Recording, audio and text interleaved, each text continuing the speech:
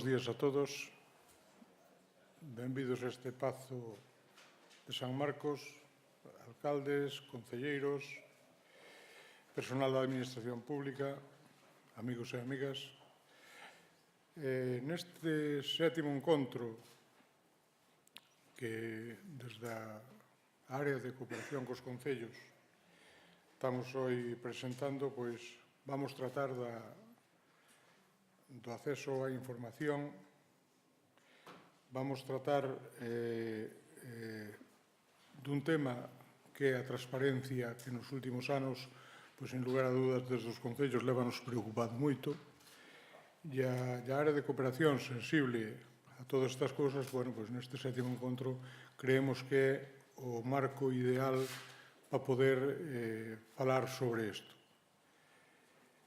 Temos, sin lugar a dúdas, moitas veces nos concellos, a min polo menos pásame como alcalde, ante unha situación hasta onde podemos ir, que é o que debemos facer, si eso que estamos facendo, esa información que estamos dando, pois, de alguna maneira está se metendo noutra área que é a da privacidade e o direito ás persoas á súa privacidade. Temos, en fin, dúdas que debemos clarificar. En aras dese bon goberno, deses pilares fundamentales que ten que sustentar a nosa democracia, pois, lógicamente, tanto desde unha parte como desde outra, visto desde fora e visto desde dentro, hai unha serie de cuestións que hai que clarificar. E nós, no día de hoy, pois seguramente que nos queden perfectamente clarificadas porque temos con nós a dous ponentes de excepcional categoría. Falo, en primeiro lugar, de Emilio Gichot Reina, que é catedrático de Direito Administrativo da Universidade de Sevilla, especialista en Direito de Comunicación, Protección de Datos e Transparencia, que será o encargado de coordinar o encontro. E despois temos a Oriol Mir, catedrático de Direito Administrativo da Universidade Pompeu Fabra de Barcelona, autor de numerosos estudios sobre esta materia, que impartirá dous relatorios ao largo da tarde.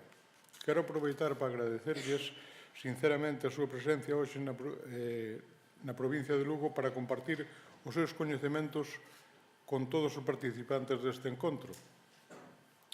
Non me cabe dúbida de que ao remate do mismo poderemos sacar conclusións que nos beneficien a todos e que nos leven cara a un escenario de maior transparencia no eido local. Sin lugar a dúdas, isto que decía que era o que tanto nos inquietaba a todos é que tamén, porque tanto por parte de quen goberna como por parte de o que está na oposición, moitas veces dice que non me dan a suficiente información. E o que está gobernando dice, non, é que a información douna toda. Bueno, pois aquí hoy esas cousas van quedar perfectamente claras.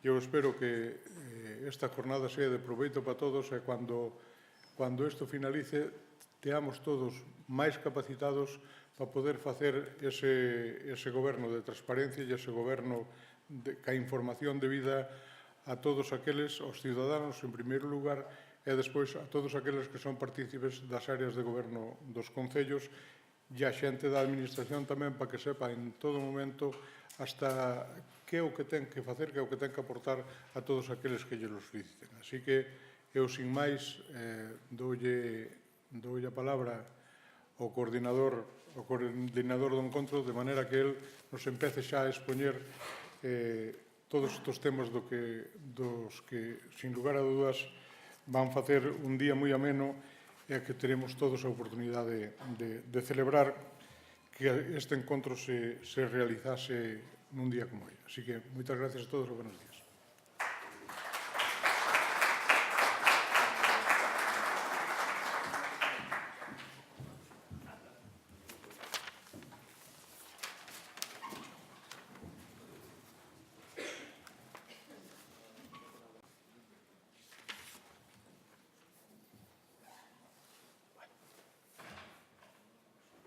Bueno, buenos días a todos y a todas.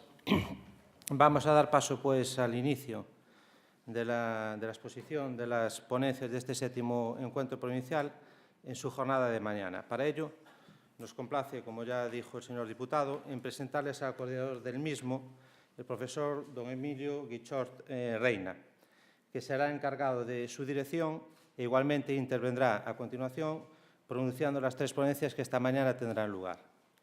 Don Emilio Guichort es doctor en Derecho Público y catedrático de Derecho Administrativo de la Universidad de Sevilla, especialista en Derecho de la Comunicación, Protección de Datos y Transparencia. Formó parte del grupo de expertos creado por el Centro de Estudios Políticos y Constitucionales y compareció como experto ante la Comisión Constitucional del Congreso de los Diputados durante la tramitación del proyecto de ley. Es autor de diversas monografías sobre transparencia y acceso a la información, sobre protección de datos y sobre las relaciones entre publicidad y privacidad, así como de numerosos artículos y capítulos de libros sobre la materia, sobre la que ha impartido más de un centenar de conferencias. Ha trabajado igualmente como asesor independiente en materia de transparencia para la OCDE y el Banco Mundial, así como para diversos gobiernos autonómicos. En el año 2015 recibió el premio a la trayectoria profesional en protección de datos de la Agencia Vasca de Protección de Datos. Pues sin más, les dejo entonces a continuación con el profesor don Emilio Guichort.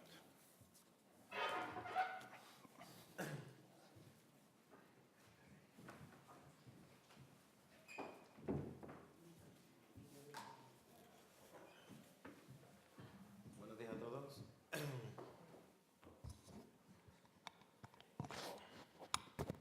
¿Se escucha? Sí. Bueno, buenos días a todos. Para mí es un auténtico placer estar aquí. No es la primera vez, si no recuerdo mal, es la tercera. Y la verdad es que tengo un magnífico recuerdo de todas las veces que vine.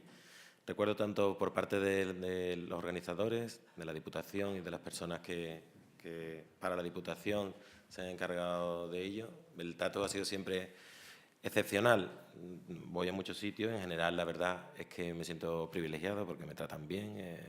Estamos en un país de personas amables en general, pero el trato aquí en Lugo siempre ha sido, como les digo, excepcional. Así que lo tengo asociado a muy buenos recuerdos y también a muy buenos recuerdos de la interacción con los asistentes, que en las otras 2 ocasiones que vine siempre han sido además jornadas largas, han sido cursos de formación y por tanto no una conferencia de 1 hora, pues ha tenido esa posibilidad pues, de interactuar en preguntas o en descansos y pues siempre la verdad es que me he quedado con ese buen recuerdo.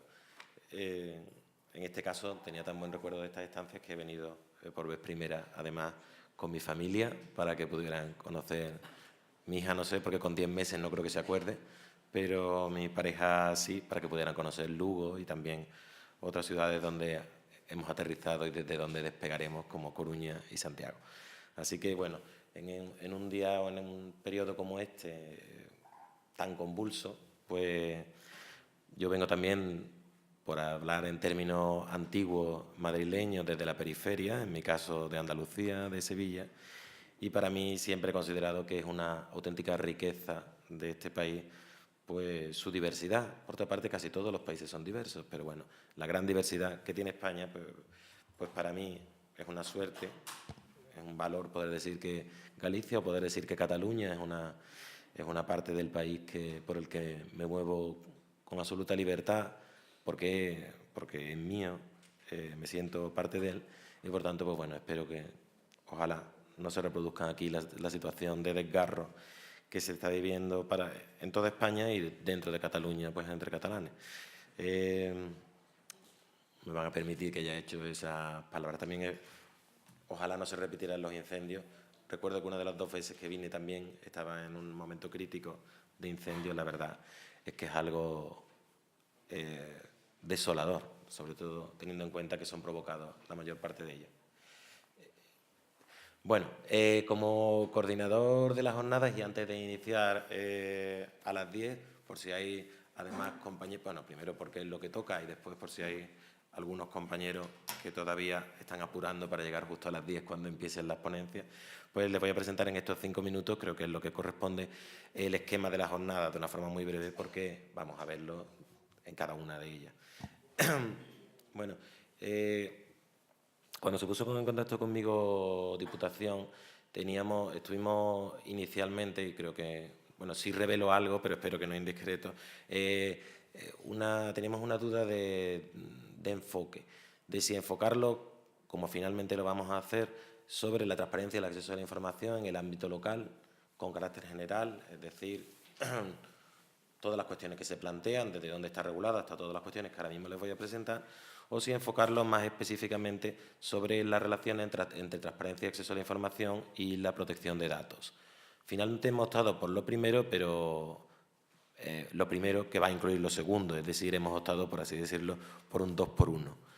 Es cierto que la protección de datos es el principal límite y, por tanto, la principal materia que hay que estudiar cuando hay solicitudes de acceso a la información en el ámbito local, porque en el ámbito local no nos dedicamos a las relaciones exteriores ni a la política económica en el sentido de la macroeconomía estatal ni a la persecución de los delitos, es decir, a otros de los límites que vamos a estudiar figuran en la Ley de Transparencia y en todas las leyes de transparencia del mundo, por cierto, pero sin embargo, si lo piensan, casi cualquier información que manejamos, o mucha de ella, contiene datos personales en el entendimiento de este concepto tan amplio que hay en la legislación europea y española. Es decir, cualquier información que tenga asociado el nombre de una persona física, como veremos en la ponencia que le dedicaremos al respecto. Pues piensen, cualquier licencia de obra, cualquier licencia de apertura pedida por una persona física, cualquier subvención a una persona física, cualquier información sobre el puesto de un funcionario, sobre su salario, bueno, pues todo eso, son datos personales. Y eso es lo que motivaba la duda que teníamos en un momento inicial de si enfocarlo solo ahí o si hacerlo en un sentido más amplio. Hemos optado por lo segundo, pero dando en una ponencia, la segunda de la mañana, una especial atención al derecho a la protección de datos y también lo haremos en esta primera cuando nos refiramos a la normativa de aplicación. Por tanto, la jornada se estructurará de la siguiente forma. Por la mañana, para gracia o desgracia, seré yo el único ponente, aunque espero que en cierta medida seamos todos como coponentes en la medida que podamos participar y así enriquecer la presentación. En primer lugar, lo que vamos a ver a partir de dentro de 3 o 4 minutos va a ser, se titula la normativa sobre transparencia y sobre protección de datos, panorámica y reformas. ¿Qué es lo que vamos a ver allí? Pues desde el punto de vista de la transparencia y el acceso a la información, vamos a ver cómo hemos llegado a tener no solo una ley estatal básica de aplicación a todas las entidades locales de España, sino también casi ya a un panorama de 17 leyes autonómicas de transparencia. Vamos por, si no me equivoco, por 14. Faltan Asturias, Cantabria y el País Vasco y todos ellos lo están tramitando. Por tanto, no sé si a final de 2007 o a principios de 2018, estaremos en esa panorámica. Y no acaba allí, porque a la normativa estatal y autonómica pues se le unen, como veremos, normativa local en aquellas diputaciones y ayuntamientos que han aprobado sus respectivos reglamentos u ordenanzas de transparencia y acceso a la información. Así que bien puede hablarse de que hay cientos de normas sobre transparencia vigentes ahora mismo en España. No se asusten que nosotros podremos localizar la que no es de aplicación y veremos cómo está regulado cada una de sus cuestiones. Pero les decía, no vamos a hacer una relación, la veremos, pero ni siquiera entraremos a relacionar, a detallarlas o a leerlas. No es una relación de cuáles son las normas, porque para eso mejor buscarlo con un buscador en Google y poner leyes de transparencia o en Aranzadi. Lo que vamos a ver es algo que en este caso, en el caso de la transparencia y el acceso a la información, tiene particular importancia y es también cómo se llegó a tenerla. ¿Por qué hoy hay unas jornadas aquí sobre transparencia, pero por qué en los últimos 3 años habrá habido, sin duda, miles? Yo al menos he participado en más de 100, con lo cual, pues, multiplicando, podemos imaginar, miles de jornadas sobre transparencia y acceso a la información solo en los últimos 4 años. ¿Y por qué no los hubo en los anteriores 40? Es decir, vamos a ver el contexto en que se han aprobado las actualmente vigentes leyes de transparencia y acceso a la información. Y lo vamos a ver no solo porque tiene mucho interés en sí, un interés, digamos, histórico-legislativo, sino porque el contexto es el que ha hecho que tengamos esas leyes, pero también el que ha moldeado su contenido de una forma, como voy a intentar demostrarle, de una forma directa de relación causa-efecto. Si hubiéramos tenido leyes de transparencia en el año 2003, en lugar de 2013, año en que se aprobó la estatal, nuestra ley de transparencia habría sido diferente en el sentido de una ley menos exigente. Les voy a intentar mostrar por qué, en qué medida el contexto en que se ha aprobado ha llevado no solo a su aprobación, sino a ser las de ellas leyes con un grado de exigencia notable, en mi opinión. Ya ustedes juzgarán por sí mismos. A la vez, y finalmente, vamos a ver qué ha ocurrido, no ha sido en paralelo en el tiempo, pero qué ha ocurrido con la protección de datos. Saben que desde hace muchos más años tenemos una ley de protección de datos, ha habido dos, como veremos. Veremos cómo se llegó a ella. En este caso no fue un contexto de clamor popular, sino fue la obligación de transponer directivas comunitarias, como ha ocurrido en tantos otros sectores. Y veremos también, tanto en el primer caso como en el segundo, en el caso de la transparencia y en el caso de la protección de datos, que se tratan de normas ya en proceso de revisión, o al menos sobre las que, en el caso de la transparencia, sobre las que hay propuestas de reforma, y en el caso de la protección de datos, en el que hay ya una norma que entra en vigor el próximo año, dictada por la Unión Europea. Eso veremos, por tanto, en la primera sesión. En la segunda nos dedicaremos a ver los límites del derecho de acceso a la información y de la transparencia. Y ahí es donde prestaremos una especial atención a la protección de datos, porque es el límite, como les digo, que con mayor recurrencia va a darse en el ámbito local, en cualquier solicitud que se nos haga. No es el único, como les decía, y límites, y esa es una idea que es bastante obvia, existen en todos los derechos del mundo que yo conozca. Desde luego en todos los derechos europeos, latinoamericanos, norteamericanos. Hay derechos africanos y asiáticos que no he podido acceder, primero porque la lengua no la entiendo y después porque la vida no da para más. Pero en todos los derechos, digamos, de nuestro entorno jurídico-cultural, en todos existen límites, no hay una transparencia absoluta. Vamos a ver cuáles son y, de una forma breve, y vamos a ver sobre todo cómo juega el límite de la protección de datos. Por último, en esta mañana la concluiremos viendo una de las dos vías de divulgación de la información. Hasta hace 15 años había una sola vía, que era un ciudadano solicita información, hay un plazo para responderle, un sentido del silencio y se concede o no en función de que concurra un límite. Si no se está de acuerdo con la decisión de la Administración, hay la posibilidad de impugnarlo por la vía de los recursos administrativos y la vía de los recursos judiciales. Ese era el esquema clásico en todos los países y era también el esquema que todos ustedes habrán estudiado cuando hicieron la oposición o cuando se han dedicado a la gestión pública, el esquema de la antigua Ley de Procedimiento, y hay que decirle la antigua, de la Ley 30/1992, que, por cierto, apenas tuvo aplicación en materia de acceso a la información. Sin embargo, ese ya no es el único canal de divulgación de la información. La solicitud y la Administración, de forma pasiva, espera a que le pregunten para dar respuesta a un ciudadano en particular, sino que estamos en el año 2017, finalizando ya, y por tanto, cuando yo hice el check-in online lo hice online para venir aquí, o cuando ustedes hayan consultado si han perdido el correo electrónico, han consultado el programa de esta jornada, o para cualquier gestión en general, no solo administrativa, sino de la vida social, pues un medio útil a disposición de todos y que evita tener que dar la misma respuesta a centenares, miles o decenas de miles de personas, es Internet. Estamos en el mundo de la sociedad de la información, caracterizada por la aparición y generalización de Internet. Pues bien, la otra vía que tienen las administraciones, y ya recogida en todas las leyes de transparencia, digamos, de este milenio y siglo, es lo que hemos llamado, lo que la ley llama, como veremos, publicidad activa o publicidad a través de Internet. Es decir, obligaciones de la Administración de poner la información más relevante a disposición de todos los ciudadanos en lo que se han conocido como portales de transparencia. Pues bien, eso es lo que estudiaremos, con lo que cerraremos la mañana. Por la tarde vendrá, yo mismo lo presentaré, el catedrático de la Universidad de Pompeu Fabra, Oriol Mir Puigpelat, y nos hablará, en primer lugar, de esa modalidad clásica de acceso a la información, que es un acceso previa solicitud, donde se plantean pues, toda una serie de cuestiones. Primero, el propio concepto de información. ¿Qué se puede pedir? Se puede pedir información, pero que esa información son datos, se pueden hacer también consultas, se tiene acceso a la información, pero será la información existente. Y entonces puede una administración sencillamente decir, no tengo la información o hay alguna forma de control.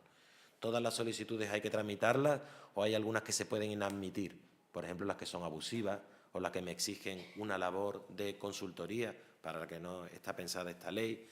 Bien, estudiaremos, por tanto, las vías de solicitud, el concepto de información, las causas de inadmisión, la tramitación del procedimiento, la audiencia de terceros afectados que pueda haber. Se pide información sobre las subvenciones que dio el Ayuntamiento para rehabilitación de viviendas, pues a lo mejor antes de darlo no, hay que escuchar a la persona que recibió la subvención y que diga si, en qué medida puede perjudicarle que se dé esa información, sin darle por ello un derecho de veto, como verán.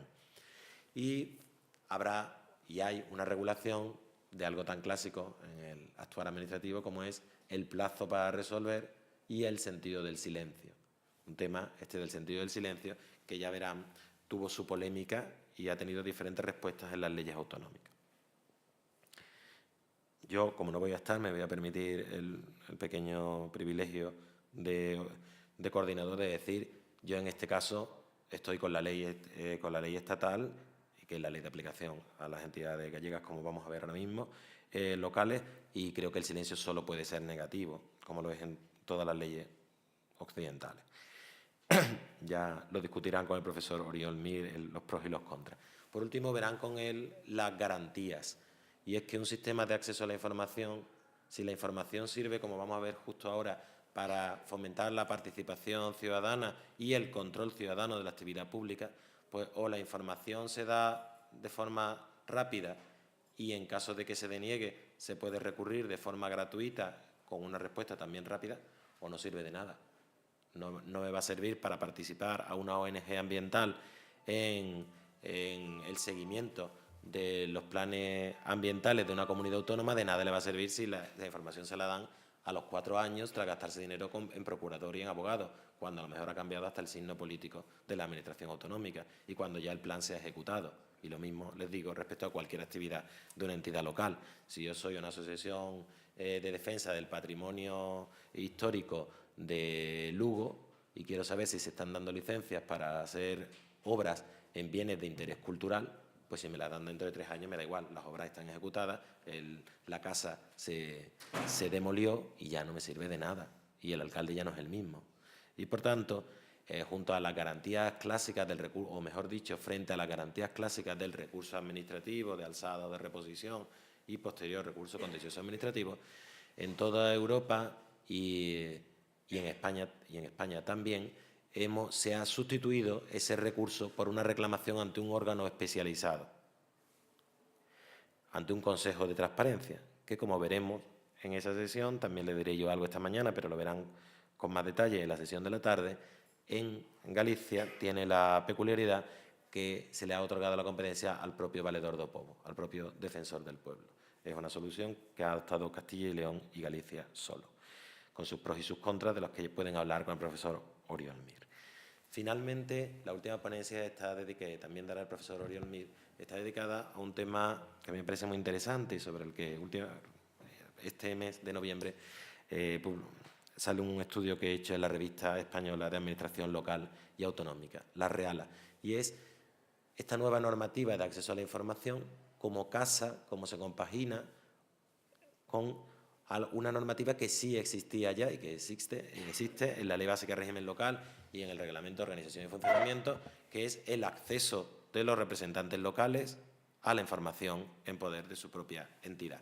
El acceso de los concejales, si nos ponemos en el ámbito municipal, a la información en poder de su corporación.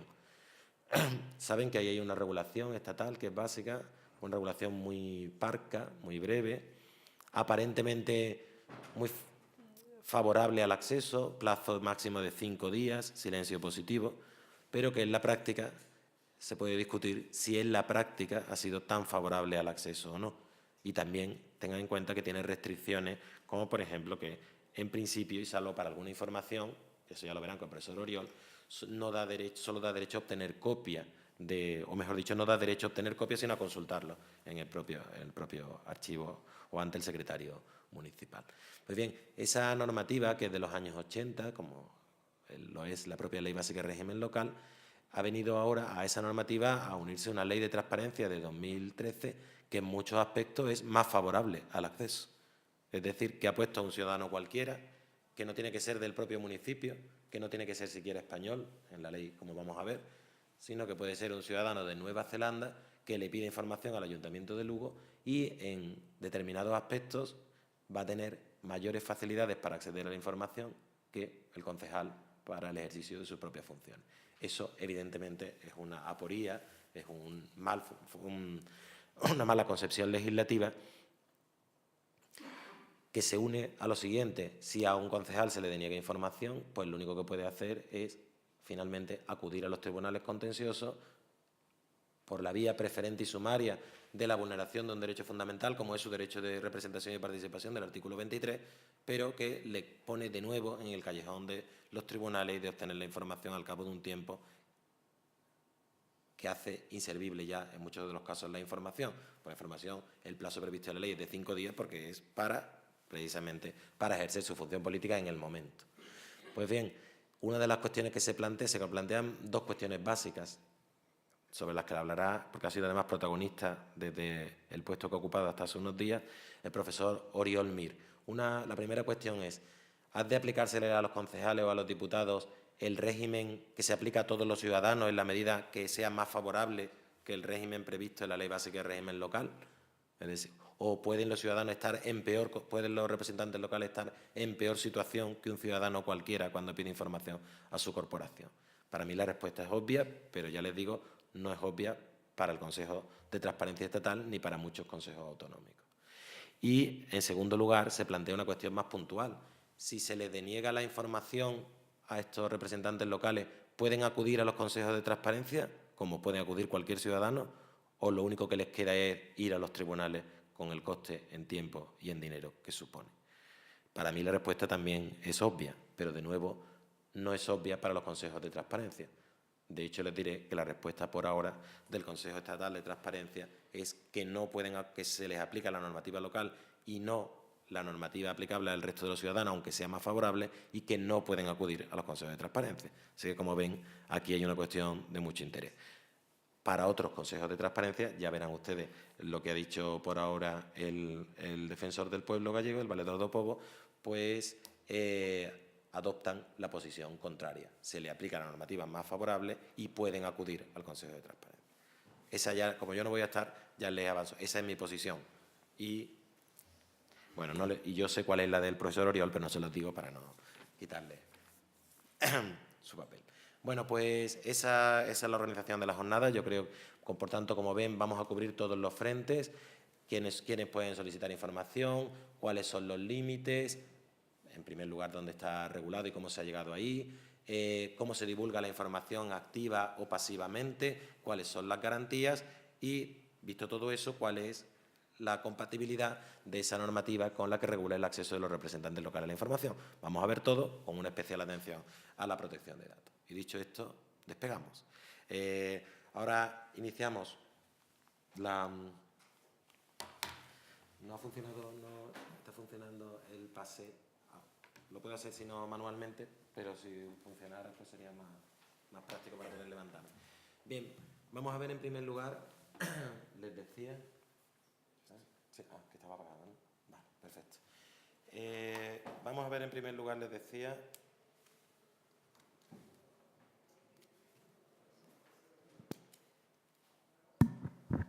Ahora. De aquí a las 11:30, si no me equivoco, la normativa estatal y autonómica de transparencia y también la de protección de datos. Les decía en la introducción que en este tema ver el contexto es necesario para conocer el texto, o por lo menos para entenderlo en su cabal medida. Y como vamos a tener como 6 horas o 7 horas, no las he contado, de estudio legal, intentaremos hacer lo más o menos posible, yo haré lo que pueda y ya ustedes juzgarán, pues nos podemos permitir al menos iniciar con algo que no sea puro derecho. Yo no soy profesor de ciencias políticas, ni lo intento ser nunca cuando doy una conferencia, por eso de zapatero a tus zapatos, y por tanto voy a hablar solo 10 minutos, si acaso, sobre para qué sirve la transparencia, qué es lo que se persigue con la transparencia, qué es el gobierno abierto. Bueno, son temas muy interesantes, pero nosotros vamos a estudiarlo desde el punto de vista jurídico, la ley. Así que no os asustéis en esto de un profesor universitario, no habla de la teoría, pero nada de la realidad. Voy a intentar hablaros de la realidad. Pero sí es cierto que bueno, tenemos que ver esto de la ley de transparencia, esto de la transparencia, para qué es o de dónde ha salido. Bueno, como ahí os he puesto, la transparencia tiene varias virtudes. Ahí os he puesto dos de ellas a la que se podría unir la de la participación. La idea inicial de la transparencia, y desde luego la que ha tenido mayor peso en España, y tiene hoy en España, por lo que han surgido las leyes de transparencia, es la primera de ellas, la de prevención de la corrupción. Eso se lo voy a intentar, vamos, eso lo tienen todos en la cabeza, lo tenéis o lo tienen, si me permitís el tuteo, pero bueno, os lo voy a intentar demostrar con cifras. Pero podemos coger esta frase porque es la frase más conocida en el mundo, como decía Felipe González, en el mundo mundial, más conocida de la transparencia, es el lema de la transparencia en el mundo. Es una frase en inglés que ahí he traducido al español. Y es que dijo este hombre, ahora veremos quién es, que la luz del sol es el mejor de los desinfectantes. Es decir, asoció la idea de transparencia y acceso a la información con la idea de prevención de la corrupción. Cuando se arroja luz sobre lo que se hace, o visto de otra forma, si quieren, cuando la administración actúa como una casa transparente y todo lo que vaya a decidir y vaya a hacer va a poder ser conocido, pues son instrumentos de prevención de la corrupción. Estoy pensando, por cierto, una cosa, que si estáis grabando a lo mejor os viene mal que me levante, ¿no? No me importa en absoluto estar sentado, ¿no? Bien.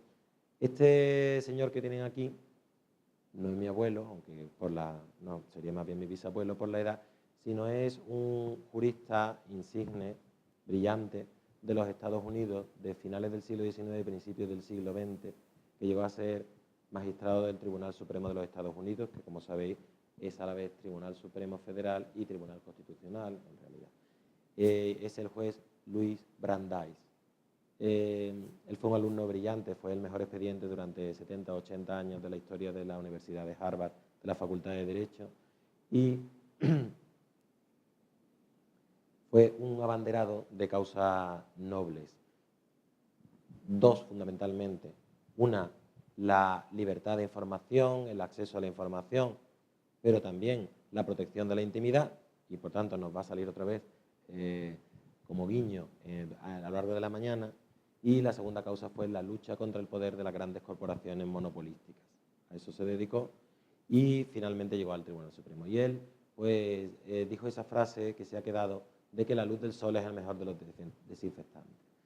La segunda persona la conocemos todos, Barack Obama. Yo la verdad es que son dos personas públicas a las que admiro de corazón, que tuvo como primera medida cuando llegó al gobierno, en su primer mandato, si no me equivoco, 2008, debió ser, o 2009, pues la primera medida que adoptó no fue ni salirse del acuerdo con Asia del Pacífico, ni el muro con México, ni denunciar el acuerdo NAFTA, no fue nada de eso, sino fue dictar dos órdenes ejecutivas, digamos dos mandatos a su administración, para que interpretaran la ley de acceso a la información de los Estados Unidos de la forma más amplia posible, más favorable al conocimiento de la información.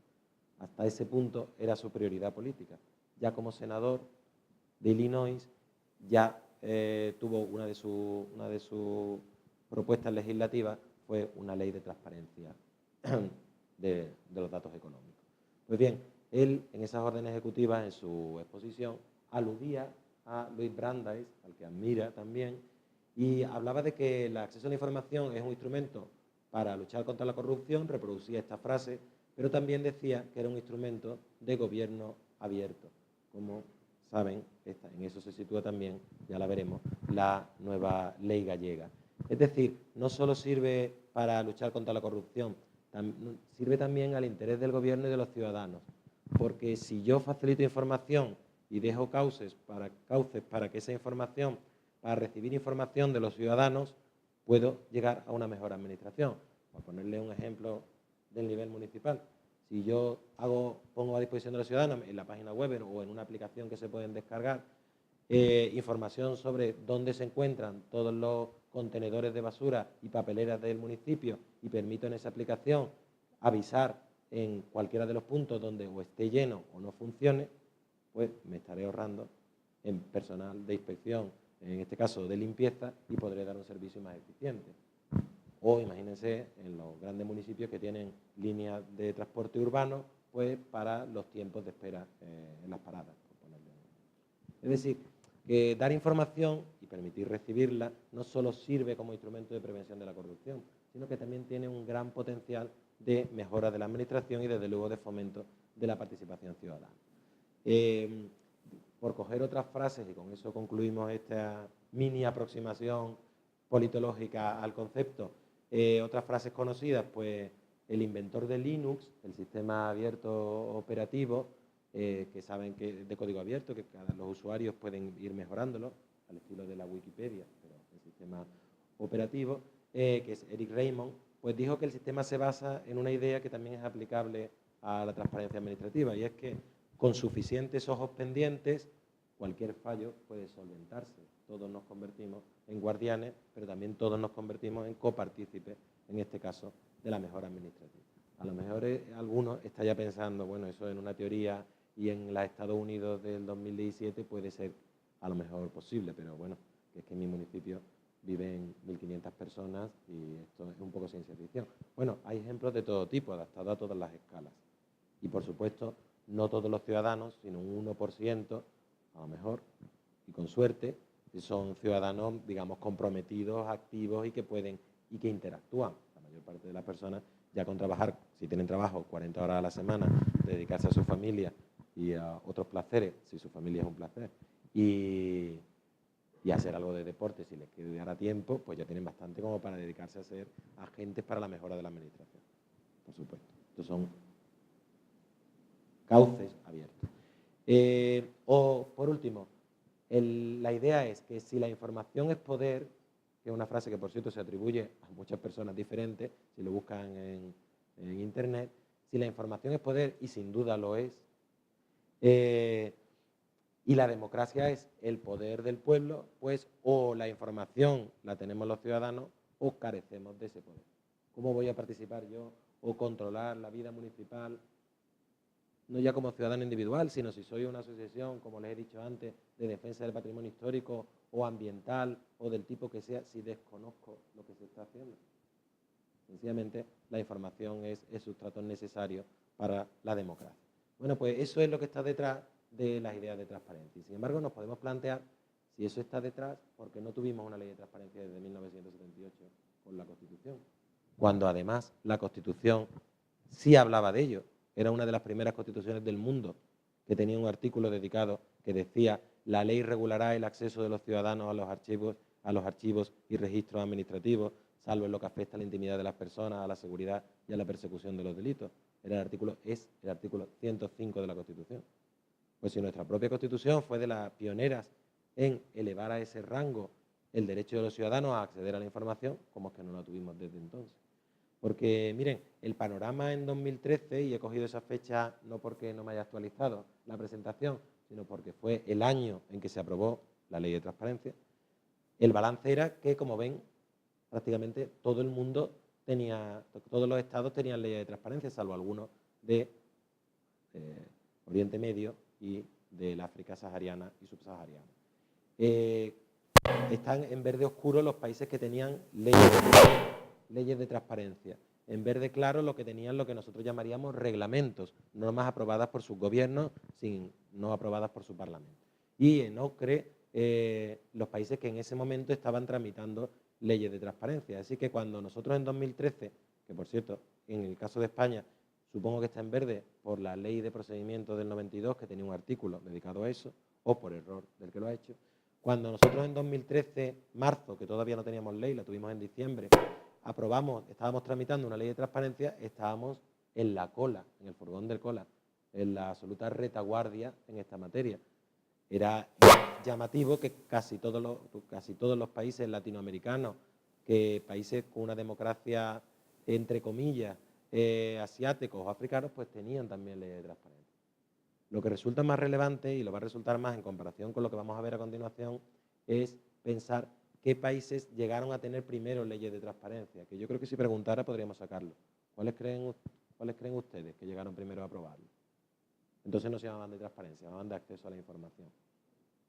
Estados Unidos fue uno de los primeros en 1966, es decir, nos llevó como 60 años de ventaja, y antes de Estados Unidos, ¿quién pudo estar todavía más desarrollado económico, socialmente y políticamente para tener una ley de acceso a la información? Seguro que también lo podrían sacar. Los nórdicos, efectivamente. Es más, el primer país resulta que fue Suecia, lo tuvo en 1776, antes de la Revolución Francesa. No era una ley de acceso a la información solo para los ciudadanos, era su ley de prensa que reconocía en uno de sus artículos el derecho de todos los ciudadanos a pedir información a su gobierno y a su administración. Bueno, eso era una golondrina que no hizo verano. Tuvieron que pasar pues, casi 2 siglos para que Noruega, Finlandia y Dinamarca, en los años 50, aprobaran sus leyes de acceso a la información. Y desde ahí ese viento, yo supongo que helado, porque venía por aquí o por aquí, pues pasó a Estados Unidos, que efectivamente fue uno de los países pioneros y además el que tuvo una ley, yo diría, la más influyente del mundo. De ahí se irradió a los países de su área de influencia, a Canadá, a Australia, a Nueva Zelanda. Posteriormente, pues volvió la brisa, ya convertido en un viento fuerte, a Europa Occidental. Y aprobaron su ley, pues en primer lugar Francia y después, casi a continuación, Italia, Bélgica, Portugal, y desde el 78 hasta principios de los 90. Y ahí nos inscribimos nosotros, en el 92, aprobamos la ley de procedimiento y en un artículo, el artículo 37, regulamos el derecho de los ciudadanos a acceder a la información. Solo que fue un artículo que pasó desapercibido para los ciudadanos, para los abogados y para la propia administración. Pero fíjense, hasta para el propio gobierno, que cuando a finales de la década 2000-2010 le preguntó la OIT, la Organización Internacional del Trabajo, qué norma regulaba el acceso a la información en España, dijo que ninguna. El propio gobierno desconocía ese artículo. No se creó una cultura de la transparencia con ese artículo.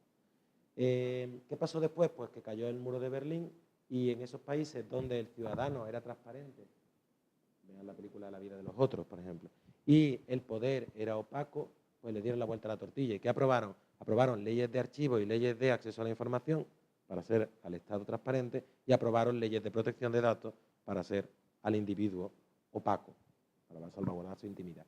Y algo parecido o similar ocurrió en Iberoamérica, cuando consolidaron también sus democracias a partir de, digamos, de mediados de los 90, aprobaron leyes de protección de datos y leyes de acceso a la información. El fenómeno ya, como ven, se ha vuelto mundial. Así que la conclusión es que no toda democracia tiene una ley de acceso a la información, pero desde luego toda democracia avanzada sí la tiene, y que es un avance, una profundización en la democracia. Porque ahora comparen el mapa y la cronología de la que acabamos de hablar con este, que es el mapa, el bonito mapa de la corrupción en el mundo. ¿Cómo se hace un mapa de la corrupción? No es que la Guardia Civil haya ido a todos esos países, sino que las mismas preguntas. Una organización internacional, Transparencia Internacional, hace las mismas preguntas, más de 100, a ciudadanos de todos los países del mundo, salvo 2 que no, africanos, que no se prestaron. Y les pregunta sobre el grado de corrupción que perciben en sus propios gobiernos y administraciones. Por ejemplo, ¿le han quitado alguna vez una multa pagando un dinero a cambio a la gente? ¿Conoce en su entorno algún contrato que haya sido adjudicado a dedo? ¿Tiene algún familiar que haya entrado a trabajar en la administración pública? Ese tipo de cuestiones. Y fíjense, está en el amarillo donde la luz del sol resplandece, como el mejor de los desinfectantes, y en rojo caldera, aquí no se aprecian mucho las gamas de colores, pero en rojo infierno, como en donde estoy punteando, los países donde sus propios ciudadanos consideran que la corrupción campa por su respeto. Pues bien, fíjense ahora que coincide a la perfección los primeros países que tuvieron leyes de transparencia con los países percibidos por sus propios ciudadanos como menos corruptos. No digo con ello que haya una relación exclusiva causa-efecto. No son los menos corruptos porque tuvieron primero leyes de transparencia. Porque también podríamos decir, bueno, es que tuvieron primero leyes de transparencia porque ya tenían gobiernos y sociedades avanzadas que habían excluido de por qué. Si apuestas por una ley de transparencia es porque tu gobierno está dispuesto a tramitarla y tu parlamento está dispuesto a aprobarla y que tus ciudadanos lo exigen. En 1766 o en 1971, aquí lo que exigían los ciudadanos eran que no les mataran al alba alguna de las guerrillas o comer y tener agua potable. Todavía se pide en muchos de esos países. O en España, en 1971, pues estábamos en la dictadura. Por lo tanto, es más bien un círculo virtuoso. Países más avanzados democrática y económica y socialmente apuestan por leyes de transparencia que contribuyen además a hacer sus gobiernos menos corruptos potencialmente porque ponen la actividad pública a la vista de todos. Porque fíjense, en fin, permitidme por favor que alterne el tuteo y el tratamiento de usted tal y como me vaya saliendo. Porque no basta con tener una buena ley, y eso es una de las cosas una de las ideas equivocadas en algunas ONGs que hablan de si la ley española no es la más avanzada, que podría ser más avanzada. Bueno, pues fíjense, en el ranking de las leyes más avanzadas, hechos también por otras ONG, las leyes más avanzadas son, las 10 más avanzadas están países como Liberia, El Salvador, Sierra Leona, Sudán del Sur, México, países donde la corrupción es la dominante y donde podemos intuir que el nivel real de transparencia es muy bajo. Y sin embargo, entre los países de los 160 y pico, entre los que tienen las peores leyes de transparencia, pues están Austria, Italia, Bélgica o Alemania.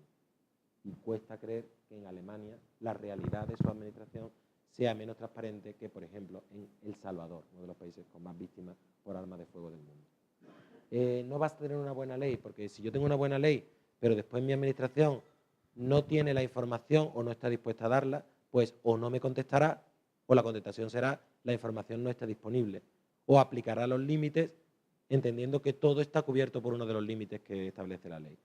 O incluso si la administración está dispuesta, que no es el caso de la mayor parte de los primeros países que hemos nombrado, si la administración estará dispuesta, sin embargo después no habrá ciudadanos que pidan porque están ocupados, por ejemplo, por poder comer y dormir y que se garantice su derecho a la salud.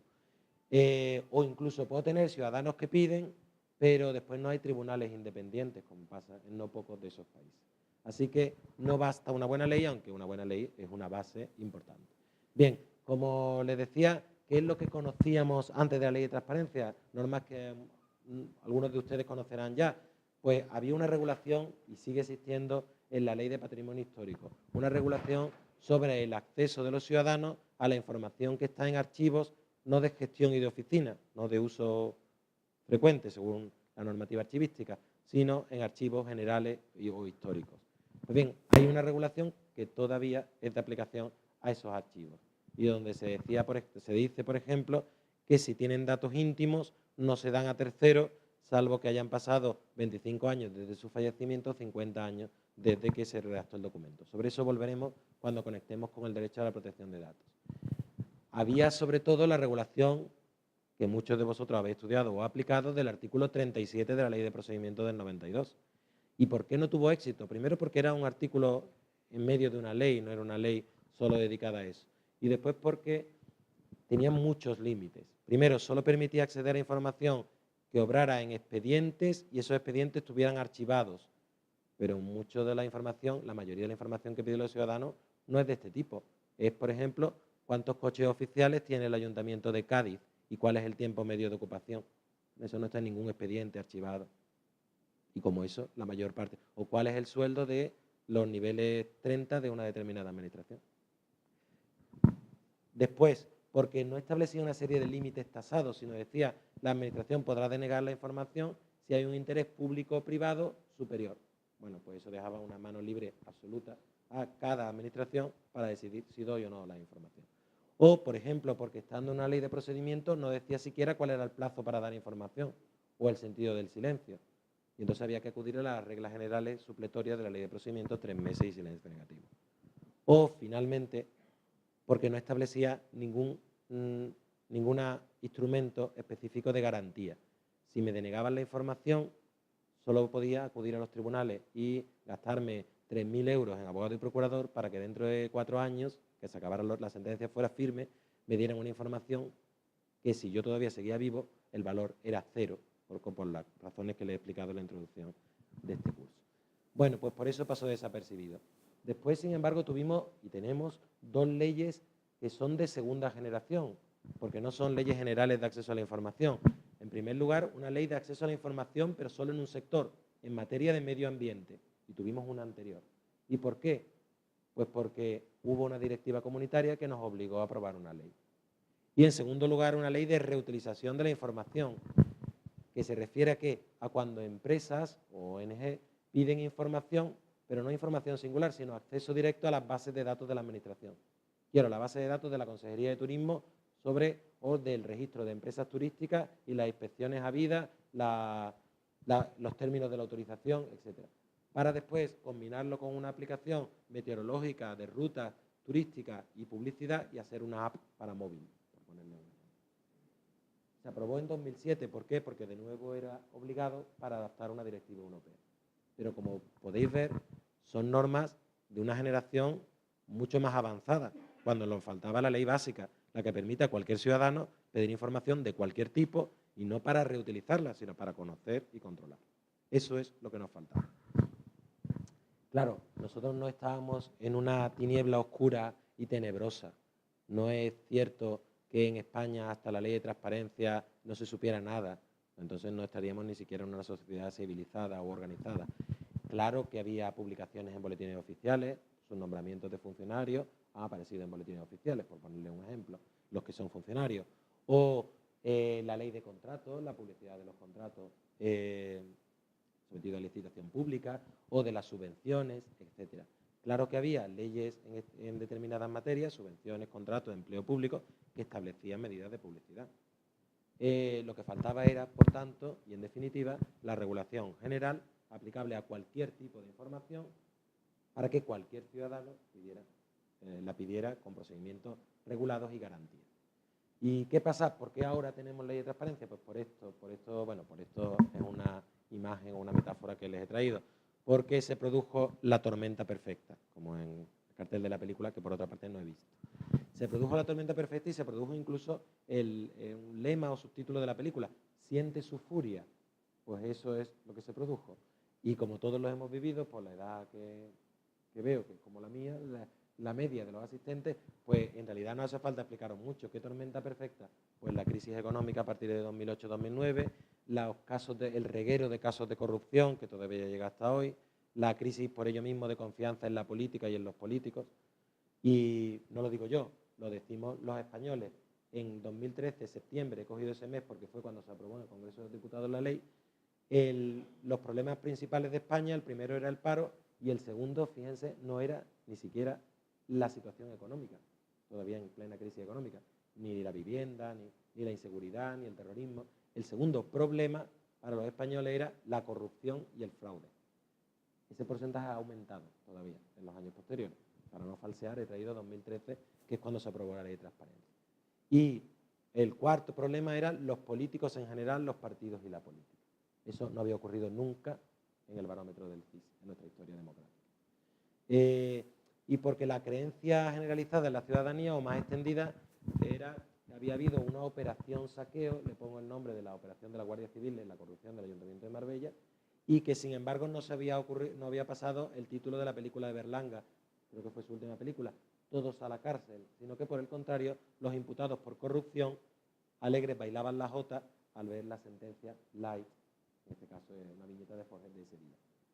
Eso era la creencia porque eso es lo que dan los datos del CIS, no porque yo lo crea o lo comparta o lo piense. Porque preguntado a los españoles cómo es la situación política, más del 80% es muy mala o mala, y para el 15% restante regular. Solo es buena para el 1,9% y muy buena para el 0,2%, probablemente un encuestado o dos. Pero es que además los españoles en 2013 creíamos que el año anterior había sido mejor y que el año siguiente, 2014, sería peor. Esto se sigue reproduciendo, más o menos en estos términos. Bien, ¿y qué pasó entonces con la ley de transparencia? Pues fijaros, en 2004 ya lo había prometido un partido en su programa electoral, el Partido Socialista. Lo digo con su cara y su cruz. Su cara es porque tiene el mérito de ser el primer partido estatal que prometió una ley de transparencia. En su demérito porque llegó al poder en 2004, fue la primera legislatura Zapatero. Hubo algún borrador de proyecto, pero no llegó a aprobarse la ley. Llegaron las elecciones de 2008 y volvió a ser el único partido a escala estatal que prometió la aprobación de una ley de transparencia. En su mérito de nuevo, pero también en su demérito porque, como saben, o como ya les avanzo, la ley es de 2013, no es, por tanto, de este periodo, de esta legislatura. ¿Qué pasaba en 2008? Porque ya la situación cambió. 2008 fue el inicio de la crisis económica y entonces se unó esa crisis con la presión por parte de la prensa. Estos materiales los voy a dejar a disposición de los organizadores del curso. Pues El País o ABC, por ponerle periódicos de diferentes signos ideológicos, pidiendo una ley de transparencia. Transparencia Internacional, que es la organización más importante en esta materia, abrió su sede en España en 2006 o 2005 y comenzó a reunirse con el gobierno pidiendo una ley de transparencia. Se unieron profesores universitarios, archiveros de la función pública, ONG, consumidores y usuarios, Transparencia Internacional y algunos profesores a título particular, como les he dicho, creando una coalición pro acceso a la información, pidiendo la aprobación de una ley que respondiera al estándar internacional. Yo mismo fui parte de esa coalición en ese momento, hasta ese momento, solo que me salí porque me incorporé al Ministerio de la Presidencia para hacer el proyecto de ley de transparencia en esa legislatura, que finalmente no salió, aunque fue la continuación, el que salió, ya veremos, fue la continuación de ese. Por eso yo soy el autor de la foto y por eso me he permitido ponerla. Pero no salgo porque, para que no hubiera conflicto de intereses, me salí. Hubo críticas a ese procedimiento. Aquí tienen una viñeta de un personaje español al que admiro, una persona, El Roto, de políticos en la oscuridad acordando medidas de transparencia. No hubo un proceso participativo de dar a conocer a la ciudadanía. Probablemente porque todavía entonces los políticos no eran, por lo menos, con los que yo trabajaba, no eran del todo conscientes de que había una ciudadanía muy enfadada y que una de las banderas, como vamos a ver ahora mismo, iba a ser que se aprobara una ley de transparencia. Banderas en el sentido literal, como vamos a ver. Y se estuvo trabajando, ya les he confesado esta intimidad, yo dejé la universidad, me fui a Madrid solo para hacer la ley de transparencia en el Ministerio de la Presidencia. Y yo mismo me creí que iba a salir. Este es un periódico, este es El País, de agosto de 2010, sí, en el que se anuncia por El País, era un lunes, que una ley garantizaría el derecho a saber de todos los ciudadanos, y en las dos páginas interiores, la 2 y en la 3, aparecía filtrado el borrador de ley de transparencia. Y era efectivamente porque era el que yo también tenía mi ordenador, yo no lo filtré, no se sabe quién lo filtraría, pero lo capitaneaba la vicepresidenta del Gobierno, Fernández de la Vega, en ese momento. Anunciaba que ese viernes en Consejo de Ministros se aprobaba el proyecto de ley.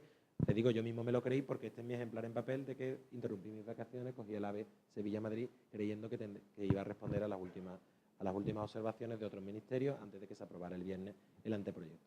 Y sin embargo, no se aprobó. Se retiró el jueves de la reunión de secretarios de Estado y subsecretarios y no se aprobó. Nunca se sabrá por qué, eso está dentro del secreto de las deliberaciones del Consejo de Ministros y de su reunión previa en el consejillo, por llamarlo así. Y fíjense, otro periódico afín al gobierno de entonces publicó en enero de 2011, el titular era el contrario: el gobierno se olvida de la ley de transparencia.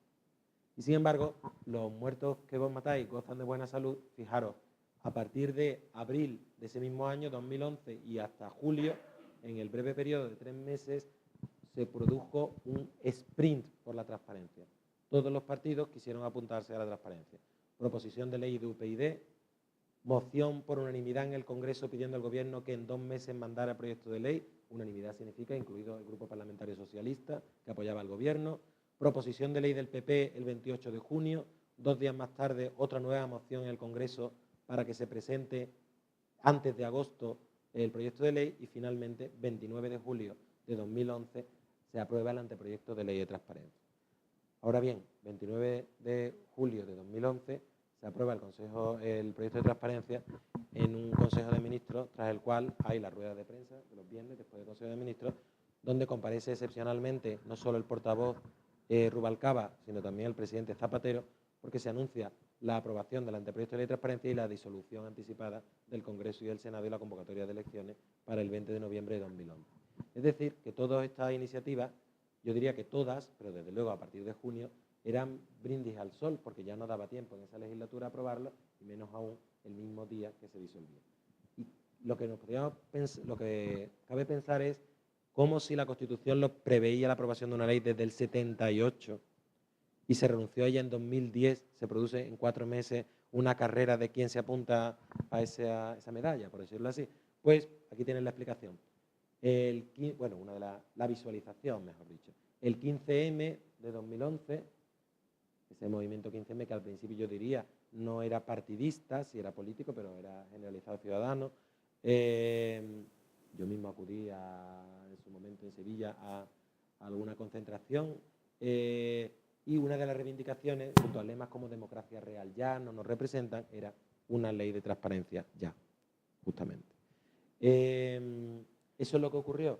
Ocurría que, por coger otra viñeta del roto, perdido el esplendor de la política y de lo público, ya ven cómo salíamos en el CIS, cómo salían los gestores públicos, pues perdido el esplendor se echó manos de los focos para volver a intentar atraer la confianza de los ciudadanos. Desde el punto de vista negativo, la valoración sería que solo a la fuerza ahorcan, si quieren. Desde el punto de vista positivo, podríamos ver cómo desde la ciudadanía se puede incorporar a las prioridades políticas un tema. Porque lo cierto es que se incorporó hasta tal punto que fíjense en los programas electorales para la legislatura en que se aprobó la ley. Ya lo prometía, lo seguía prometiendo el programa del PSOE, pero también el del PP, pero también el de Izquierda Unida, pero también el de UPyD. No lo prometían Podemos y Ciudadanos porque aún no tuvieron representación parlamentaria. Se había convertido en la gran prioridad política. Hasta el punto de que comenzó la 10ª legislatura, elecciones 20 de noviembre, se constituye la mesa del Congreso y del Senado, se toma acta de diputado y de senador. Pues bien, la primera medida de UPyD o del PSOE fue presentar su proposición de ley de transparencia. Y en el discurso de investidura de Mariano Rajoy, una de sus promesas estrellas fue mandar al Parlamento en los primeros 100 días de mandato un proyecto de ley de transparencia. Era la gran prioridad. Y efectivamente, el 23 de marzo de 2012 se presentó el primer anteproyecto de la ley que vamos a estudiar durante todo este día, de la Ley de Transparencia, Acceso a la Información y Buen Gobierno. Y le llamo primer anteproyecto porque por primera vez a nivel estatal, y para que no ocurriera esa crítica de políticos en la oscuridad acordando medidas de transparencia y para que sirviera de verdad lo del foco como fuente de relegitimación democrática, ahora sí, y por primera vez, se hizo un procedimiento de consulta ciudadana. Se abrió una web para que cualquier ciudadano, hubo 15 días para hacerlo, formulara cualquier sugerencia al anteproyecto que se había aprobado. Claro, era la primera vez, era por internet, no tuvo mucha difusión. Podemos pensar, bueno, fue cara a la galería y nadie se enteró. Pues no. En solo 15 días hubo 78.000 visitas a la página y más de 3.650 observaciones por escrito, por internet y 14 por registro. ¿Cuáles fueron los temas más debatidos y que nos van a ir saliendo en la sesión? Pues estos cuatro temas. El primero, se decía, bueno, que la ley no se aplique solo al gobierno, a la administración, a sus empresas públicas, que se aplique también a la Casa Real, y estaba el caso Urdangarín y tras la cacería en Botsuana en la prensa, que se aplique también a los partidos políticos, y estaban los casos de corrupción y la financiación ilegal, que se aplique también a la Confederación de Empresarios y a los sindicatos, y estaban también los casos de los ERE en Andalucía, estaba Díaz Ferrán de la COE en la cárcel, es verdad que por su gestión privada de sus empresas. En fin, esa era una de las reivindicaciones. Ya veremos cómo quedó. La segunda era que se reconozca que esto es un derecho fundamental, que esto es una parte de la libertad de información que reconoce la Constitución en su artículo 20, y por tanto que se tramite como ley orgánica y que tenga las máximas garantías. Eso no fue, ya les adelanto, no fue aceptado. En tercer lugar, se dijo, ¿cómo se va a mantener el silencio negativo? Si el silencio es negativo, lo que va a hacer la Administración es dejar pasar el plazo, no resolver y me quedo como estoy. Solicité información, no la tengo y se me entiende denegada. Sin embargo, eso se reveló como erróneo. el silencio negativo, como lo veréis con el profesor Oyolmir, se mantuvo y, sin embargo, el porcentaje de respuesta en plazo está superando, en el caso de la Administración del Estado y de las administraciones, la mayor parte de las administraciones autonómicas, el 98% de los casos. Lo importante, se ha visto, era crear una cultura de la transparencia, órganos de coordinación, procedimientos y competencias dentro de cada administración para dar esa respuesta. No dependía tanto de que el silencio no dependía de que el silencio fuera negativo o positivo. Y además ya os he avanzado, aunque no es mi tema en esta sesión, que el silencio, a mi juicio, solo puede ser negativo, por algo que sí entronca con lo que veremos en los límites. ¿Cómo va a ser el silencio positivo cuando la información puede afectar a la defensa nacional o a la intimidad de las personas? Porque se le pase el plazo a un funcionario o una autoridad, ¿va a haber derecho a que se conozca mi historial clínico? ¿O cuál es el plan de evacuación de la Moncloa en caso de ataque terrorista? Porque se pasa el plazo. No tiene sentido, por eso ninguna ley del mundo razonable tiene el silencio positivo. Y finalmente eso no se cambió. Y finalmente la otra gran reivindicación, hubo muchas, cada artículo recibió, imagínense, en más de 3.500 observaciones, fueron las principales. También se dijo que se cree un órgano independiente, porque si yo tengo que acudir a los tribunales o si se le da la competencia para resolver las reclamaciones a un órgano dependiente del gobierno, esto no sirve de nada. Tiene que haber un árbitro imparcial, pero a la vez gratuito y rápido, que resuelva los recursos frente a denegaciones de información. Y eso, como ahora mismo vamos a ver, sí se cambió. Así que hubo cambios en dos elementos muy importantes, en la ampliación de los sujetos y en el órgano independiente, y no en estos otros dos. Por eso les decía que el contexto marcó el texto, porque es que 4 años antes ni se habrían ampliado los sujetos, porque no está esa ampliación en Francia o en Italia o en Portugal, ni probablemente se habría creado un nuevo órgano independiente en un momento, 2012-2013, en que la política del gobierno era de reducción de los órganos administrativos y que iba en contra del informe CORA de reducción de la administración del Estado. Pero fue la presión la que hizo que al final se admitiera. Bueno, las expectativas ciudadanas eran altas, una ciudadanía descreída, como hemos visto, la mayor parte valoraban esta iniciativa como positiva, muy positiva o bastante positiva, como ven aquí. Eso sí, les parecía importante que la ley contemplara el acceso a la información, pero todavía más importante que hubiera sanciones en caso de incumplimiento, porque, como os digo, era una ciudad, somos y somos una ciudadanía un poco descreída con la validez, la eficacia de las normas. Nos situamos en 2012 y fíjense, 2012, la España de 2012 no es, y esto puede ser ilustrativo para saber de qué estamos hablando, no es la España de 2002 ni la de 1992. Y es una España donde ya hay algunos, gracias a Internet, hay iniciativas por parte de actores privados, fundaciones, ONG, que tratan de obtienen información para después volcarla en la sociedad. Y les voy a hablar de alguna iniciativa para que nos puede dar una primera aproximación de qué se puede hacer con la información pública. La Fundación Cibio, en 2012, antes de la ley, puso en marcha varias iniciativas que todavía están. Una era que ha cerrado Tu Derecho a Saber, una página en la que el ciudadano que quisiera pedir información al Ayuntamiento de Orense o al de Burgos, pues, o a quien fuera, o al Ministerio de Defensa, le bastaba con enviar la solicitud a la página y ya ellos se encargaban de todo. Ellos la tramitaban, buscaban cuál es el órgano competente, recibían la respuesta, se la enviaban a esa persona, pero además la publicaban en su web, para que sirva para todos, no solo para él. Y porque el ciudadano no tiene que estar en conocimiento del esquema complejísimo de competencia español y dentro de cada administración de quién es el competente. La segunda, el BOE nuestro de cada día. ¿Quién tiene tiempo? Bueno, a lo mejor ustedes que trabajan en lo público, algunos lo hacen, pero de leerse que es ciudadano normal, se lee el boletín oficial todos los días. Hay que estar incluso un poco regular, creo yo, de la cabeza. Y sin embargo, en el BOE se publican informaciones que no son ilegalidades, o al menos no se puede presumir, son decisiones públicas que van a boletín oficial, pero que merecerían en algunos casos un debate ciudadano. Les pongo un ejemplo que creo que se puede visualizar bien. Si la televisión pública valenciana en 2012 externalizaba la producción de sus informativos por más de 2 millones de euros y a la vez hacía un ERE y finalmente cerró por quiebra, pues ese contrato de servicio se publicó en el Boletín Oficial de la Comunidad Valenciana como un contrato por esa cuantía. Bueno, no es que fuera ilegal, la ley lo permitía, pero era un elemento interesante que alguien se lea esos boletines y después ponga en su página web los temas a debates. La televisión pública valenciana está externalizando cuando tiene trabajadores que está echando a la calle y nada más y nada menos que para hacerlos informativos, que es lo que justifica básicamente, lo que puede justificar la existencia de medios públicos.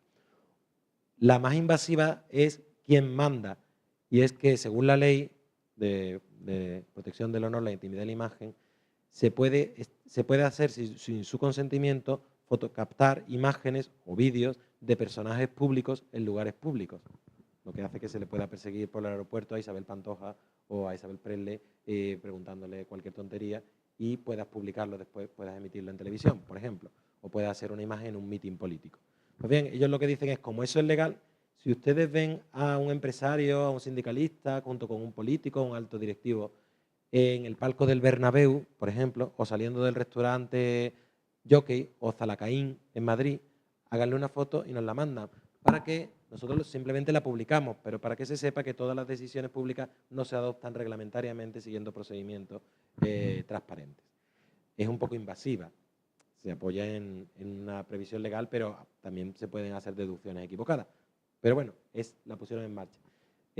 La más exitosa, sin duda, ha sido el indultómetro. No sé si saben que según la ley de indultos, que es de finales del siglo XIX, los indultos que concede el Gobierno se publican en el Boletín Oficial del Estado. Todos los años se conceden indultos pues, a todo tipo de delitos. Claro, eso desde la perspectiva de protección de datos, por cierto, ahora es un problema, porque como saben, el BOE es digital, de tal forma que si me indultan y mi nombre aparece en el BOE, tecleando después mi nombre en un buscador, va a salir que hace 15 años cometí un delito de hurto por el que fui indultado por el Gobierno. De tal forma que si me quedaban 2 años de prisión, más me vale cumplirlos que salir en Google, porque si salgo en Google como ex convicto por hurto, ni me van a dar un trabajo, ni me van a alquilar una vivienda, a lo mejor ni encuentro pareja si la pareja es un poco quisquillosa y no quiere estar pendiente de su bolso o de su cartera. Bien, eso tiene elementos para evitarlo. Ha nacido el derecho al olvido, no sé si lo han escuchado, con nombre de bolero, reconocido por una sentencia del Tribunal de Justicia de la Unión Europea en 2015 y ahora regulado en la normativa de protección de datos. Si podemos, diremos algo en la segunda sesión. Pero lo que me interesa ahora no es eso, es qué hacen esta fundación. Pues quitan el nombre y apellido para no perjudicar a nadie, pero hacen estadísticas de qué tipo de delitos se indultan y cuándo. Y a partir de ahí hemos visto que el porcentaje de delitos, respecto al número total, claro, el porcentaje de delitos de corrupción o económicos indultados es muy superior al de delitos contra la seguridad, la vida de las personas, la salud, o que el número de delitos indultados el último año de cada legislatura es muy superior al de los años anteriores. Porque cuando estoy a punto de salir del Gobierno, por si ya no vuelvo a revalidar mayoría, pues los últimos favores, si tengo que pagar algún favor, lo hago entonces. No todos los indultos responden a esta lógica. Pero fíjense si ha sido efectivo que la última legislatura, desde que pusieron en marcha la legislatura 2011-2015 de Rajoy, ha sido la legislatura de la historia democrática con menos indultos, desde que salió esta aplicación. O una que desgraciadamente ahora nos puede interesar especialmente, España en llamas. Juegan con el Coloso en llamas, con el Pan Nuestro de cada día, con los títulos. ¿De qué se trata? Pues lo que hacen es superponen el mapa de los incendios forestales en España y de las recalificaciones urbanísticas en los 10 años siguientes, donde se pone en manifiesto las motivaciones en muchos casos de los incendios y la política seguida por cada ayuntamiento de recalificación o no. También parece que puede ser muy efectiva, para que vean el poder que puede tener la información. Bueno, ¿dónde van mis impuestos? Donde desglosan los presupuestos, porque salvo que se sea experto en Hacienda Pública, quien entiende unos presupuestos tal y como se publican en los boletines oficiales. Bueno, ¿qué pasó con nuestro proyecto de ley? Se creó una comisión de expertos en el Centro de Estudios Políticos y Constitucionales, donde tuve el honor de estar. Hubo un debate en los medios de comunicación de todos signos, aquí tienen uno en El País, otro en ABC. Hubo trabajos desde algunas personas que nos dedicamos a ello en la universidad y finalmente se mandó en septiembre de 2012, la ahora ley se mandó como proyecto al Congreso. Septiembre es un mal mes no solo para las familias por la vuelta al cole, sino también en política, porque es el mes en que todas las fuerzas se van en los presupuestos generales del Estado, en este caso. Además, en 2012 hubo las elecciones anticipadas vascas y catalanas. El proceso duró porque hubo una nueva innovación, y es que en lugar de tramitarse en la comisión constitucional correspondiente, que era la correspondiente del Congreso, se llamó a esa comisión a expertos para que dijeran cómo se podía mejorar el proyecto, cuáles eran sus puntos flacos y sus puntos fuertes. Y se reunía solo una vez al mes para los expertos y hubo más de 20 y pico expertos.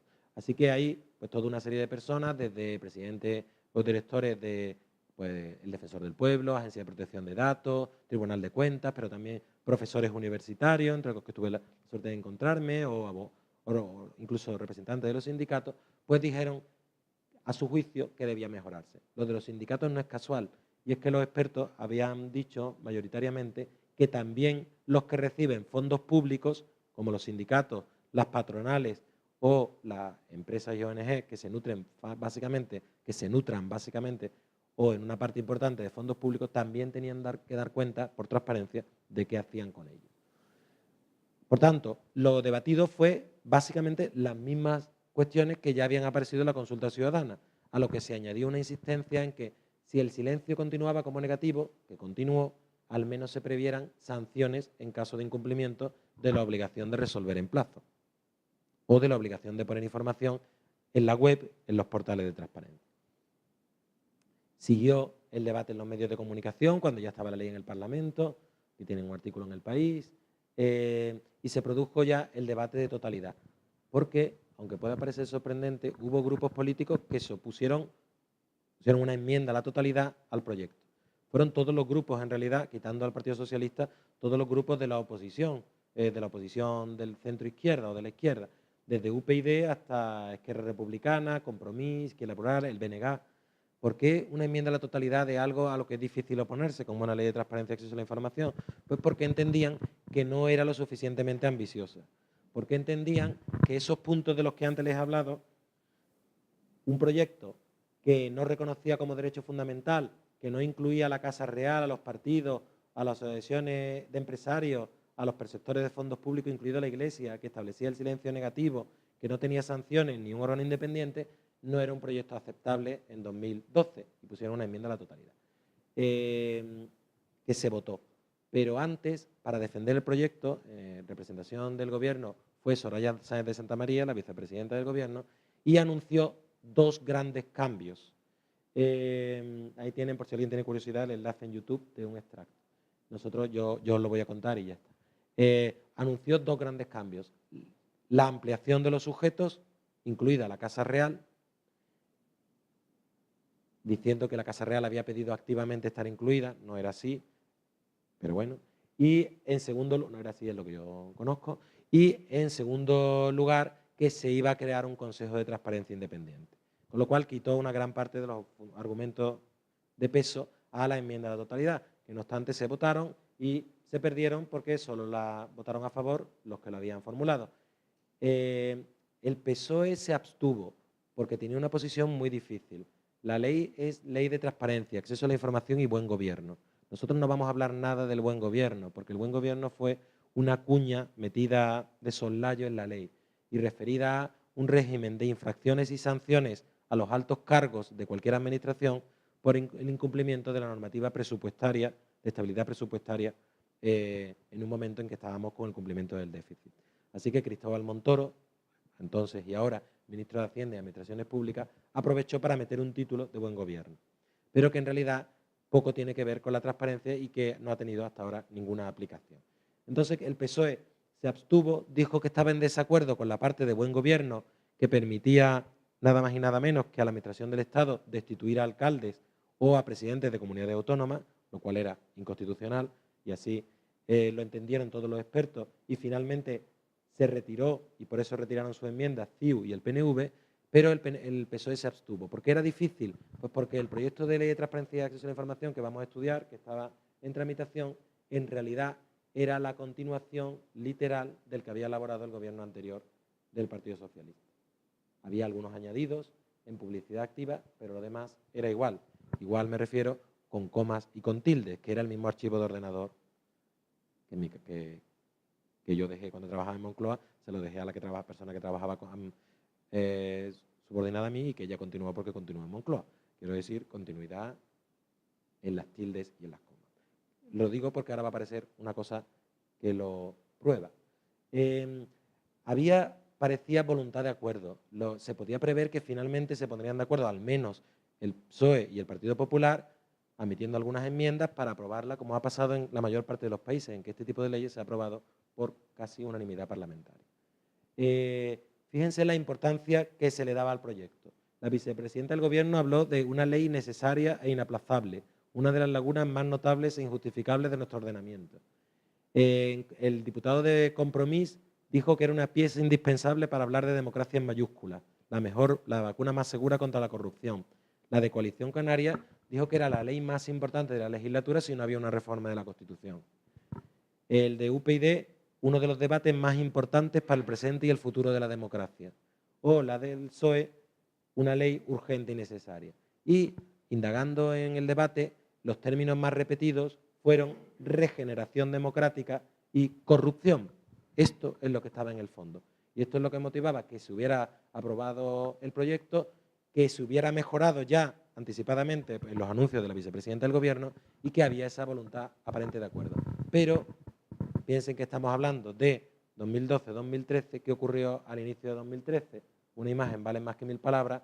Caso Bárcenas, el tesorero del Partido Popular en prisión preventiva en un presunto caso de corrupción que afecta al principal partido, al partido en el Gobierno, y dijeron los grupos, el PSOE y los grupos de izquierda, a la izquierda del PSOE, dijeron que era inconsecuente, incompatible, negociar una ley de transparencia a la vez que el presidente del Gobierno, Mariano Rajoy, no daba explicaciones en esos días, pues no las dio, tardó 2 o 3 semanas, no daba explicaciones sobre ese caso. Así que hicieron una política de sillas vacías y no negociaron la ley, el proyecto de ley de transparencia. Bien, se debatió finalmente en el Congreso en septiembre de 2013 y se aprobó.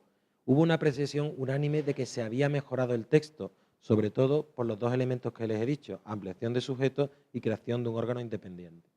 Y sin embargo, en la votación se aprobó solo con los votos del PP, de CiU, de Coalición Canaria y del PNV, y en contra de todo el espectro del centro-izquierda, desde Amaiur, heredera de Rivas Tasuna, hasta el PSOE, que ya no se abstuvo, sino que votó en contra. Y fíjense qué cruce dialéctico más sabroso, por decirlo así. El representante del Grupo Socialista, José Enrique Serrano, dijo: quien les habla tiene que decir que, aunque coincida con muchos de los contenidos de la ley, esta no es la ley del Grupo Socialista, sé que es del Gobierno. Lo digo en el sentido de la que querría haber sido, pero no es la ley del Partido Socialista y no lo es por razones de fondo y de contexto. De fondo se refería a que había algunas enmiendas que no se habían incluido. Pero yo, que estuve trabajando para ese Gobierno, por tanto creo que estoy legitimado para hablar así, yo creo que las razones de fondo no tenían mucho peso, eran enmiendas menores.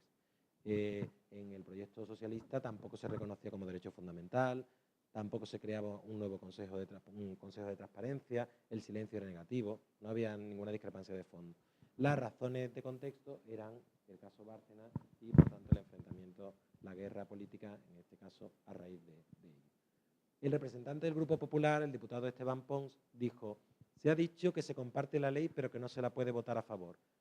También les pido con todo, hay un grupo importante que, con tal de que se le note, hoy intenta hacerse notar. También les pido con todo el respeto que cambien de posición. Después de sus últimos 8 años de gobierno, después de sus 21 años de gobierno sin presentar un proyecto de ley de transparencia a la Cámara, no cometan el error histórico de oponerse. Y ahora lo que quería recalcarle es esto, fíjense qué significativo. Decía el Partido Popular: cuando somos nosotros los que presentamos el borrador redactado por ustedes, mejorado y convertido en ley, o quedarán señalados para siempre en el rincón oscuro del Congreso. Es decir, el propio Partido Popular asumía que su proyecto era la continuidad del proyecto del Partido Socialista. Así que el texto que vamos a estudiar puede decirse que, por mucho que se haya votado en contra, es un texto donde hay una unidad de criterio entre los dos principales partidos estatales. Bien, el texto se aprobó en diciembre de 2013, entró en vigor en diciembre de 2014, porque antes de entrar en vigor había sobre todo que organizar la información y crear los portales de transparencia, como vamos a ver en la última ponencia. Para las comunidades autónomas y las entidades locales, finalmente, por una enmienda de CIU, se amplió el plazo y entró en vigor en diciembre de 2015. Por tanto, puede decirse, desde 2016, desde el año pasado, estamos plenamente, porque yo trabajo por la universidad, que también está igualmente obligada, estamos obligados a cumplir plenamente con la ley. No ha habido desarrollo reglamentario, decía cuáles son los proyectos. No ha habido desarrollo reglamentario, aunque se preveía en la propia ley. Hay un proyecto de reglamento desde 2014, pero que finalmente no se ha aprobado. Se ha retomado, ha habido ya 2 procesos de información pública para ese reglamento, lo pueden encontrar poniendo proyecto reglamento, ley y transparencia, les saldrá, pero todavía ni hay fecha de aprobación, no se sabe si finalmente se hará o no. Porque entre tanto, ¿qué ha pasado? Pues que el Consejo de Transparencia Estatal ha empezado a resolver resoluciones e incluso a dictar criterios, nosotros nos vamos a referir a ellos, criterios interpretativos generales, y casi la labor que podía hacer un reglamento lo ha hecho el Consejo de Transparencia. Nosotros la analizaremos a lo largo de todas las ponencias. ¿Y qué ha pasado en el ámbito autonómico? Pues la ley de transparencia es básica, tiene carácter básico.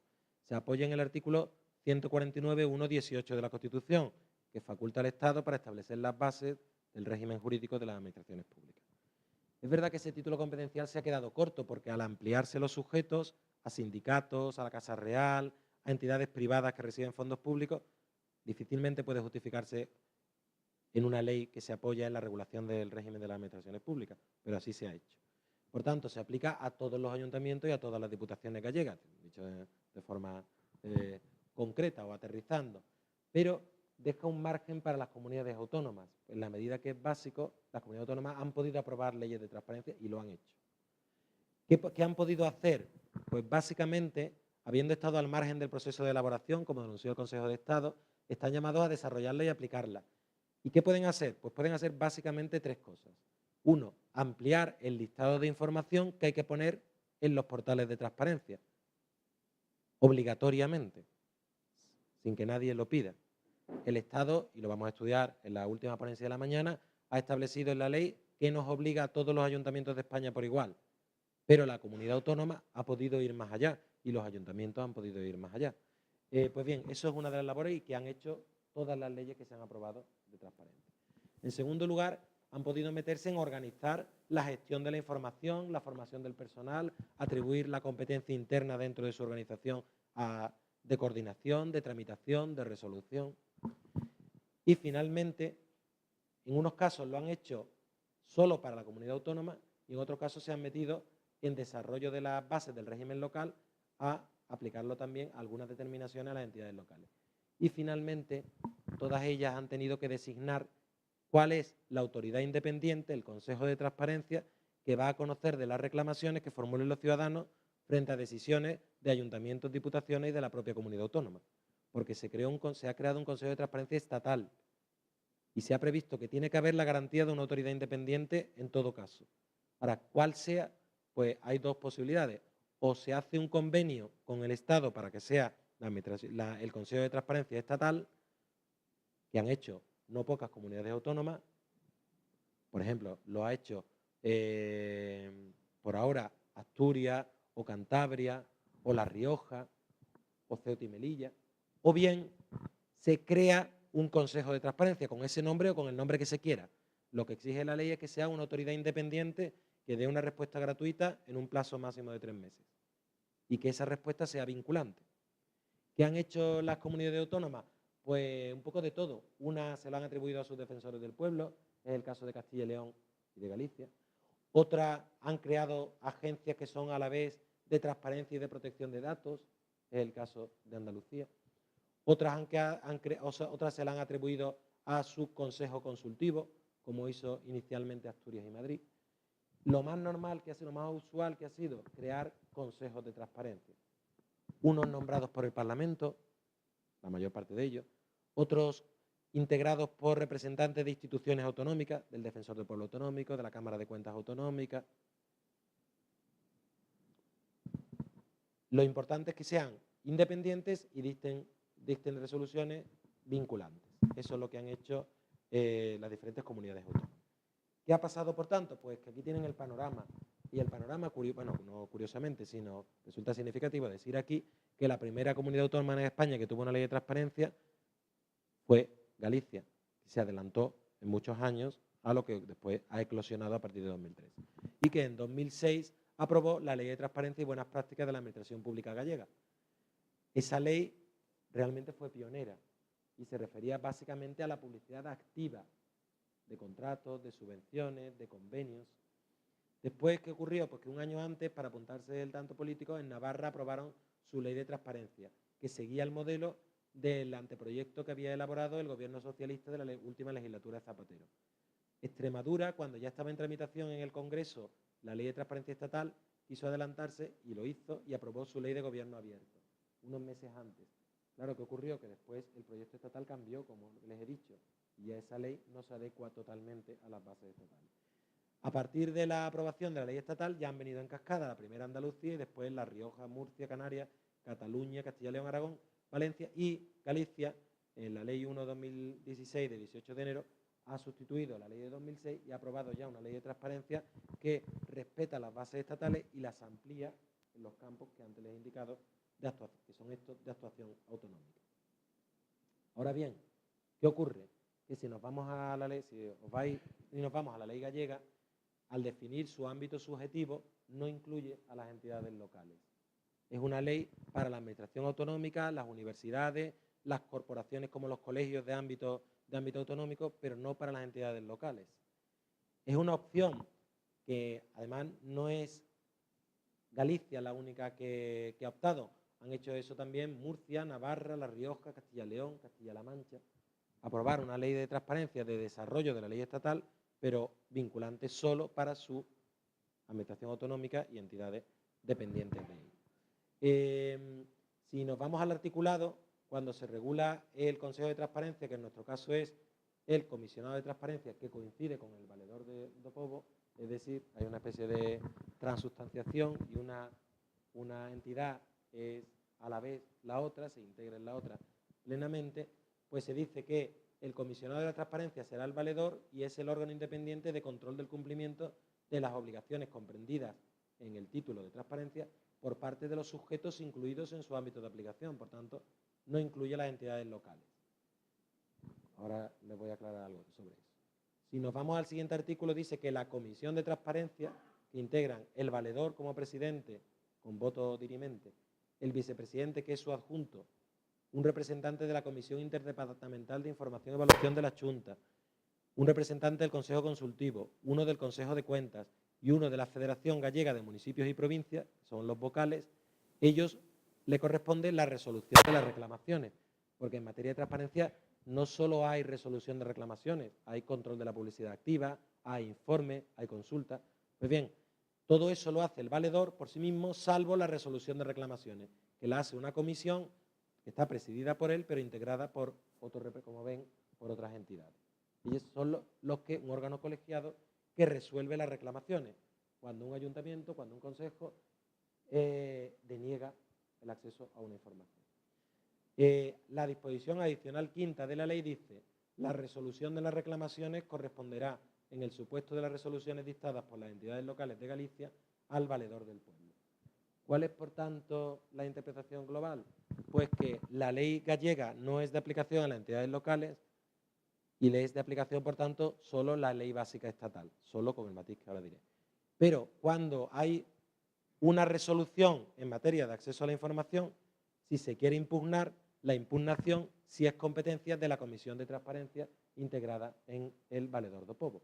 Y, de hecho, hay resoluciones que nos van a salir ahora en la siguiente ponencia referidas a consejos, a ayuntamientos gallegos y dictadas por el valedor do Povo. ¿Vale? Ya nos saldrá qué es lo que ocurre, que como la comisión solo resuelve reclamaciones, se plantea ahora, ¿y qué pasa con la publicidad activa de las entidades locales? ¿Quién la controla? Y la respuesta es nadie, a día de hoy. Bien, unas últimas palabras en los 10 minutos que me quedan para la pausa, si no me he equivocado. En los 10 minutos y media justo nos iremos al descanso, que yo sé que 1 hora y media seguido es bastante largo. Me da tiempo justo a contarles lo que quería. ¿Qué pasa con protección de datos, al que vamos a prestar una especial atención? Pues en este caso, que la Constitución también dice algo, aunque es un algo muy velado. La Constitución, en su artículo 18, como recordaréis, reconoce el derecho a la intimidad familiar y personal y familiar, al honor y a la propia imagen. En los dos apartados siguientes, en el 2 y el 3, habla de la inviolabilidad del domicilio y del secreto de las comunicaciones. Y en el apartado 4 dice lo siguiente: la ley limitará el uso de la informática para la protección de los derechos a la intimidad, al honor y la imagen y de los demás derechos constitucionales. Es decir, hace una llamada a que la ley nos proteja frente al uso de la informática. Bueno, pues de ahí ha extraído el legislador, ha considerado que en esa llamada a la ley hay el reconocimiento del derecho fundamental a la protección de datos. Y lo ha regulado, por tanto, por dos leyes, una que ha sustituido a la otra. La primera fue de 1992, la LORTAT, Ley Orgánica de Regulación del Tratamiento Automatizado de Datos, y la siguiente que la sustituyó, y actualmente en vigor, la Ley Orgánica de Protección de Datos Personales, la OPD del 99. ¿Por qué se modificó la ley del 92? Pues porque en el 95 la Unión Europea aprobó una directiva. Entonces hubo que adaptarlo a la directiva y ya lo que se hizo es aprobar una nueva ley. La del 99 actualmente en vigor. ¿Qué hacen esas leyes orgánicas? Pues regulan el derecho fundamental a la protección de datos de forma unitaria. Establecen qué es la protección de datos frente a ficheros públicos del Ayuntamiento de Lugo o a ficheros privados del Corte Inglés. Hay disposiciones comunes en cuyo contenido vamos a entrar en la siguiente ponencia. Pero junto a eso después hay un capítulo que regula las especialidades de los ficheros públicos y otro las especialidades de los ficheros privados. Siendo así que las especialidades de los ficheros públicos son muchas, como se pueden imaginar. Solo para darles que pensar durante el desayuno. Mientras que dar mis datos a una empresa privada es siempre voluntario, dar mis datos a la administración no es siempre voluntario. No es voluntario presentar la declaración de la renta, ni enseñar el DNI a la policía cuando me lo pide, ni empadronarme. Son obligaciones legales. Pues esa es solo una de las excepciones a la protección de datos en el ámbito público. Por la misma razón y respecto a la transparencia, va a haber casos en que la administración dé a un tercero una copia de la licencia de obras que me ha concedido a mí, aunque yo no haya dado mi consentimiento. Es decir, la protección de datos en el ámbito público tiene muchas excepciones que vamos a estudiar en la próxima ponencia. La ley y la verdad de protección de datos, yo tuve que estudiarla, me dediqué a estudiarla con cierta intensidad cuando hice el ejercicio a profesor titular de universidad, allá en el año 2004-2005. Es bastante compleja, está bastante mal redactada, es muy difícil de leer, a mí por lo menos me lo resultó. Y tiene una mala sistemática, porque en la parte que se supone que es general ya aparecen excepciones solo para los ficheros públicos. Por tanto, si alguna vez tienen que manejarla, que Dios les coja confesado, en cierta medida. Y solo es una normativa general. ¿Por qué? Pues porque, por ejemplo, a lo largo de todo su articulado permite que haya leyes que regulan cada sector que establezcan excepciones. Por ejemplo, sí hace falta el consentimiento, pero la regulación legal del catastro o la del padrón pues establecen una regulación específica que afecta a datos personales, y como esa, tantísimas otras. O la de Hacienda, vamos, o la general tributaria. Y también porque no diseña un régimen que sea común para todos los sectores. Por ejemplo, hay ficheros de datos a los que no se aplica la normativa de protección de datos. Es el caso de los ficheros para uso puramente doméstico particular. No se aplica la ley de protección de datos a vuestros teléfonos móviles que tienen un fichero de datos, que es la agenda de contactos, ¿no? Esos son datos personales, ordenados además alfabéticamente en este caso. Técnicamente son ficheros de protección de datos, pero no se le aplica porque lo dice la propia ley. Menos mal si tuviéramos que declarar cada móvil que tenemos y cada móvil que perdemos, como hay que declarar todos los ficheros ante la Agencia de Protección de Datos. O no se aplica a las materias clasificadas, como archivos, como secretos oficiales, o a los ficheros para la investigación de terrorismo y formas de delincuencia organizada. Y hay otros ficheros que se rigen por su normativa específica. Por ejemplo, los electorales, los estadísticos, el registro civil, el registro de penados y rebeldes, las videocámaras, todo eso son datos personales, que es si no el registro civil, sino un conjunto de datos personales, pero tienen su propia normativa. Es decir, el mundo de la protección de datos no es solo la ley de protección de datos, que ya de por sí es compleja, sino que tiene muchas excepciones. Y finalmente, con eso vamos a concluir. ¿Qué ha pasado a partir de la aprobación de esa ley? Pues se aprobó un Real Decreto, un Reglamento de Desarrollo en 2007, actualmente vigente, por supuesto. Un reglamento que intentó corregir a la ley. La ley es tan ininteligible y tan defectuosa que intentó, sin rango suficiente, porque era un reglamento, enmendar a la ley. Por ejemplo, un reglamento que dice que los ficheros de las administraciones públicas y de las empresas que solo contienen los datos identificativos de los trabajadores no se consideran ficheros sometidos a la normativa de protección de datos. Pero la ley sí los considera, solo excluye los de uso doméstico y personal. ¿Por qué lo hizo? Porque si no obligaba a cualquier empresa de 2 empleados a tener que declarar su fichero donde figuraba el nombre del trabajador y para gestionar la nómina, sus nóminas. Después, ¿qué ha habido? Pues la Agencia Estatal de Protección de Datos, con competencia para todos los ficheros públicos y privados, ha ido dictando resoluciones e instrucciones que complementan y ayudan a interpretar la ley. En algunos casos ha habido comunidades autónomas que han creado su propia agencia de protección de datos. Fue el caso, la primera fue la Comunidad de Madrid, pero ya la suprimió. La segunda fue la Agencia Catalana, Autoridad de Protección de Datos de Cataluña, que sigue existiendo, aunque no se la ha oído en todo este proceso, cuando lo que ha habido es manejo de millones de datos de censo electoral. Y la creó también el País Vasco, y tiene su agencia de protección de datos. La última en crearla ha sido Andalucía, que ha aprovechado para crear un consejo de transparencia que a la vez es de protección de datos, que es la solución que a mí en el ámbito autonómico y local me parece la mejor, la verdad. No solo he sido profeta en mi tierra, en este caso, porque es la única que ha unido las dos competencias, pero creo que en el ámbito local, que como les dije en la introducción del curso, la principal límite a la transparencia es precisamente la privacidad, la protección de datos, está bien que sea la misma autoridad la que con un único criterio dicte las resoluciones. ¿Y qué es lo que se cuece ahora?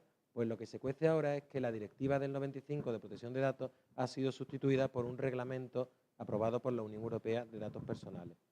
Es un reglamento que se llama así, pero actúa como una directiva porque sigue permitiendo a los Estados aprobar leyes en su desarrollo.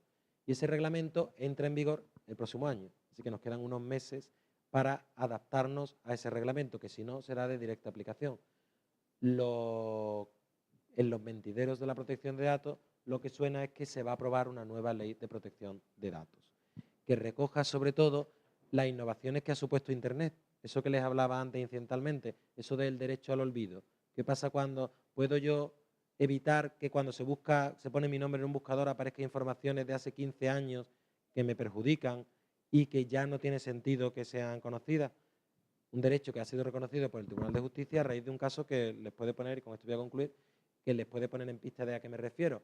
Un empresario que en su momento, por deuda a la Seguridad Social, pues se publicó en 2 periódicos de divulgación en Barcelona, uno de ellos La Vanguardia, que había un procedimiento de subasta, ya el hombre finalmente liquidó la deuda, pero La Vanguardia publicó toda su hemeroteca en digital y ahora se mete el nombre de esa persona y aparecía un empresario que hacía 15 años había sido objeto de un embargo y nadie quería contratar con él porque no se fiaban de su solvencia y le había perjudicado gravemente a su actividad empresarial. Logró del Tribunal de Justicia que se impidiera a los buscadores que poniendo ese nombre se indexara a esa información. Pues esas innovaciones básicamente de la protección de datos ante Internet son las que incorpora el nuevo reglamento. Para nosotros desde lo público también es importante porque lo mismo ocurre con los boletines oficiales y le he puesto el ejemplo del indulto antes. Bueno, pues ya sabemos cuál es la normativa, cómo se ha llegado a ella, que se cuece tanto en transparencia como en protección de datos. A partir de las 12 veremos los límites a la transparencia y en especial la protección de datos. Hasta las 12.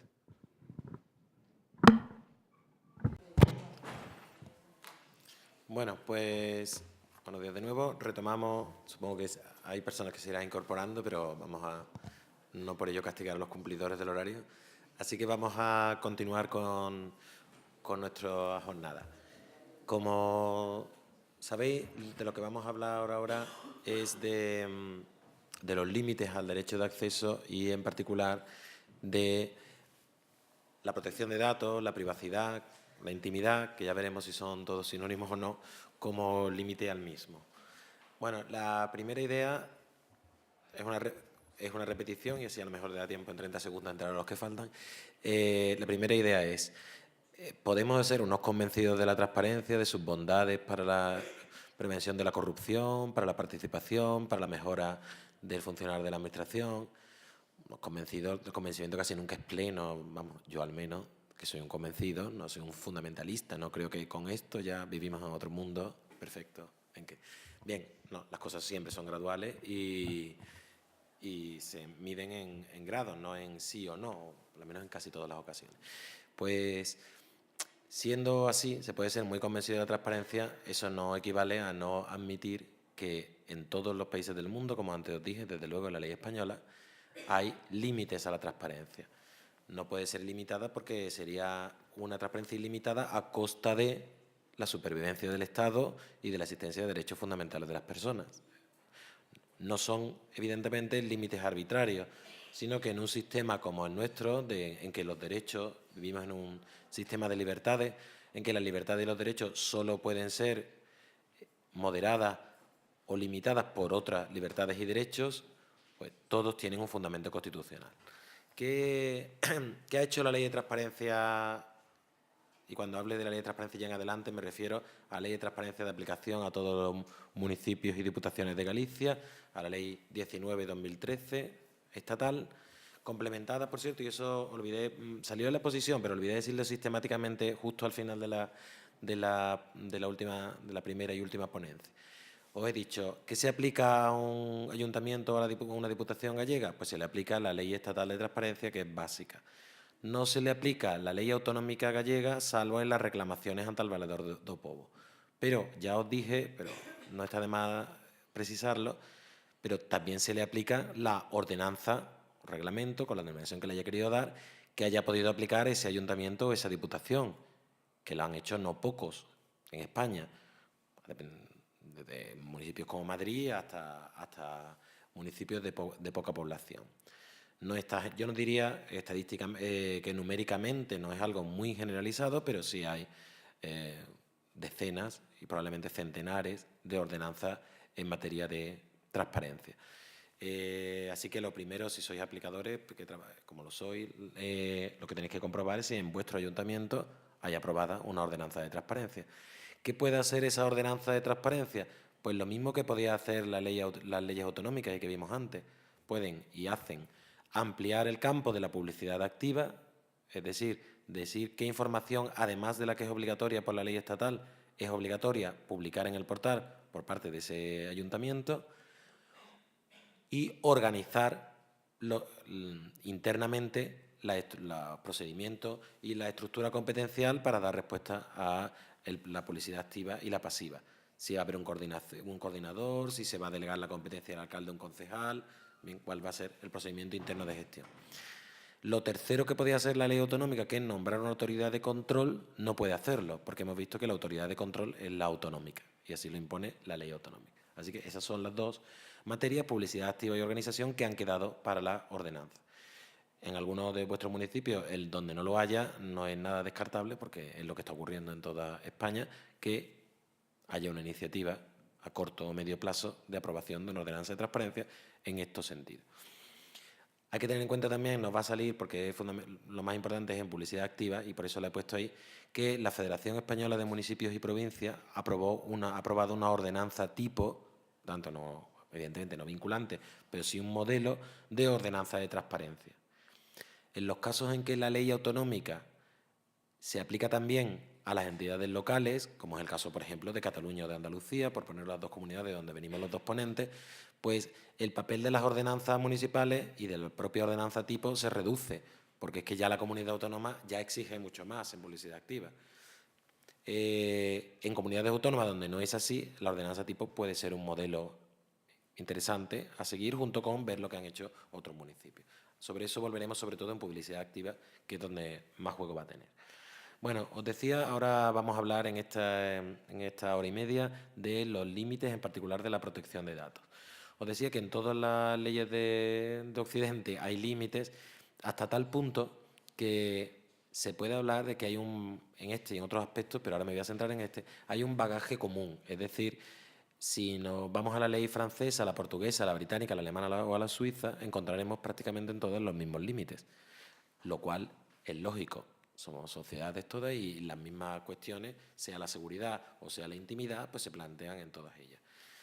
Fijaros si es así, que lo que ha hecho en esta materia de límites la ley de transparencia, ya en adelante siempre la estatal que se nos aplica, es traducir al castellano, al español, los límites que figuran en un convenio que se elaboró en el año 2009 en el seno del Consejo de Europa, que sabéis que es esa organización más amplia que la Unión Europea, que llega hasta Rusia, por ejemplo, y que fundamentalmente lo que hace es precisamente, a través de recomendaciones o de convenios, armonizar las legislaciones en materias importantes. Lo más conocido del sistema del convenio del Consejo Europeo sabéis que es el Convenio Europeo de Derechos Humanos que aplica el Tribunal Europeo de Derechos Humanos de Estrasburgo y cuya interpretación se impone a las autoridades nacionales. Sentencias como la de Rumasa, como la de Otegi, todas ellas vienen del Tribunal de Estrasburgo. Bueno, esto era solo una acotación para estar seguros de que estamos bien situados.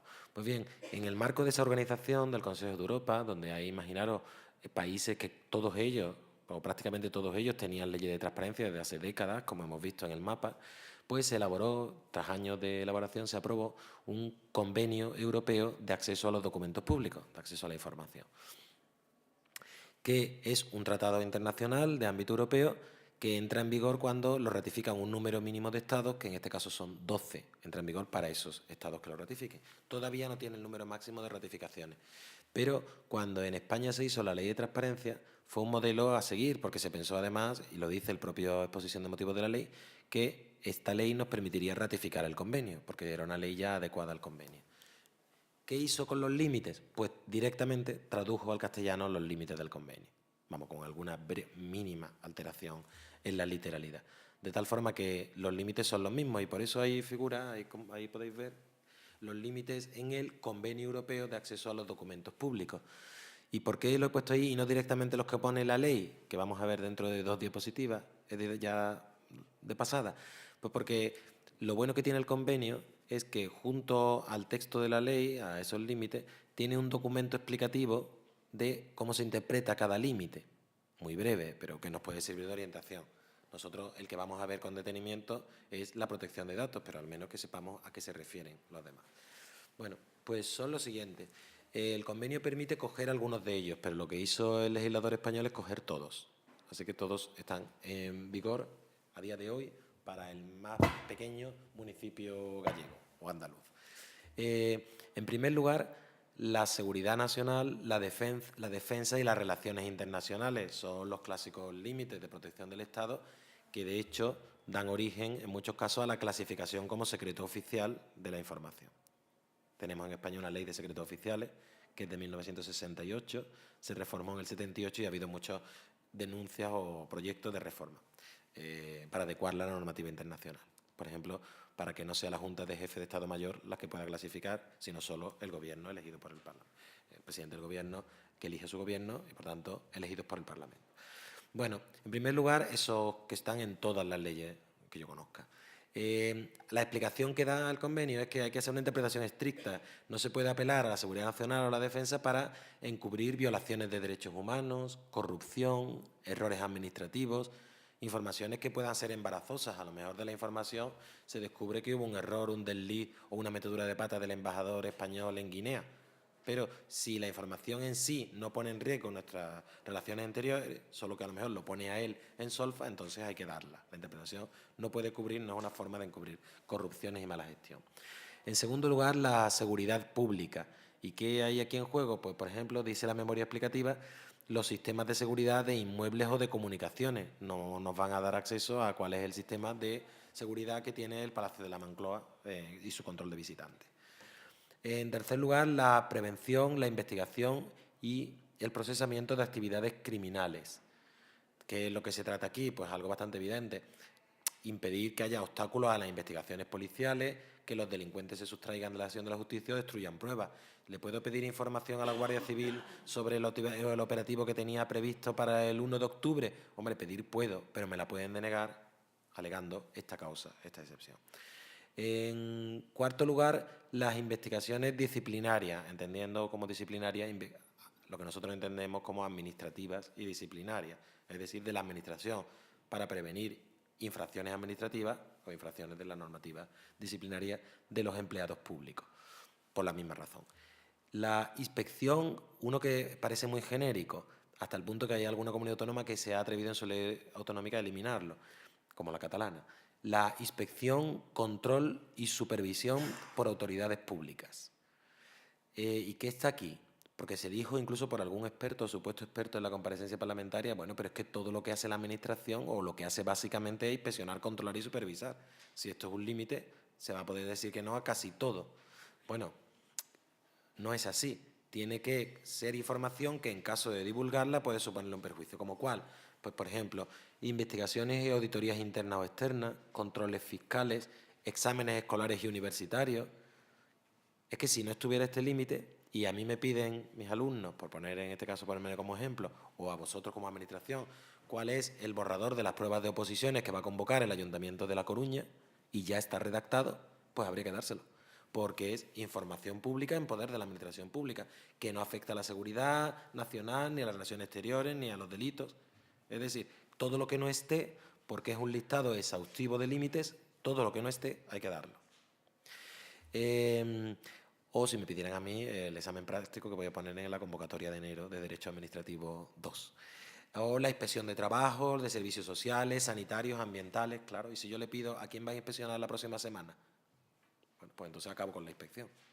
De eso se trata. Ya no sé qué número es, creo que es en quinto lugar, la intimidad y otros intereses privados legítimos. Sobre ese volveremos, pero fijaros ya cómo la explicación que da el convenio nos es de bastante utilidad. Dice, se refiere, por ejemplo, a los antecedentes penales de una persona o sus historiales clínicos, porque esos son, no solo son datos personales, sino, como veremos, son especialmente protegidos. Son datos que hablan de la intimidad de una persona, si ha sufrido pena de prisión o si tiene una enfermedad, cualquier enfermedad degenerativa o lo que sea. Bien, pero fijaros que dice la propia explicación que, y esto es una idea importante, que se parte de que los datos personales no impiden el acceso por terceros y su posterior uso. Es decir, esto no es una barrera para que donde haya datos personales no se pueden dar. No se podrán dar cuando afecta en negativa a la intimidad. Ya veremos cómo ha quedado nuestra ley. Siguiente lugar, los intereses económicos y comerciales, que como veis también es algo muy genérico, y eso ha sido una de las críticas, ahora volveremos a ello en la ley. Que pueden ser tanto privados como públicos. ¿Qué puede estar aquí en juego? Pues la pista que nos da el convenio es que se trata de impedir atentados contra la competencia o la posición en las negociaciones de un Estado, de un tratado comercial, como el secreto comercial, procedimientos de producción, estrategias comerciales, listado de clientes, que en muchos casos, por ejemplo, en empresas que se presentan a determinados contratos públicos lo aportan. ¿Y qué pasa si la pide otra empresa? Para así saber cuál es la política, por ejemplo, de descuento en publicidad institucional que le hacen a La Voz de Galicia, ¿no? Voz de Galicia es, ¿no? Pues que puede ser utilizada precisamente para distorsionar la competencia por sus propios competidores, que hay información que tiene ese carácter potencialmente lesivo de esos intereses. En siguiente lugar, las políticas monetarias y económicas. Si bien aquí hay que tener en cuenta que en el caso de España, estando en la política monetaria ya por el Banco Central Europeo, es un elemento que ya se ha dicho, se podría eliminar. La igualdad de las partes en los procedimientos judiciales y en la administración eficaz de la justicia.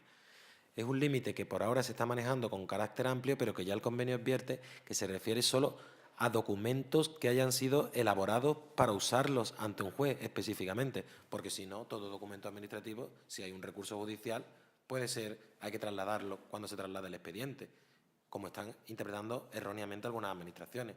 No, es que sobre eso hay un recurso contencioso administrativo pendiente y no damos nada. No es eso. Lo único que te permite esta limitación de negar es los escritos de demanda, de contestación a la demanda, los escritos procesales o la preparación de la estrategia procesal, no los documentos del expediente administrativo. Es importante porque esto lo quiero trasladar, ya lo podéis intuir, estamos en los años iniciales de aplicación de esta norma, que la está aplicando todas las administraciones, estatales, autonómicas, locales, nada más que locales, pues unas 10.000 administraciones. Pues bien, entre instrumentales y territoriales hay muchos desconciertos en cuanto al alcance de estos límites. Incluso en los consejos de transparencia que se han creado, supuestamente especializados en esta materia, pues no todos los presidentes de los consejos son ni siquiera licenciados en Derecho, ya no os digo ya especialistas en Derecho Administrativo. Está habiendo soluciones en algunos casos muy erróneas y, por tanto, es importante hacer el seguimiento. Hago el paréntesis, yo por mi parte presento la próxima semana un observatorio de la transparencia gratuito en Internet, vamos, de acceso libre en Internet, precisamente analizando todas las resoluciones de todos los consejos y viendo las contradicciones y las líneas a seguir por esta razón. Bueno, en siguiente lugar, el medio ambiente. Y nos podemos preguntar, ¿el medio ambiente? Pero si hay una ley de acceso a información ambiental, ¿cómo va a ser el medio ambiente un límite? Pues también nos da una pista a la memoria explicativa del convenio. Pues sí, por ejemplo, dar información en ocasiones sobre dónde se localizan especies animales o vegetales protegidas puede dar lugar a su destrucción. Interesada, claro. Es más, la propia ley de acceso a la información ambiental prevé este límite. O, en último lugar, las deliberaciones dentro y entre autoridades públicas en lo referente al examen de un asunto, dice el convenio. ¿Qué se refiere? Se refiere a que tiene que haber, hay un necesario espacio para pensar, no de cualquier borrador, de cualquier nota, de cualquier POSIT que tenga en la pantalla de mi ordenador con el esquema de procedimiento que tramito de subvenciones o con los teléfonos más frecuentes. ¿Eso es información pública? Sí, claro que sí, es información en poder de la Administración. Ahora, la Administración necesita también una operativa, un espacio para pensar, en algunos casos porque la propia ley lo impone, por ejemplo, cuando impone el secreto de las reuniones del Consejo de las deliberaciones del Consejo de Ministros. De nuevo, la interpretación, ya veremos, tiene que ser, porque en la ley española también es restrictiva.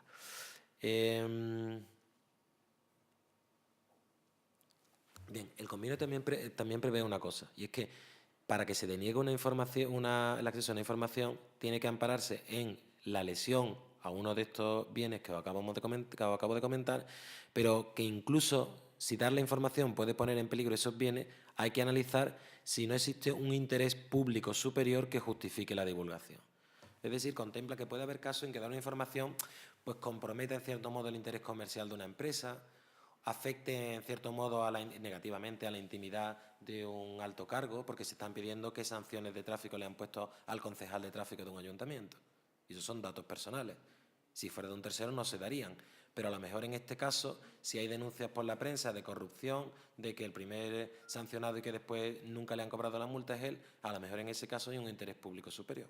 A eso se refiere. Es un último portillo de ponderación en el caso de información que tenga gran interés social.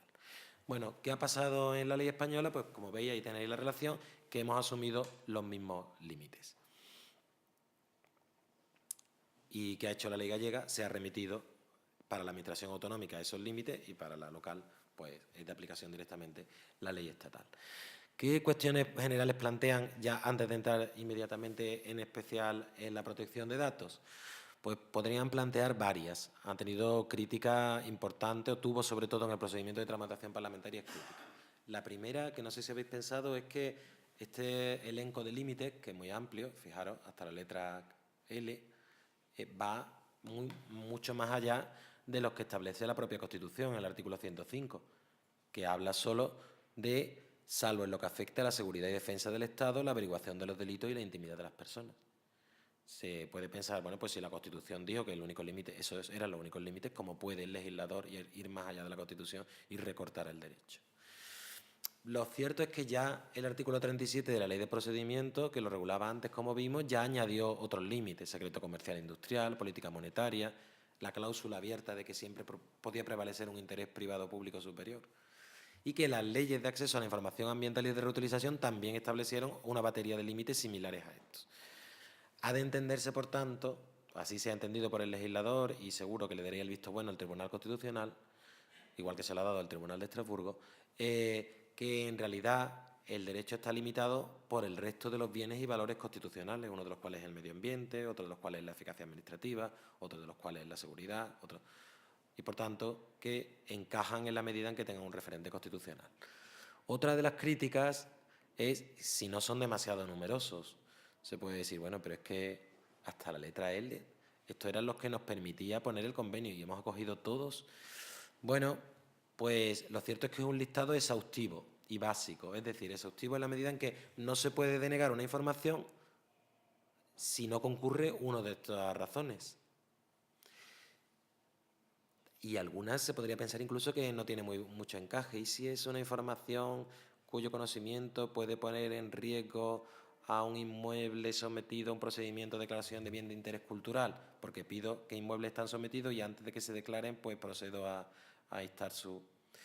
Bueno, no es muy fácil de pensar, pero en todo caso los límites son los que son, no se pueden añadir en su incorporación más.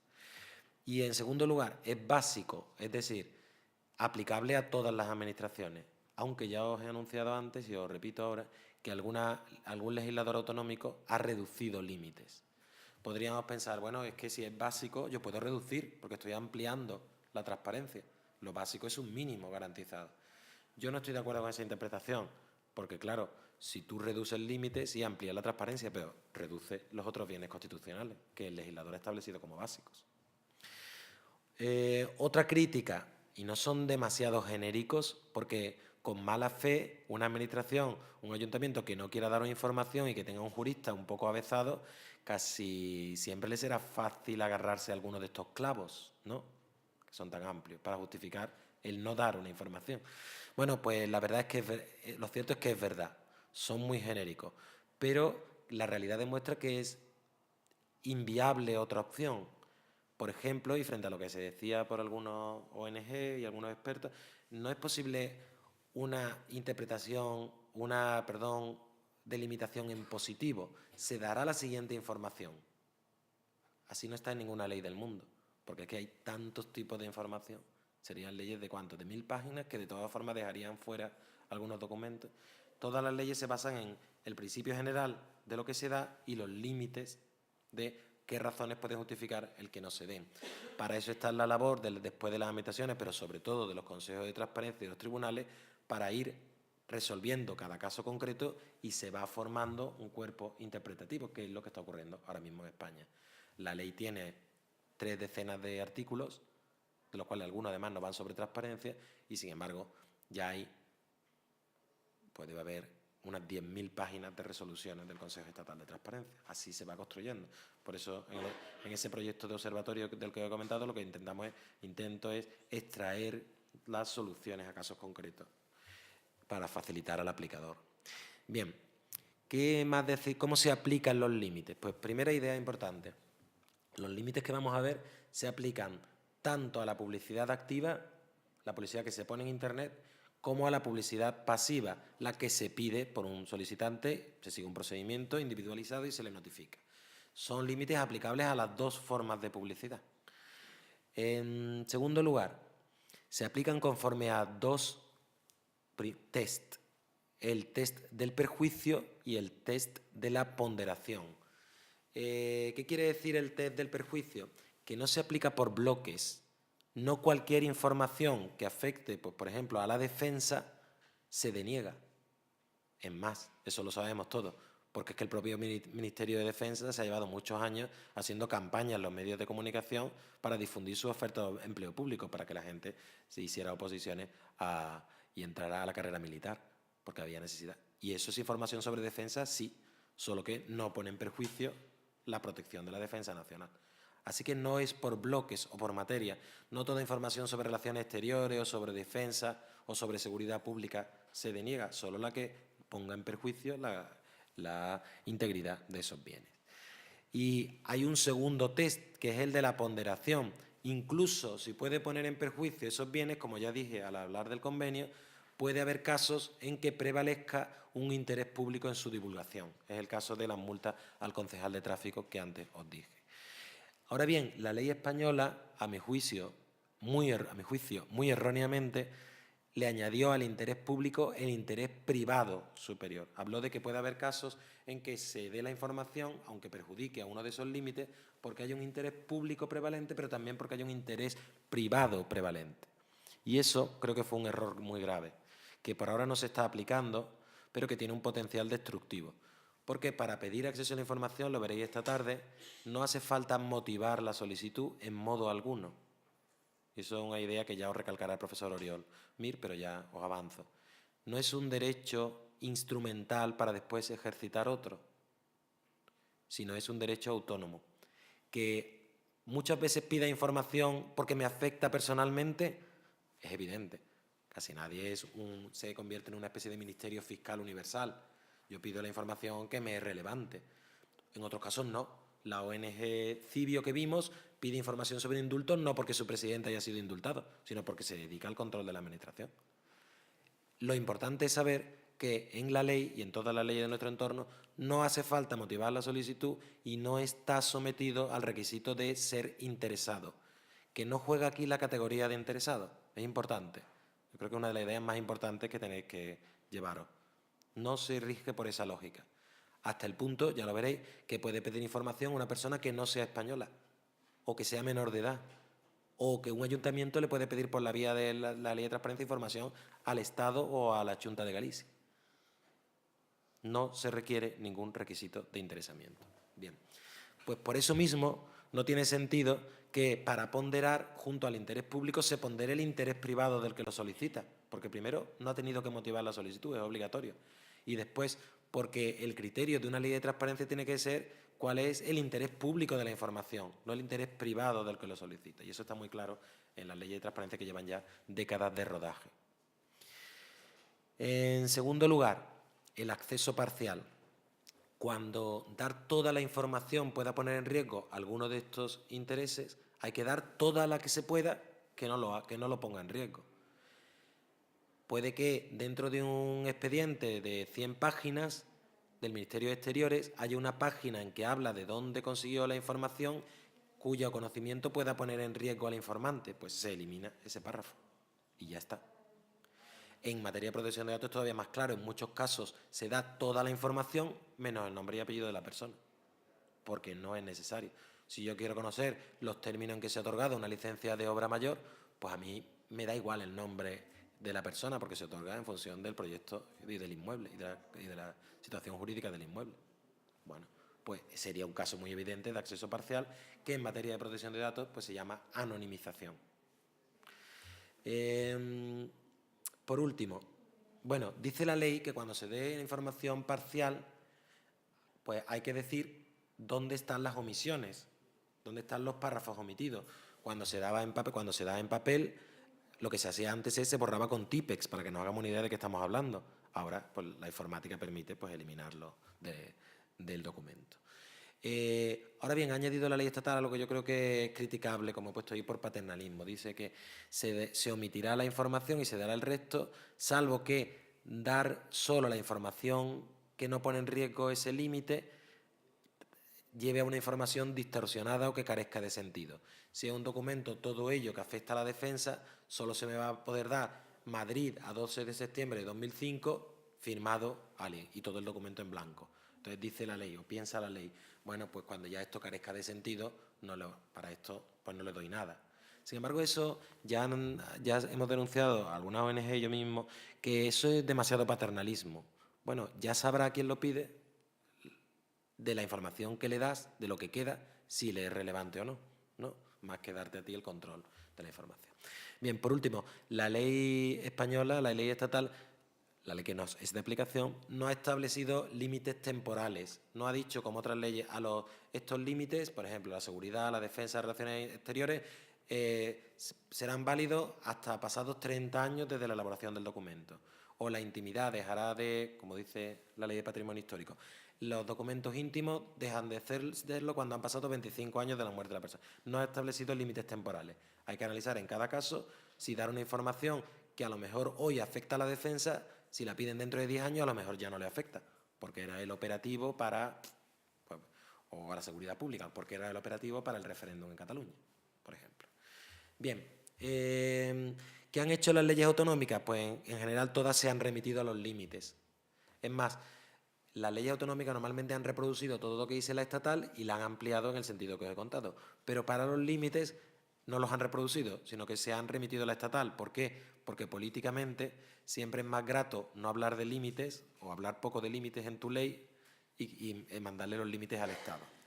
Eso es lo que han hecho en casi todas ellas, también es lo que ha hecho la gallega en su artículo 25. La catalana ha eliminado algunos límites, con el problema jurídico de que eran básicos y con el problema real de que algunos límites, a ver ahora qué hacen cuando se presenten esos problemas. Ya están haciendo entender que aunque no lo vengan en la catalana, como estaban en la estatal y es básica, en fin. Bien, y ya la hora o un poco menos de hora que me queda sobre este particular la voy a dedicar al límite de la protección de datos.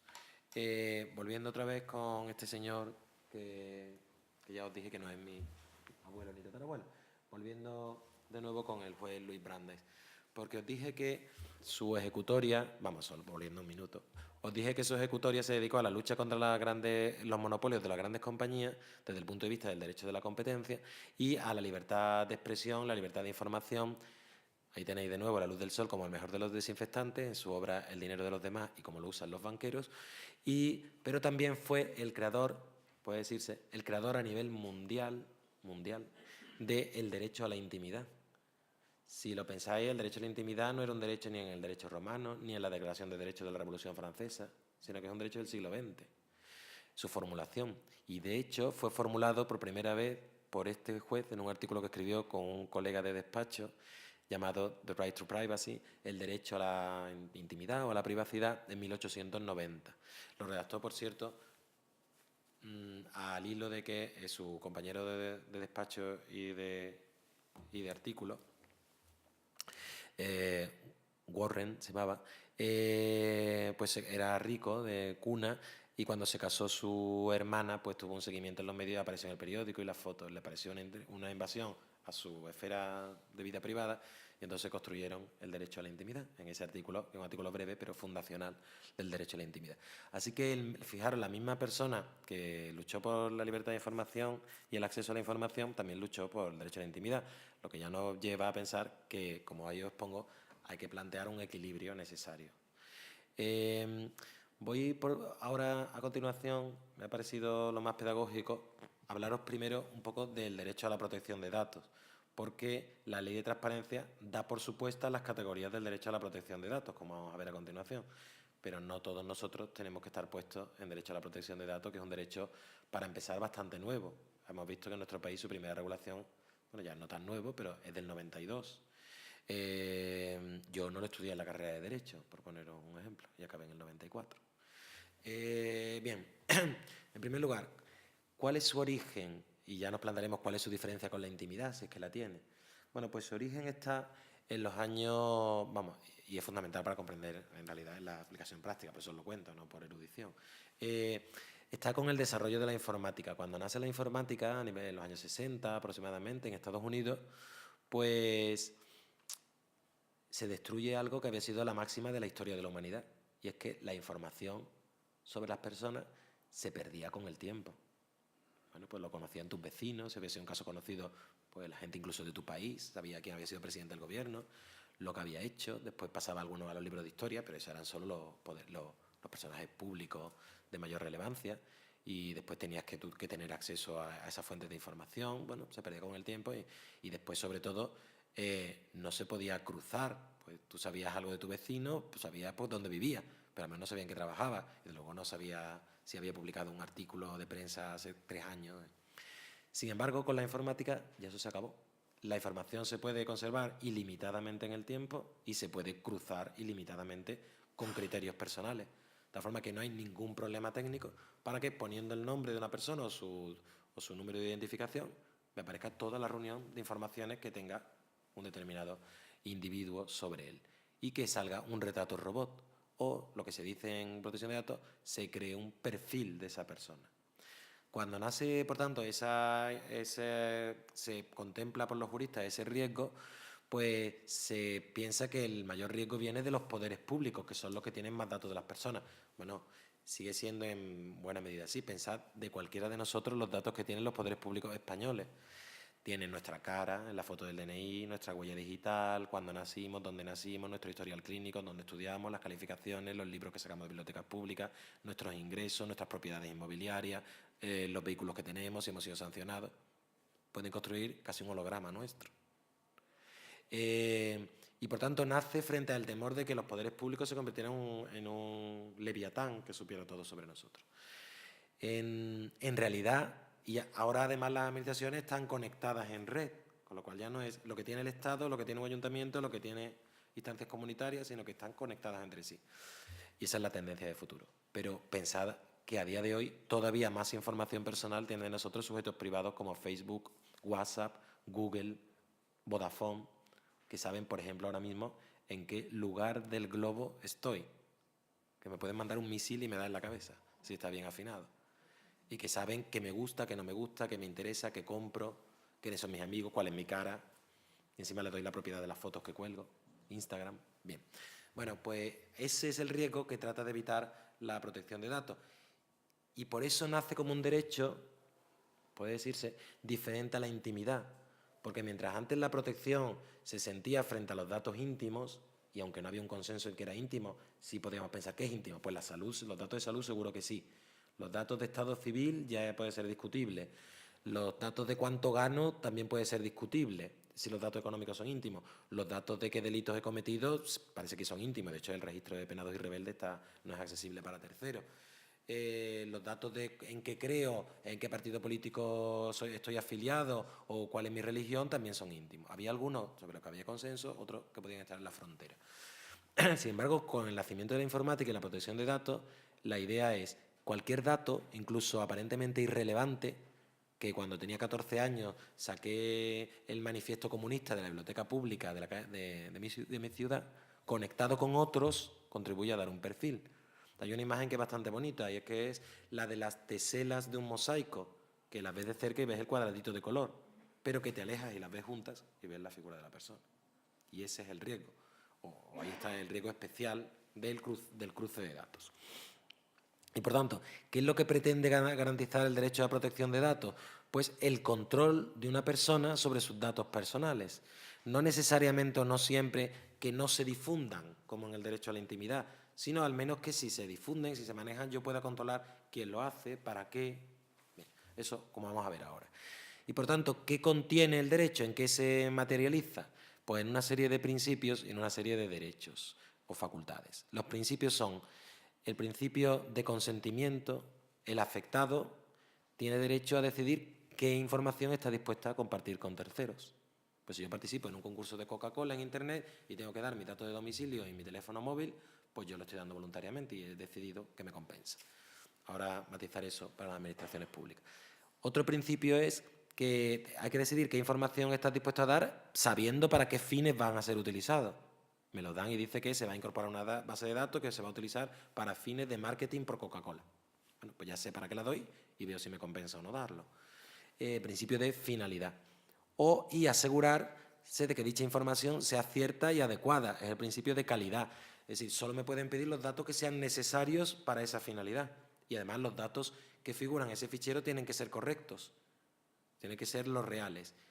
Y para ser efectivos esos principios, se nos reconocen a todos los españoles, en este caso, una serie de derechos, que son los siguientes. Se conocen como derechos ARCO, de acceso, rectificación, cancelación y oposición, por acrónimo. Son el derecho, en primer lugar, a conocer quién tiene información sobre mí, qué información tiene, para qué la tiene, a rectificarla si es errónea o a que se cancele si ya no es necesaria. Esos son los derechos. El derecho a saber qué ficheros de datos hay en España y para eso puedo consultar online el registro de ficheros de protección de datos personales que lleva la Agencia de Protección de Datos. Claro, es limitado porque ahí puedo saber qué ficheros hay, para qué finalidad y quién es el responsable. Pero lo que no puedo saber es metiendo mi nombre en qué fichero de España estoy. No es un metafichero que me permite. Eso es su inconveniente, aunque también su ventaja, porque si me permitiera, si fuera un metafichero, entonces ahí sí que sería el gran riesgo. Se habría creado el gran hermano, un riesgo de mal funcionamiento. El derecho de acceso es a pedir al responsable, que puede ser la administración, qué datos sobre mi persona tiene y a quién se los ha comunicado, a qué tercero se los ha comunicado en su caso y para qué finalidad los tiene y a cancelarlos si son erróneos, a cancelarlos si ya no es necesario y a rectificarlos si son erróneos. ¿Vale? Si yo di mis datos y la finalidad era solo participar en el sorteo de 100 neveras de Coca-Cola, una vez hecho el sorteo tengo derecho a la cancelación. Claro, ¿qué ocurre? Y por último, a ser indemnizado si me provoca un perjuicio el mal manejo de mis datos personales. ¿Qué ocurre? Que para los ficheros públicos estos principios, especialmente el principio de consentimiento, apenas tiene juego. Porque si lo pensáis, en las administraciones en que trabajáis, dar datos personales o es una obligación legal, el caso del padrón o el caso de la declaración de la renta, o no siendo una obligación legal es un requisito para participar en un procedimiento. ¿Vale? Pero si yo quiero pedir una subvención para rehabilitación de vivienda, tengo que poner mi nombre y apellido y las dimensiones de mi inmueble. ¿Es obligatorio? No, pero es una condición para participar en el procedimiento. Es decir, el principio de consentimiento tiene poco juego en el ámbito de la administración. Bien, seguimos. Y por tanto, en realidad, y simplificando un poco eso, nos podríamos preguntar en qué se diferencia del derecho a la intimidad. Porque, desde luego, no está claro en las sentencias, no está claro en las leyes, no está... Es lo mismo que el derecho a la intimidad. Para la ley y para el Tribunal Constitucional, que es lo importante, no son lo mismo. El derecho a la intimidad no afecta a cualquier dato personal, sino solo a aquellos que constituyen, digamos, el núcleo de la vida privada de una persona, que son los que, más o menos, los que antes mencioné, aunque no hay una definición legal de cuáles son. Y otra diferencia sería que mientras que el derecho a la intimidad es solo un derecho a decir que no, a poner una barrera entre nosotros y los demás, sea de mi domicilio, sea de mis comunicaciones, de mi correspondencia, de mi mail, o sea de mi información personal, a no revelar cuál es mi ideología política, por poner un ejemplo, o si soy homosexual o heterosexual, el derecho a la protección de datos es de cualquier información que sea asociable, esté asociada o sea asociable al nombre de una persona. Por ejemplo, la matrícula de mi coche es un dato personal, pero yo diría que no es un dato íntimo. Por ejemplo, que soy profesor de universidad no es un dato íntimo, pero es un dato personal. Esas serían las diferencias. Después, en realidad, si nos rascamos en las sentencias y en las decisiones administrativas, la cosa no es tan clara, porque muchas veces se enfoca en función de lo que haya alegado el recurrente. Si he dicho la transmisión de mis datos bancarios a Hacienda vulnera mi intimidad, pues por ahí se enfoca por el tribunal y lo que dice es era necesario para el interés público de la contribución de todo a las cargas públicas y tiene la garantía después de acceso, rectificación y cancelación que da la legislación de protección de datos. Es decir, al final el enfoque depende, no es tan aquilatado como lo que os he explicado. Bien, otra cosa fundamental para ya poder comprender lo que dice la Ley de Transparencia al respecto. La normativa sobre protección de datos distingue 3 círculos concéntricos, podríamos visualizarlo, de datos personales, en función de su mayor o menor protección. Hay un círculo externo, que son datos que, siendo personales, la ley ha partido de que, en principio, pueden ser tratados, es decir, se puede acceder a ellos, se pueden transmitir sin consentimiento de la persona. ¿Por qué? Porque ha considerado que toda vida en sociedad requiere de transmisión de información que también incluyen datos personales. Porque si no, hay un vídeo muy simpático de Cruz y Raya que, bueno, pues no, que dura 2 minutos, pero no lo voy a poner, pero os lo recomiendo, si ponéis Cruz y Raya Parlamento, os saldrá. Porque si hubiera que hablar eliminando siempre datos personales, las informaciones serían tan surrealistas como el presidente del gobierno, pi, se ha entrevistado hoy con el presidente de la Generalitat, pi. Sería así, porque son datos personales. No habría medios de comunicación. O no se publicaría el nombramiento de funcionarios que son nada más y nada menos que los servidores públicos, que con dinero público van a llevar a cabo actividades públicas, no se publicarían sus nombres y apellidos porque son datos personales. Y por tanto, ¿cuáles son fuentes accesibles al público? Solo las que dice la ley y considera como tales los que se publican en boletines oficiales, los que aparecen en medios de comunicación públicos, los listines telefónicos, porque, hombre, en una sociedad requiere que si me quiero comunicar, ahora ya con la telefonía móvil un poco distinto, pero antes pues, que pudiera consultar en la guía telefónica para llamar a una persona. o los listados de profesionales de los colegios profesionales. Porque si me voy a operar o va a llevar mi caso un abogado, me gustaría comprobar que es médico y no es un farsante al que me va a rajar la barriga. Bueno, por tanto, porque la vida en sociedad requiere que alguna información personal circule. En estos casos, el criterio es que no hace falta el consentimiento. Y solo en algunos de ellos, en el caso de los listines de profesionales y de las guías telefónicas, se admite la negativa al consentimiento. Yo puedo pedir no aparecer en el listado. Solo si pido que no, no aparezco. Bien, ese es el círculo menos protegido, el círculo externo. El círculo interno, el de los datos que se llaman así, especialmente protegidos, en la ley del 92 se llamaban datos sensibles, que era más poético, datos sensibles, derecho al olvido, es como todo. Bueno, los datos especialmente protegidos son exclusivamente los datos que revelan la afiliación política, la ideología, las creencias religiosas, datos de salud, de vida sexual, infracciones penales e infracciones administrativas cometidas. ¿Por qué se protege especialmente estos datos? Pues yo creo que todos lo podemos tener en la mente si pensamos. Podemos pensar, bueno, es que son los datos que realmente son íntimos, por decirlo así. O podemos pensar, es que están en relación directa con otros derechos fundamentales, la libertad ideológica, el derecho el artículo 24 y 21, que regula los delitos y las penas, el 14 de la no discriminación. Bien, en realidad, porque son los datos cuyo conocimiento y manejo por terceros más puede afectar a la vida de los ciudadanos, más puede impedirnos la vida en sociedad. Pensad nada más que los datos de salud y saber quién tiene el SIDA o no en los años 80 eran su exclusión social, que los datos de vida sexual, quién es homosexual o no, pues en la España franquista era incluso sancionable el serlo, que los datos de ideología, pues ser comunista o no lo sé, o no serlo, estar afiliado a comisiones obreras o no, a lo mejor después pues no te contrata el Corte Inglés, si sabes esos datos, Corte Inglés o Mercadona. Porque son los datos que más condicionan la vida en sociedad. En otras épocas, o en esta época, en otros lugares, han llevado al genocidio, datos raciales, ser judío, o datos religiosos, al enfrentamiento y también al asesinato. Y por tanto son los datos que necesitan mayor protección. Por último, el resto de los datos personales, bueno, y que son los datos que, podríamos decir, son claramente íntimos, ¿no? Yo creo, se podría decir de todos ellos. El resto son datos personales, a secas. Las consecuencias de la distinción están, como os he dicho, en el consentimiento. Los primeros no hay que dar el consentimiento. Los segundos, especialmente protegidos, hace falta el consentimiento expreso y por escrito, o solo expreso, depende de cuál sea, para que se puedan manejar, y en el resto basta con el consentimiento, que no tiene que ser expreso, puede ser implícito. También en las medidas de seguridad que tienen que tener los ficheros que los conserven, en las sanciones que se pongan por el incumplimiento de la normativa de protección de datos, no es lo mismo que afecten a datos de salud y aparezcan historiales clínicos en la basura, como pasa con cierta frecuencia, a que afecten a datos que no son especialmente protegidos, ¿vale?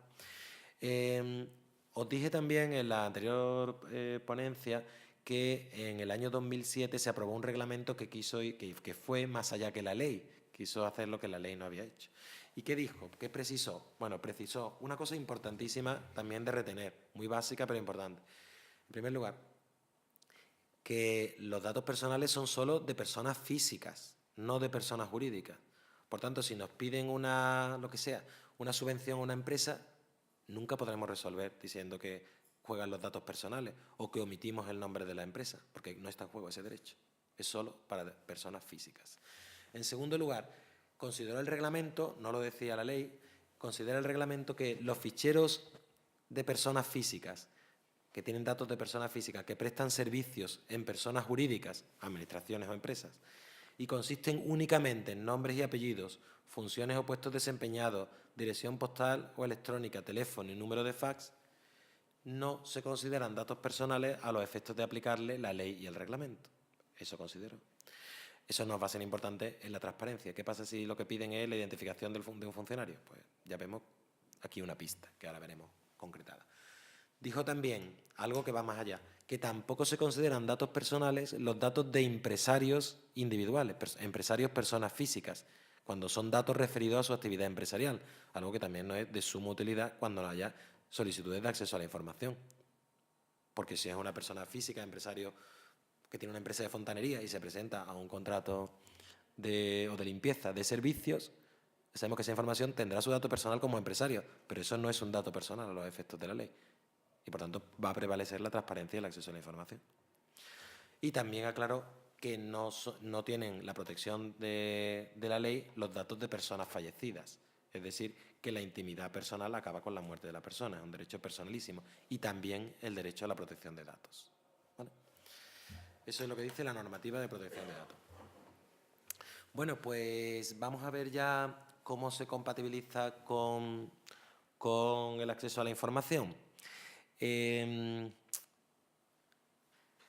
Como vimos en la presentación inicial, había una regulación del acceso a la información previa a la ley de transparencia. Y, por tanto, ya había sentencias que interpretaron cómo se compatibilizaban una y otra. Ahí os he traído algunas normas y algunas sentencias. Algunos datos normativos. La Constitución se refiere a la intimidad como límite al acceso a la información, pero fijaros, se refiere a la intimidad, no a la protección de datos. En segundo lugar, la Ley de Patrimonio Histórico, os dije que en un artículo regulaba y regula el acceso de los ciudadanos a información que obre en archivos que no sean los de uso diario, que en archivística se llaman de gestión o de oficina, sino en el resto de los archivos. Archivos históricos, archivos generales. Pues bien, esa ley dice lo contrario. Dice que los documentos que tengan datos personales, policial, clínico o de otra índole, que pueda afectar a la seguridad, al honor o a la intimidad de las personas, no podrán ser públicamente consultados sin que medie consentimiento expreso de los afectados o hasta que haya transcurrido un plazo de 25 años desde su muerte, si ésta es conocida, o en otro caso 50 años a partir de las fechas de los documentos. Fijaros, porque es un precepto que ha provocado crisis de ansiedad en los últimos 40 años, desde que se aprobó, en muchos archiveros en España. Lo que decía es que cuando venía un investigador o un ciudadano cualquiera y pedía acceso a un expediente, había que comprobar si había datos personales que afectaran a la intimidad, no personales cualquiera, sino datos íntimos. Y si los había, tenía que comprobar si la persona de la que esos datos hablaban había muerto hacía más de 25 años. Si había muerto hacía más de 25 años, se le daban al tercero. Y si no se sabía si había muerto hacía más de 25 años, había que comprobar si habían pasado más de 50 años desde que se había elaborado el documento, y si habían pasado, se le daban. ¿Por qué esto ha traído de cabeza y sigue trayendo de cabeza a los archiveros? Pues porque, claro, tú vas al archivo, pides acceso a la información y te dicen, bueno, pues, ¿ha muerto esta persona? Dice, no lo sé. Pues dice, sí ha muerto, yo lo sé. Dice, bueno, pues, justifícamelo para ver si han pasado más de 25 años. Pero claro, solo puedes justificar con una certificación del registro civil y no te la dan si no eres familiar, con lo cual era una condición imposible. Y entonces iban y decían, mira, es que no es conocido. Y si el archivero tenía buena voluntad, decía, bueno, pues vamos a ver si ha pasado 50 años desde la elaboración del documento. Y si había pasado, se lo daban. Pero podía ser que la persona estuviera vivo. Por ejemplo, en expedientes de adopción o de sanciones cuando tenía 20 años por haber participado en protestas estudiantiles contra el franquismo, por ejemplo. Y entonces se están dando datos íntimos de personas vivas contra la protección que le da el Tribunal Constitucional. Así que este precepto era y es un disparate jurídico, porque lleva a vulneraciones del derecho a la intimidad y lleva a un procedimiento que está vedado a terceros, como el de acceder al registro civil. Bien, un último dato normativo antes de la Ley de Transparencia. ¿Qué decía el artículo 37 de la Ley de Procedimiento, del artículo 30? Pues decía, el acceso a decía algo relativamente parecido a lo que dice el actual. El acceso a documentos que contenga datos íntimos de las personas se reserva a estos. Solo pueden acceder los propios afectados. Y si se trata de datos nominativos, es decir, con el nombre de personas pero no íntimos, entonces se darán a los terceros si acreditan un interés legítimo indirecto. Si dicen, bueno, es que me son necesarios para, por ejemplo, porque soy el vecino del primero, estoy escuchando las obras del segundo, no sé si se me va a caer el techo y quiero ver los términos de su licencia de obras, por poner un ejemplo. Y decía, si son de carácter sancionador o disciplinario, entonces no. Así que los íntimos y los sancionadores no se daban nunca a terceros. Y los personales que no tuvieran estas características se daban si acreditabas un interés. Y en aplicación de ese precepto hubo algunas sentencias, muy pocas, porque os dije ya antes que hubo muy poca litigiosidad porque pasó casi desapercibido el precepto. Pero hubo algunas, y alguna que ya nos da algunas pistas. Fijaros, una sentencia del Supremo en que era un opositor que pedía acceder a los exámenes de otros opositores y se le concedió, aunque el nombramiento fuera ya firme, ya no podía atacar el nombramiento, pero se concedió que se consideró ya entonces, en 2005, que por transparencia tenía derecho a acceder. O una persona que quería saber si se había pagado el impuesto de plusvalía de unas fincas en que él no era el titular, pero quería comprarlo y quería saber si estaba al corriente de los impuestos. Y se dijo que sí, que había un interés, en este caso, y no eran datos íntimos. O una persona que pedía conocimiento de una licencia de obras y también de las declaraciones de incompatibilidad de actividades y bienes de un concejal. Era a principios del 2000, antes del 2003 y de la reforma de la ley básica de régimen local. Se le dijo que tenía derecho a conocer los términos o a obtener una copia de la licencia de obras. Se dijo porque hay una acción pública en urbanismo y eso implica que si hay una acción pública tú tienes que poder conocer también la información para poder impugnar. Sin embargo, en este caso, es previa a 2003, se denegó la información sobre las actividades del concejal, que además no había tomado parte en la decisión de otorgamiento de la licencia. O unos vecinos que pidieron acceso a todos los expedientes de concesión y renovación de una licencia de actividad y apertura de una clínica radiológica. Querían saber si estaba en peligro su salud. Y se dijo, sí, hay datos nominativos, lo ha pedido un médico, pero hay un interés privado y se le concedió el acceso. Bueno, por tanto, ya había una jurisprudencia, una breve jurisprudencia, que ya nos va indicando un poco la guía de que no es verdad, hay que huir de la máxima donde hay un dato personal, no se da la información. Os lo digo porque detecto que este es el máximo riesgo en la aplicación que se hace día a día de la ley de transparencia, que se va evitando ya, porque ya lo han dicho todos los consejos de transparencia, pero ahí está. Bien, y vamos ya a lo que dice la ley actual, conociendo la protección de datos y conociendo lo que había. La ley actual lo regula en el artículo 15, que como digo, es de aplicación a todas las administraciones, de aplicación a todas vuestras administraciones. El artículo 15 no era el que es, tenía una redacción diferente, que a mí me gustaba más porque lo había redactado yo. También eso es lógico, me lo permitiréis. Era menos, a lo mejor estaba menos, hacía menos referencia a conceptos de protección de datos y más a conceptos de intimidad y a secas. Pero bueno, da igual, lo que ha quedado es lo que ha quedado, que es lo único importante. Pero veremos también que tiene sus fallas. En primer lugar, el artículo decía algo que es muy importante y también una idea que tenéis que retener importante. Ya os he dicho que los datos personales son solo datos de personas físicas y segunda idea general, no porque haya datos personales de personas físicas hay que denegar el acceso. Esas son las dos primeras ideas. Bien, tercera idea que os diría. Cuando un ciudadano pida información de vuestro ayuntamiento o diputación que contiene datos personales de alguien, que será lo más normal, lo primero que hay que saber es que si el que la pide no es el propio afectado, entonces la ley que tenéis que aplicar no es la ley de protección de datos, sino la ley de transparencia. Porque la ley de protección de datos dice que se permite dar información sin conocimiento del afectado cuando una ley especial así lo establezca. Bueno, esta es para nosotros la ley especial, la ley de transparencia y acceso a la información. ¿Vale?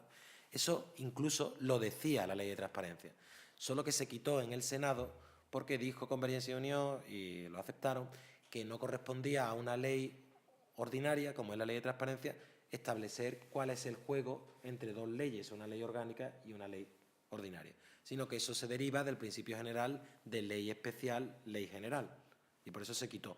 Era, por tanto, clarificador para el que tiene que aplicarlo, aunque en técnica jurídica podía ser discutible. El principio sigue siendo el mismo, que es el que tenéis también que retener, ¿vale?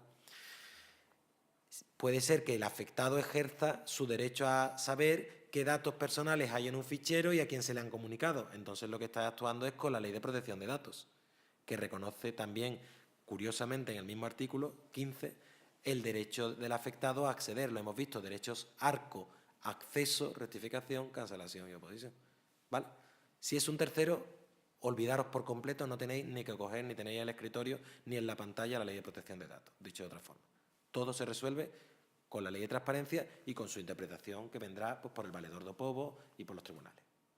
Bien, ¿qué es lo que dice la ley?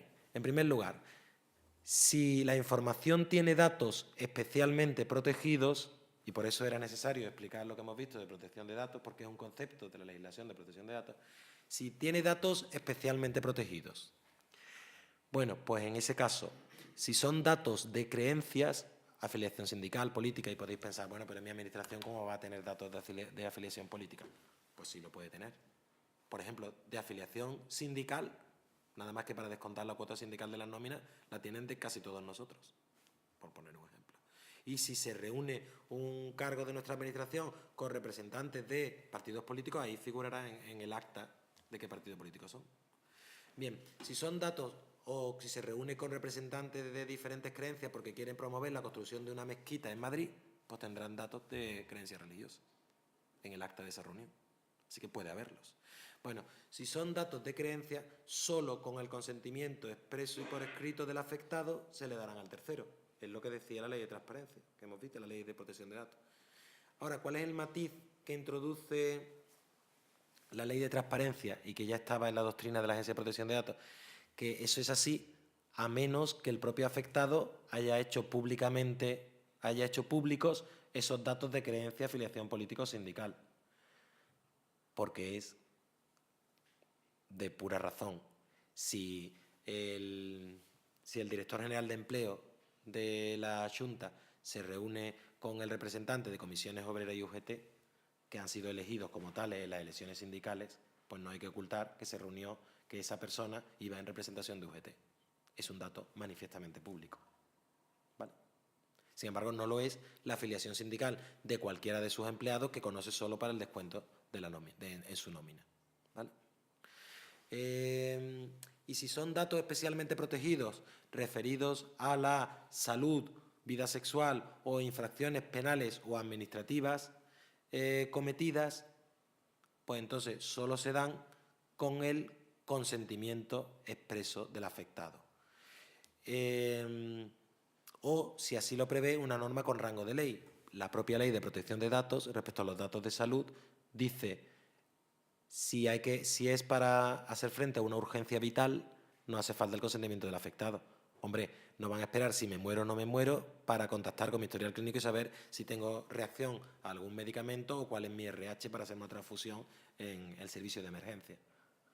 Si me han puesto una sanción en materia de consumo, que se prevé, o en materia de lo que sea, en la que se prevé la publicación de la sanción en el boletín oficial, se ha salido en el boletín oficial porque se prevé la amonestación pública, entonces no tiene sentido que ahora deniegue la información. Como regla general, por tanto, bueno, estas son las reglas. Si vamos a recordar solo una cosa, sería hace falta el consentimiento del afectado, por tanto yo lo voy a denegar. Pero no lo voy a denegar de plano, sino que, ya veremos, tengo que, en el caso de que haya datos personales, siempre tengo que trasladar la solicitud al afectado y darle un plazo de 15 días para que establezca si dar esa información le puede perjudicar y en este caso si da su consentimiento o no. Si lo da, transmitiré la información, porque con el consentimiento, ese es el principio de la Ley de Protección de Datos, con el consentimiento expreso sí puedo dar a hacer públicos esos datos. Bien, bajamos ahora a algo parecido al círculo externo del que hablamos. Recordáis que el Reglamento de Protección de Datos, lo hemos visto hace 10 minutos, decía que los datos meramente identificativos no se consideraban datos personales a los efectos de su aplicación.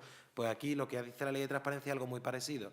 Los datos meramente identificativos en relación con el órgano y la actividad administrativa, en principio, sí se dan si lo pide un tercero. Si un tercero pide cuál es, por ponerme a mí como ejemplo, cuál es mi correo electrónico, mi dirección, incluso mis horas de tutoría y la localización de mi despacho, pues son datos meramente identificativos y se dan por la Administración. Aplicar lo mismo a cualquier empleado público. Salvo, dice la ley, que en un caso concreto la protección de datos u otros derechos lleven a denegarlo. ¿Y cuándo puede pasar? Pues pasó en España durante muchos años, veremos si vuelve a pasar, en los funcionarios de prisiones. Dejó de publicarse en el boletín oficial su nombramiento y no se daba información sobre su destino porque estaban amenazados por ETA. aunque eran datos meramente identificativos. Bien, vámonos ahora de esos dos círculos extremos. Se va a la ley en su apartado tercero. Hemos visto el primero y el segundo. Datos que no son especialmente protegidos, pero tampoco son meramente identificativos, sino son datos personales a secas. Ahí está casi todo. Una licencia de obra, una subvención, datos sobre lo que cobra un funcionario. Ahí está casi todo. Sobre si compatibilidad con ejercicio de actividades privadas. Bien, pues lo que dice aquí la ley es que hay que ponderar en qué medida revelarlos va a suponer un perjuicio para esa persona y en qué medida hay un interés público en su divulgación. Un criterio general de ponderación. Para lo cual, la ley trata de apuntar ya unos criterios para concretar un poco cómo aplicarlos. Solo que tengo que deciros, para nuestra desgracia, que los criterios, a mi juicio, que a lo mejor no compartí, no son nada clarificadores, porque son unos criterios que aportó a la ley el informe que hizo la Agencia de Protección de Datos, que no era experta en absoluto en transparencia. Y yo creo que son bastante erróneos. Vamos a verlos.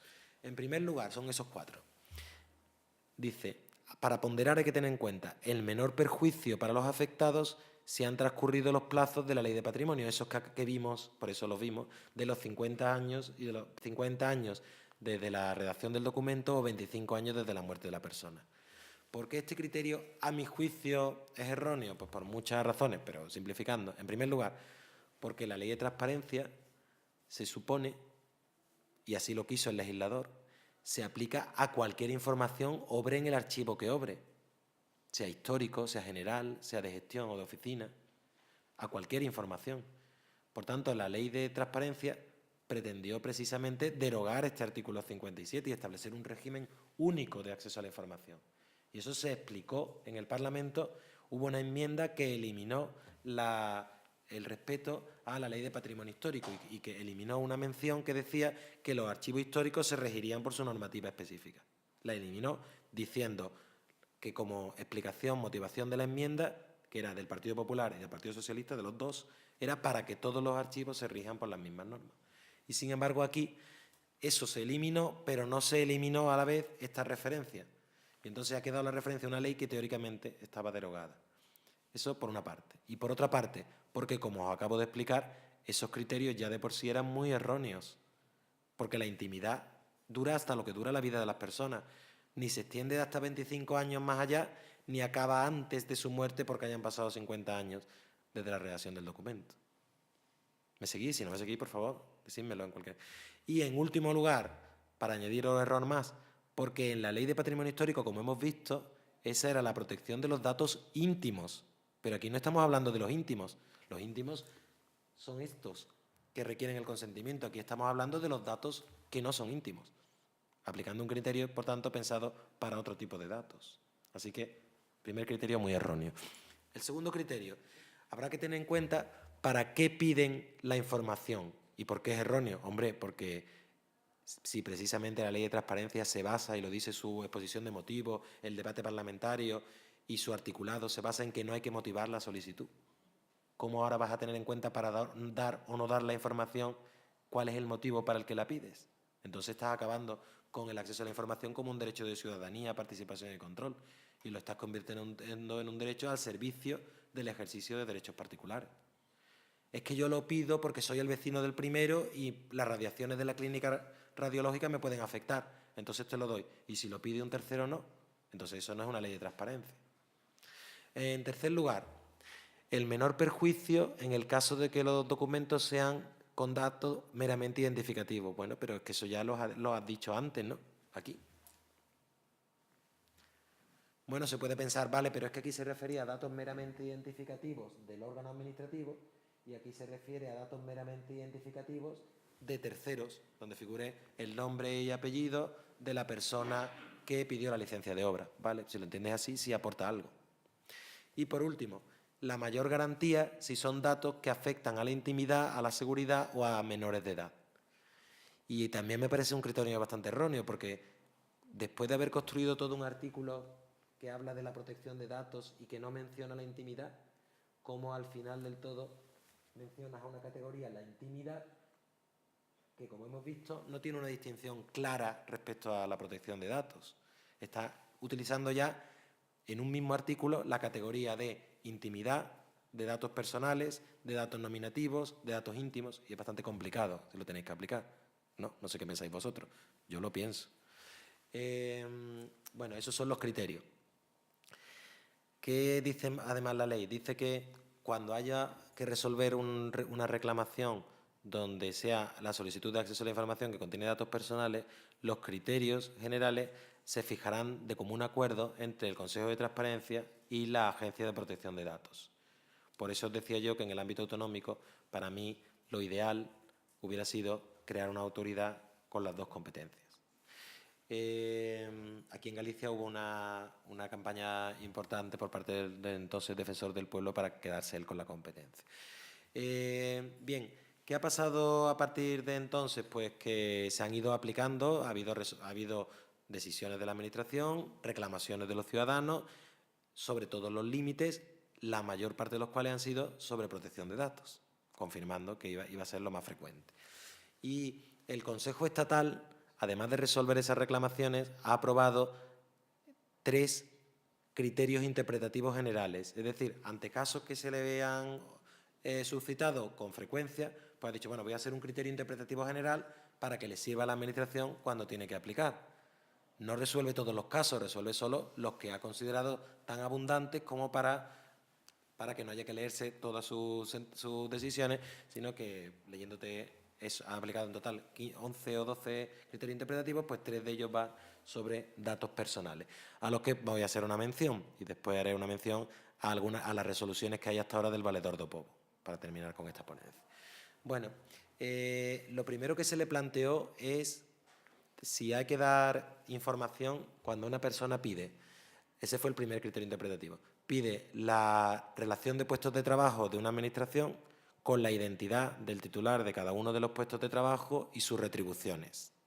Eso fue, como veis, algo delicado en el sentido de que algo que tiene bastante interés público para algunas personas, saber cuánto ganamos o cuánto ganan las autoridades y los funcionarios, y que para algunos de los afectados son reticentes a que se sepa.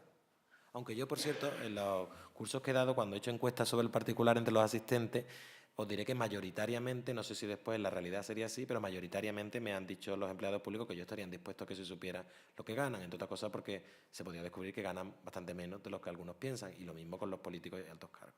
Pero bueno, es un tema discutible. Ese fue el primer criterio interpretativo. ¿Cómo lo han resuelto? Pues lo ha resuelto así. Ha dicho, en primer lugar ha dicho, lo que yo digo es de aplicación solo al ámbito de la Administración del Estado, porque yo soy el órgano de transparencia del Estado. ¿Qué ha pasado en Galicia? Pues que yo, en lo que veo, el Valedor do Pobo está siguiendo todos los criterios interpretativos estatales y se refiere expresamente a ellos en sus resoluciones. Así que lo que veamos aquí nos sirve porque es el mismo criterio que está adoptando. Está diciendo, bueno, en primer lugar dice, recuerda que las retribuciones son diferentes según si sea funcionario de carrera, personal laboral o personal eventual. En el caso de las retribuciones de los altos cargos, como vamos a ver en la última ponencia dentro de poco, es que ya prevé su publicidad en los portales de transparencia la propia ley, por eso no se ha planteado. Si dice, la funcionaria de carrera tienen retribuciones básicas, sueldos y trienios, y complementarias, complemento de destino, específico y de productividad. Los trienios y la productividad están asociados al titular del puesto. Yo tengo los trienios en función de cuántos años llevo trabajando y se supone de cuál haya sido mi productividad. En muchos casos después eso se pervierte y se reparten por igual a todos, como quizás hay algunos, pero esa es la teoría, para eso están. Por ello, si yo doy esa información eliminando el nombre de la persona, pues tampoco sirve de nada, porque yo tengo que saber el nombre para saber cuánto gana esa persona de productividad y esa persona en trienio. En el resto de empleados públicos, pues lo mismo, tienen retribuciones fijas y retribuciones variables. Bueno, pues lo que ha considerado es lo siguiente, que si se trata de información que contribuye efectivamente al mejor conocimiento de organización y funcionamiento y de cómo se asignan los recursos públicos, pues hay un interés público que prevalece sobre la protección de datos, y considera que eso ocurre con los puestos de más responsabilidad. Dice en concreto la información referente a puestos de trabajo de mayor nivel de responsabilidad y autonomía en la toma de decisiones. O bien, aquellos cuya provisión se realiza con un cierto grado de, los puestos de libre designación, los eventuales, con un cierto grado de discrecionalidad y que se justifica por una relación de confianza. En todos estos casos, eventuales, niveles, ha dicho, del 28 al 30, en esos casos hay que dar la información sobre sus retribuciones, incluido el complemento de productividad, incluidos los trienios, todas ellas. En los demás casos ha considerado que en esa ponderación prevalece la protección de datos, que saber cuánto exactamente le dan por productividad y cuántos trienios tiene un bedel del ayuntamiento no tiene un interés público real, porque ellos no son los responsables materiales de las decisiones públicas. Ha fijado ese nivel como podía haber fijado otro, o como podía haber dicho, aquí hay dinero público, todas deben ser públicos. Esa es la ponderación que ha hecho el Consejo Estatal. No es así en otros países. En otros no se dan y en otros se dan de todos los empleados públicos, por ejemplo, en México. Así que no son las tablas de la ley, son las tablas de la ley del Consejo de Transparencia Estatal, asumidas por muchos consejos autonómicos.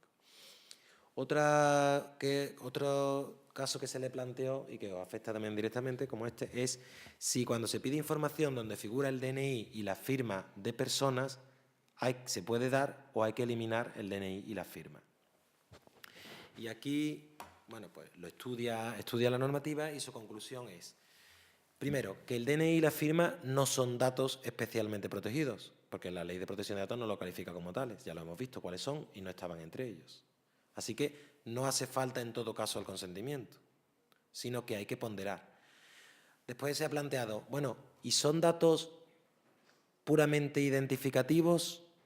Pues ha considerado que no son datos puramente identificativos, no son el nombre, el apellido, el puesto de trabajo. Y además ha tenido en cuenta que el DNI y la firma, en el caso de las autoridades públicas, son únicos. Tú tienes tu DNI como autoridad pública, como empleado público y como ciudadano privado. Y tienes la misma firma cuando echas la beca de tu hijo que cuando concedes una ayuda desde el ayuntamiento.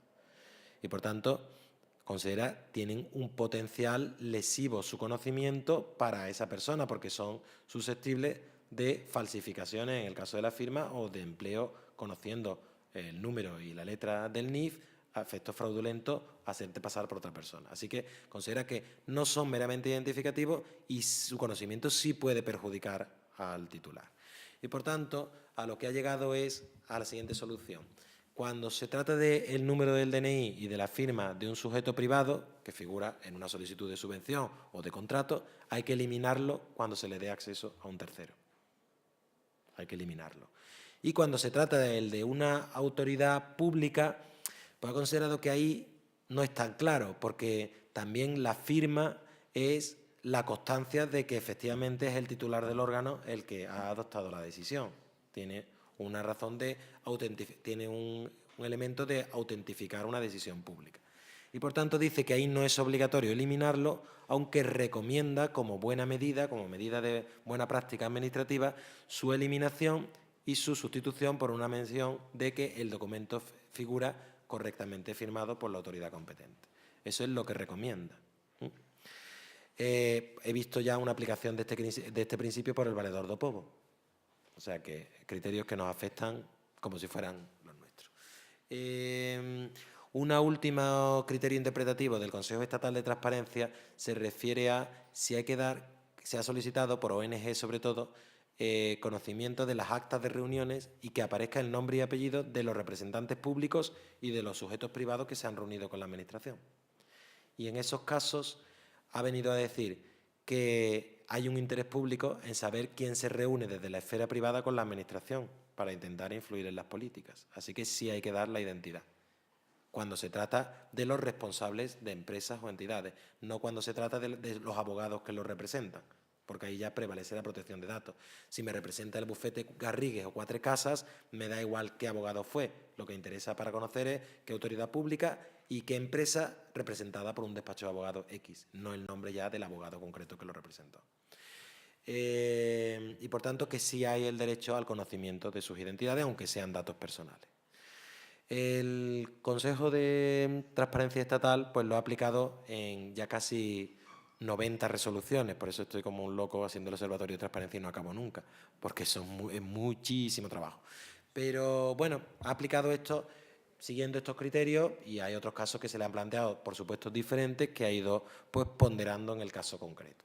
Pero como me quedan 5 minutos, vamos a ver qué resoluciones tenía hasta junio, que hice el estudio, el valedor do Pobo referidas a datos de carácter personal, en las que, como os he dicho, sigue los criterios interpretativos del Consejo de Transparencia.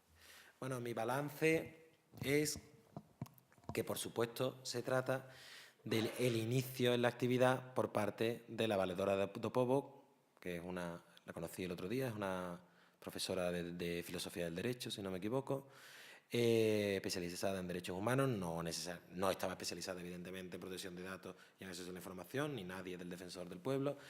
Y bueno, las resoluciones yo creo que siguen al Consejo Estatal, lo cual bueno, probablemente no esté mal para una doctrina uniforme. Unos son más correctas que las otras, vosotros podréis juzgar. Os voy a contar los casos que yo he leído, o bueno, casos o las soluciones que yo he leído. En la resolución del 8/2016 es una resolución, a mi juicio, equivocada. Se trataba de unas ayudas públicas para la realización de cursos a entidades privadas que se dedican a la formación para dar una serie de cursos, no recuerdo en qué ámbito. Se habían presentado una serie de empresas, le dieron unas subvenciones a unas, a otras no, y una de las que no se la dieron, pues pidió acceso a los expedientes y conocer también cuál era el profesorado para los cursos que habían presentado las otras empresas y su experiencia en esa materia. Claro, ahí ya había un elemento de datos personales, el nombre y el currículum de los profesores que presentaban en su oferta de formación. ¿Me seguís, verdad? Bueno, pues aquí la decisión fue errónea, a mi juicio, porque lo que hizo la Administración, creo que era la Junta, fue hacer lo que antes os he contado, dar 15 días de audiencia a estas empresas afectadas para que dijeran si daban su consentimiento o no y en qué podía afectarlos, dar el nombre de los profesores y de su currículum. Una dio su consentimiento y las otras lo denegaron. Dijeron que no, que a su juicio no debía darse esa información. Pero ya os dije antes, y es importante saberlo, que este derecho de audiencia no es un derecho de veto, es solo para que la Administración, a la hora de ponderar, tenga todos los elementos de juicio. Pues a lo mejor ha dicho esta empresa que no se debe conocer el nombre de estos profesores porque entonces va a afectar a la competencia porque le van a hacer una oferta y que ellos han dedicado esfuerzos para reclutar a través de recursos humanos a los especialistas en la materia y saber quiénes lo son. Podría haber razonado así y pensar que en este caso no se afectaba al derecho a protección de datos y al secreto comercial de la empresa. Pero no, sencillamente denegaron ese consentimiento. Pero como sabemos, no hace falta el consentimiento cuando son datos personales no especialmente protegidos. Hay que ponderar. Saber lo que piensa el afectado es solo un elemento de juicio. Sin embargo, el valedor do Pobo resolvió simplemente diciendo que como se le había pedido consentimiento y no lo habían dado, había que denegarlo. Bueno, es una aplicación errónea en este caso. Otro caso, el 7/2016. En el 7/2016 recalcó algo que ya hemos visto, y es que cuando una persona, aunque sea el denunciante, pide información pide acceder a una copia del expediente tramitado por una denuncia suya, el expediente sancionador tramitado por una denuncia suya, pues ha entendido que no tiene derecho al acceso, porque al ser datos relacionados con un expediente sancionador, hemos visto que son especialmente protegidos. Y entonces, solo con el consentimiento del afectado se podrían dar estos datos y no había tal consentimiento. En este caso, yo diría, es una aplicación correcta. En el expediente 16/2016, pues se trataba de un catedrático de la Universidad de Vigo, no sé de qué disciplina, porque no aparece el nombre, para proteger sus datos personales, que alguien había solicitado información sobre qué ayudas le habían dado para la investigación, qué ayudas públicas, qué subvenciones habían obtenido para desarrollar sus investigaciones. Y este hombre pues se oponía y decía que darle información afectaba a sus datos personales. Ya se le habían dado en este caso, entonces era una especie de reclamación más bien. Pues bien, aquí el Valedor do Pobo entendió, al igual que la Universidad de Vigo, que se trataba de datos de ayudas públicas, de en qué se invierte el dinero público, y que la propia ley de transparencia prevé que los datos de ayudas públicas, como vamos a ver de 1:30 a 2:15, que los datos de ayudas públicas se publican en el portal de transparencia. Y por tanto, que si habían sido publicados y ahí figuraban, podían haber accedido cualquiera, y él no se había opuesto a ello en su momento, no tenía ahora coherencia con que se opusiera a que se le dieran individualmente a una persona, porque figuraban tal cual en la web. Yo creo que es una resolución correcta, aunque habría que precisar, y es que, como hemos visto, los límites juegan también para la publicidad activa. Habría que decir, no está justificado porque esté en el portal de transparencia, sino porque está en el portal de transparencia y porque es una ayuda pública que no afecta a menores, que no contiene datos especialmente protegidos y, por tanto, donde debe prevalecer el conocimiento de todos de que se hace por un funcionario público con una ayuda pública. Yo diría que el razonamiento no era solo que ya estaba en la web, el razonamiento era ese. Porque si hubiera sido una ayuda pública a una persona víctima de maltrato para alquilar una vivienda, eso también es una ayuda pública, pero es un tipo de ayuda pública que no se debe publicar en el portal porque afecta a la intimidad de la persona. Así que no todas las ayudas se deben publicar. En el expediente 42/2016, pues aplicando el criterio estatal, dijo que no se debe facilitar el DNI y la firma del adjudicatario de un contrato público. En el 7/2007, a mi juicio, es muy erróneo, porque se pedían datos estadísticos sobre la actividad del Instituto Galego de Consumo. ¿Qué tipo de reclamaciones, conciliaciones, arbitraje había hecho? ¿Cuántas habían sido positivas, cuántos negativos? Y dijo que eso eran datos personales sobre el funcionamiento de la actividad pública del órgano y que había que darlos, por eso que hemos visto de que cuando se trata de datos nominativos referentes a la actividad del órgano ha de darse. Bueno, aquí el fondo es correcto, que hay que dar los datos, pero el razonamiento no, porque esos no son datos personales, son datos estadísticos, no contiene datos de personas físicas, son datos puramente estadísticos, numéricos. Y por último, en el 1/2017 era una reclamación referida a información que tenía datos personales. Era un concello, el de Lousame, no sé en qué provincia está, ¿lo sabéis?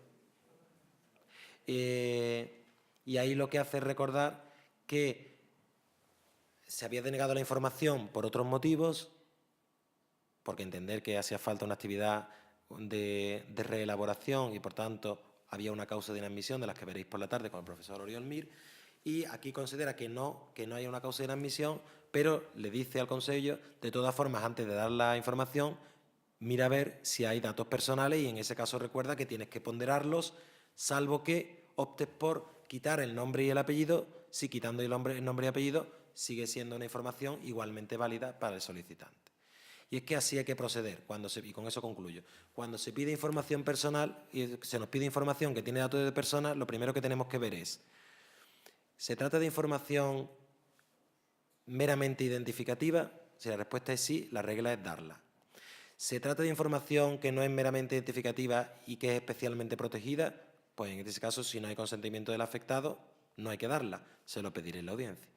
Y si no es ni una ni otra, pues lo primero que tengo que ver antes de empezar a ponderar es, bueno, a lo mejor es información que el solicitante le da igual el nombre y el apellido, como la licencia de obra que os conté, y la sabe de sobra, porque es su vecino de arriba. Lo que quiere saber es los términos de la licencia. Pues si quitando el nombre y el apellido, todo lo demás cumple, dar la información, le satisface al solicitante, pues eso es lo que hago y ya no entro en ninguna ponderación. Bueno, pues eso es lo que os quería contar sobre esta materia. Y ahora, acto y seguido, salvo el beber un vaso de agua, pasamos a la siguiente sección, tal y como estaba previsto, que es más breve, durará hasta las 2:15 y que va sobre publicidad activa. Así que respirad un poco y empezamos.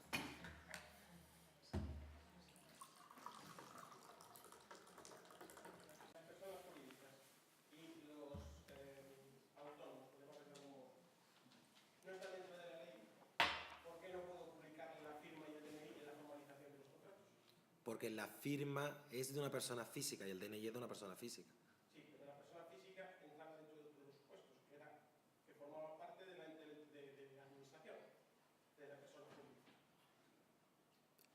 los datos meramente identificativos de personas físicas que trabajan para la Administración. Sí. Pues porque te refieres entonces por qué no puedo dar una copia con la firma de la autoridad y con su DNI, si figura en ella. Bueno, la respuesta del Consejo no es que no puedas, es precisamente que sí puedes, aunque considera una mejor práctica el eliminar la mención. ¿Y el por qué lo explica? Pues porque es una firma que no tienes solo en tu consideración de empleado público o de autoridad, sino que es el mismo número y la misma firma en tu condición de ciudadano privado. Y te puedes encontrar, y sí hay un cierto riesgo de mal funcionamiento. Entonces, ¿es necesario para el fin de la transparencia conocer la forma en que firma esa persona y su DNI? Probablemente en ningún caso. Lo que sí es necesario es que conste que esa persona es la que lo firmó. Eso es lo que cuenta, exactamente, eso es lo que cuenta. Si yo pongo un contrato formalizado sin firma, ¿podría haber cambiado las cláusulas parciales del camino? Hombre, solo que te arriesgas a un delito de prevaricación, para empezar, y que esa constancia, a lo mejor en el ayuntamiento, tiene que hacerla constar el secretario del ayuntamiento. En esos términos, claro. Y además que solo lo sugiere como buena práctica. Tu ayuntamiento puede decir, mira, esto para mí es un engorro, yo la doy y a esta autoridad le da igual, yo te digo, mi firma, yo lo digo, por ejemplo, yo me arriesgo a que la imiten, ya le pondré un pleito al imitador. O sea que es solo un criterio interpretativo, no figura en la ley. Bueno, pues como decía, lo último que vamos a ver venía una cosa de la autoridad catalana, pero ya pensé que no lo iba a dar porque creo que van a salir en la ponencia de esta tarde de Oriol Mir, porque hay un tema muy interesante que ya os he contado al inicio y es cómo se interpreta esto de los datos personales de intimidad cuando es un concejal que pide información donde hay datos personales. Pero de eso va a hablar Oriol y por eso no le quiero que... Porque de hecho son resoluciones probablemente que las dos están firmadas por él cuando estaba en el órgano catalán.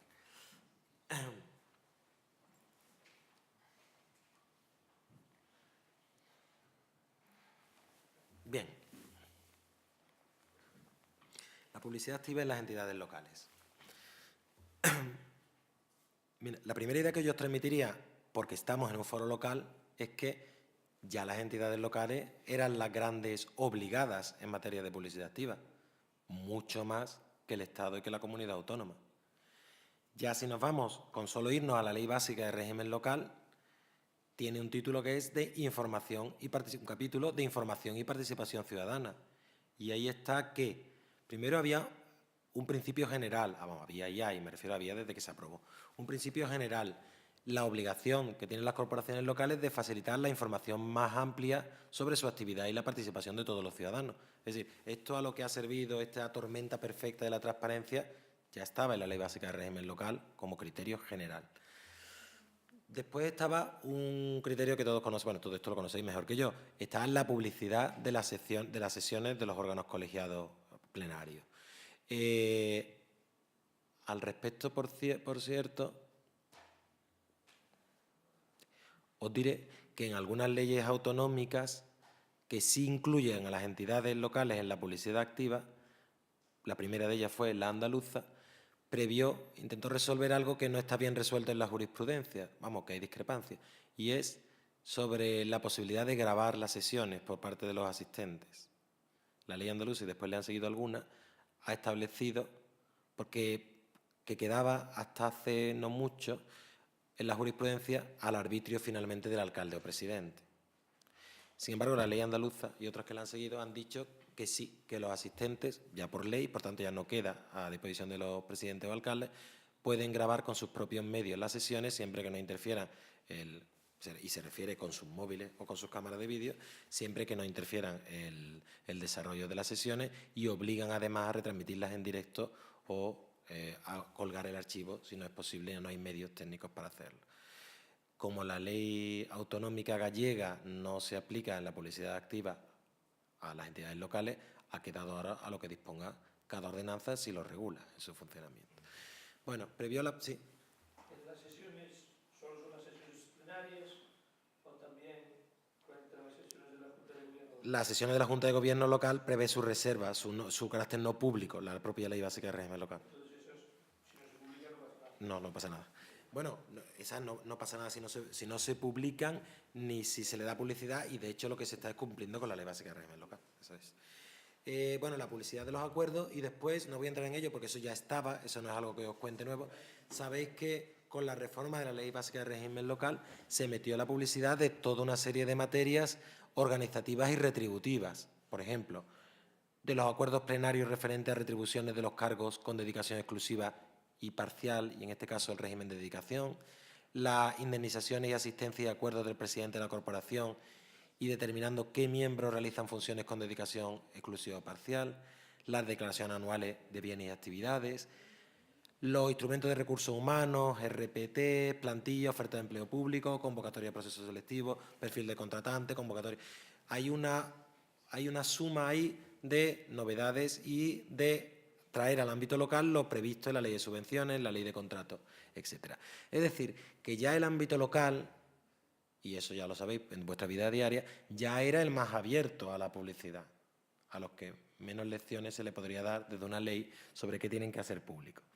A eso se ha unido que las leyes autonómicas, aunque no todas, se aplican, como hemos visto, a las entidades locales. No la vuestra, no la murciana, no la castellano-leonesa, no la riojana, pero sí la andaluza, sí la catalana, sí se aplicará en su momento, sí la valenciana, sí la, etcétera. Y a todo eso se ha unido las ordenanzas, como ahora veremos. En el caso de Galicia, además, ya nos salió en la sesión inicial, había una regulación en 2006 que, como os dije, precisamente incidía, fue absolutamente pionera, la verdad, y en ese sentido modélica, en la publicidad activa. Solo que, si nos íbamos al artículo 1 de su ámbito de aplicación, se refería de nuevo a la administración autonómica, no a la local. ¿Y qué es lo que se preveía ahí de publicar? Pues la programación anual y plurianual, la normativa en curso de aprobación, los contratos públicos, eso sí, no todos, los que eran objeto de licitación, los convenios de colaboración, las concesiones de servicio público, subvenciones y ayudas en la actividad de fomento, las retribuciones de los altos cargos de la Junta. Bueno, en 2006 eso fue muy avanzado. Otra cosa es que después se llevara de verdad a la práctica correctamente y exhaustivamente. ¿Qué ha pasado con nuestra ley? La ley que sí nos obliga a todos los que estamos aquí, a mí como parte de una universidad pública y a vosotros de una entidad local, pues que tiene un ámbito subjetivo con una cierta complejidad, así que a ver si puedo decirlo de forma que quede claro. La ley de transparencia no se aplica por igual a todos los sujetos que están en su ámbito de aplicación. Tiene 3 artículos que delimitan su ámbito de aplicación. El primero es, digamos, aquellos sujetos a los que se le aplica por entero, y en ellos ya os avanzo, están las diputaciones y los ayuntamientos. ¿Cuál es el criterio de la ley? Es un criterio que mezcla lo funcional y el control. Es decir, que allí donde hay una administración pública en sentido jurídico, un ayuntamiento, una diputación, una administración autonómica, la Administración General del Estado, pero también ahí donde hay una entidad que no es administración, pero que está controlada por una administración. Por ejemplo, una sociedad mercantil de capital 100% municipal o 60% municipal, que presta el servicio de abastecimiento de agua o de transporte urbano. Ahí también juega por entero la ley de transparencia. O a una fundación cuyo capital fundacional es también capital público.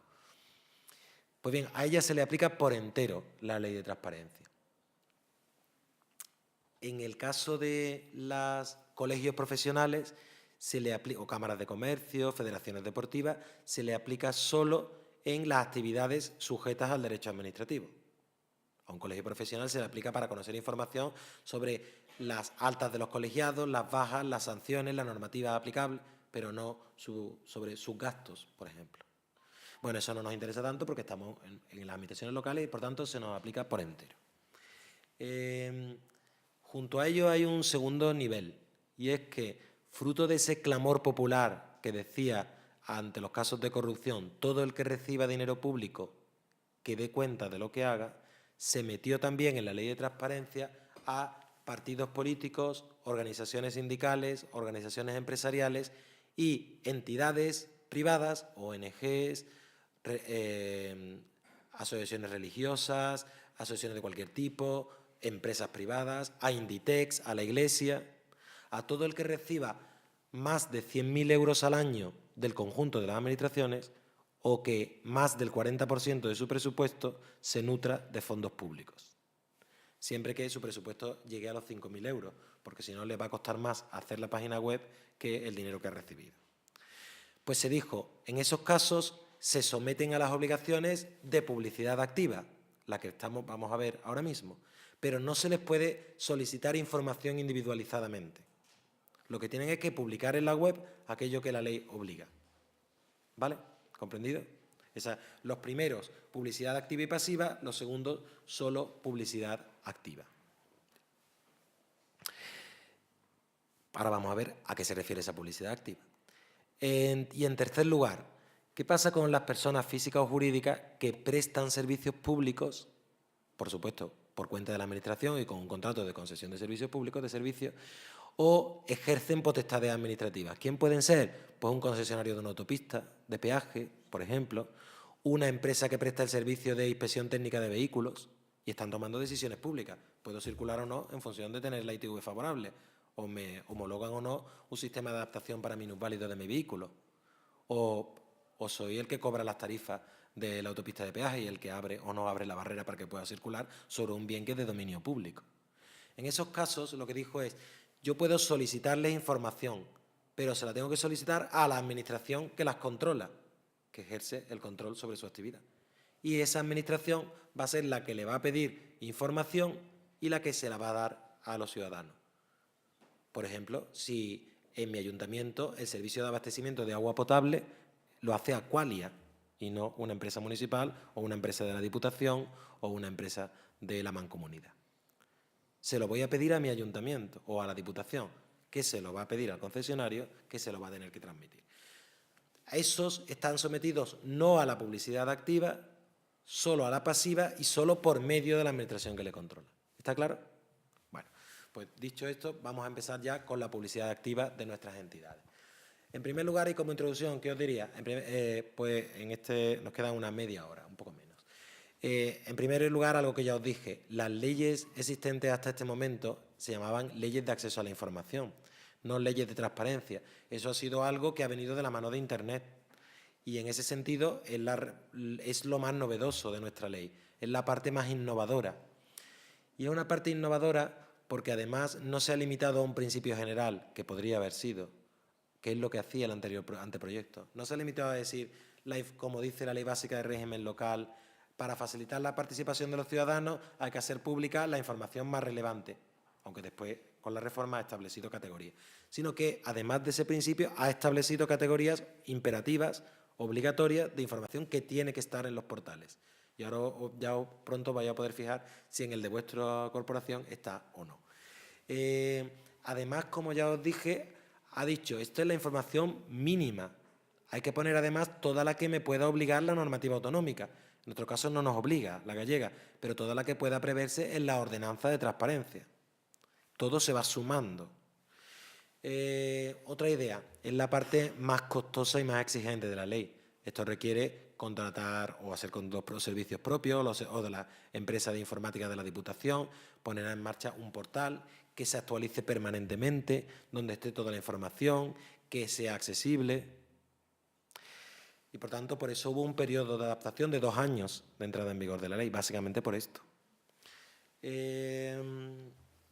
Bien, y el último flash, antes de verlo en el detalle, que nos permitan los 25 minutos que nos quedan, es que los ayuntamientos no solo están sometidos a las obligaciones estatales, a las autonómicas, que en vuestro caso no, a las de las ordenanzas que podáis haber aprobado, a las que exige la Ley Básica de Régimen Local, a la que pueda exigir la Ley de Régimen Local de la comunidad autónoma, sino que además, al igual que en las demás administraciones, tienen sobre sí el foco de las organizaciones no gubernamentales y en especial el foco de transparencia internacional, que como quizás sepáis, a los ayuntamientos más poblados de España les hace un seguimiento de sus políticas de transparencia y no se limita a ver si cumplen con todos los criterios de la normativa estatal, autonómica y local, sino que ellos mismos añaden otros criterios. Así que la cosa es bastante exigente. Bueno, sin más, ¿qué dice la ley estatal? Pues establece unos principios generales y unas categorías de información sometidas imperativamente a publicidad. ¿Cuáles son los criterios generales? Pues en primer lugar, que la publicación de la información ha de hacerse de forma periódica y actualizada. Y tiene que ser la información que sea más relevante para garantizar la transparencia relacionada con el funcionamiento y el control de la actividad pública. Si se quedara ahí, sería un buen principio, pero difícil de controlar. Porque cada ayuntamiento diría, es que yo considero que publicar la RPT, eso no es realmente relevante para la transparencia. O yo considero que publicar la lista de mis bienes inmuebles, eso me interesa a mí para mi gestión patrimonial, pero no a los ciudadanos. Pero es que ahora la ley y las ordenanzas va a decir cuál ellos, nuestros representantes que aprueban la ordenanza porque los hemos elegido en las elecciones locales, o nuestros representantes que aprobaron la ley de transparencia porque lo elegimos al Congreso de los Diputados y al Senado, han estimado que son más importantes. Así que ha eliminado una gran parte de la discrecionalidad administrativa que hubiera habido si no. En segundo lugar, algo que ya os he dicho, son de aplicación los límites generales. Así que aunque la ley diga, como vamos a ver, que hay que publicar las ayudas, todas, si esa ayuda es a un menor porque es una beca o es a una persona víctima de maltrato, en la ponderación que hemos estudiado en la ponencia anterior, llevará a pensar que esas ayudas no se publican con nombre y apellido. En tercer lugar, ¿dónde se publica? Pues dice la ley que hay que publicar en las correspondientes sedes electrónicas o páginas web. ¿Por qué no dice solo sedes electrónicas? Pues porque tuvo en cuenta que no todas las administraciones tenían sedes electrónicas cuando se aprobó y que no todos los obligados son administraciones. Y de una manera clara, estructurada, entendible, con mecanismos que me permitan con buscadores acceder a lo que busco, etc. Cuarto criterio general. ¿Y qué pasa si no lo cumplo? Pues lo que dice la ley estatal es muy poco. Solo dice que el incumplimiento reiterado de las obligaciones de poner en el portal de transparencia aquellas materias que prevé la ley se considerará infracción grave a los efectos de aplicar el régimen disciplinario de los funcionarios, las sanciones asociadas a una infracción grave. Claro, eso es muy incompleto, porque, bueno, ¿y si no es reiterado, sino solo singular? Entonces no es exigible nada.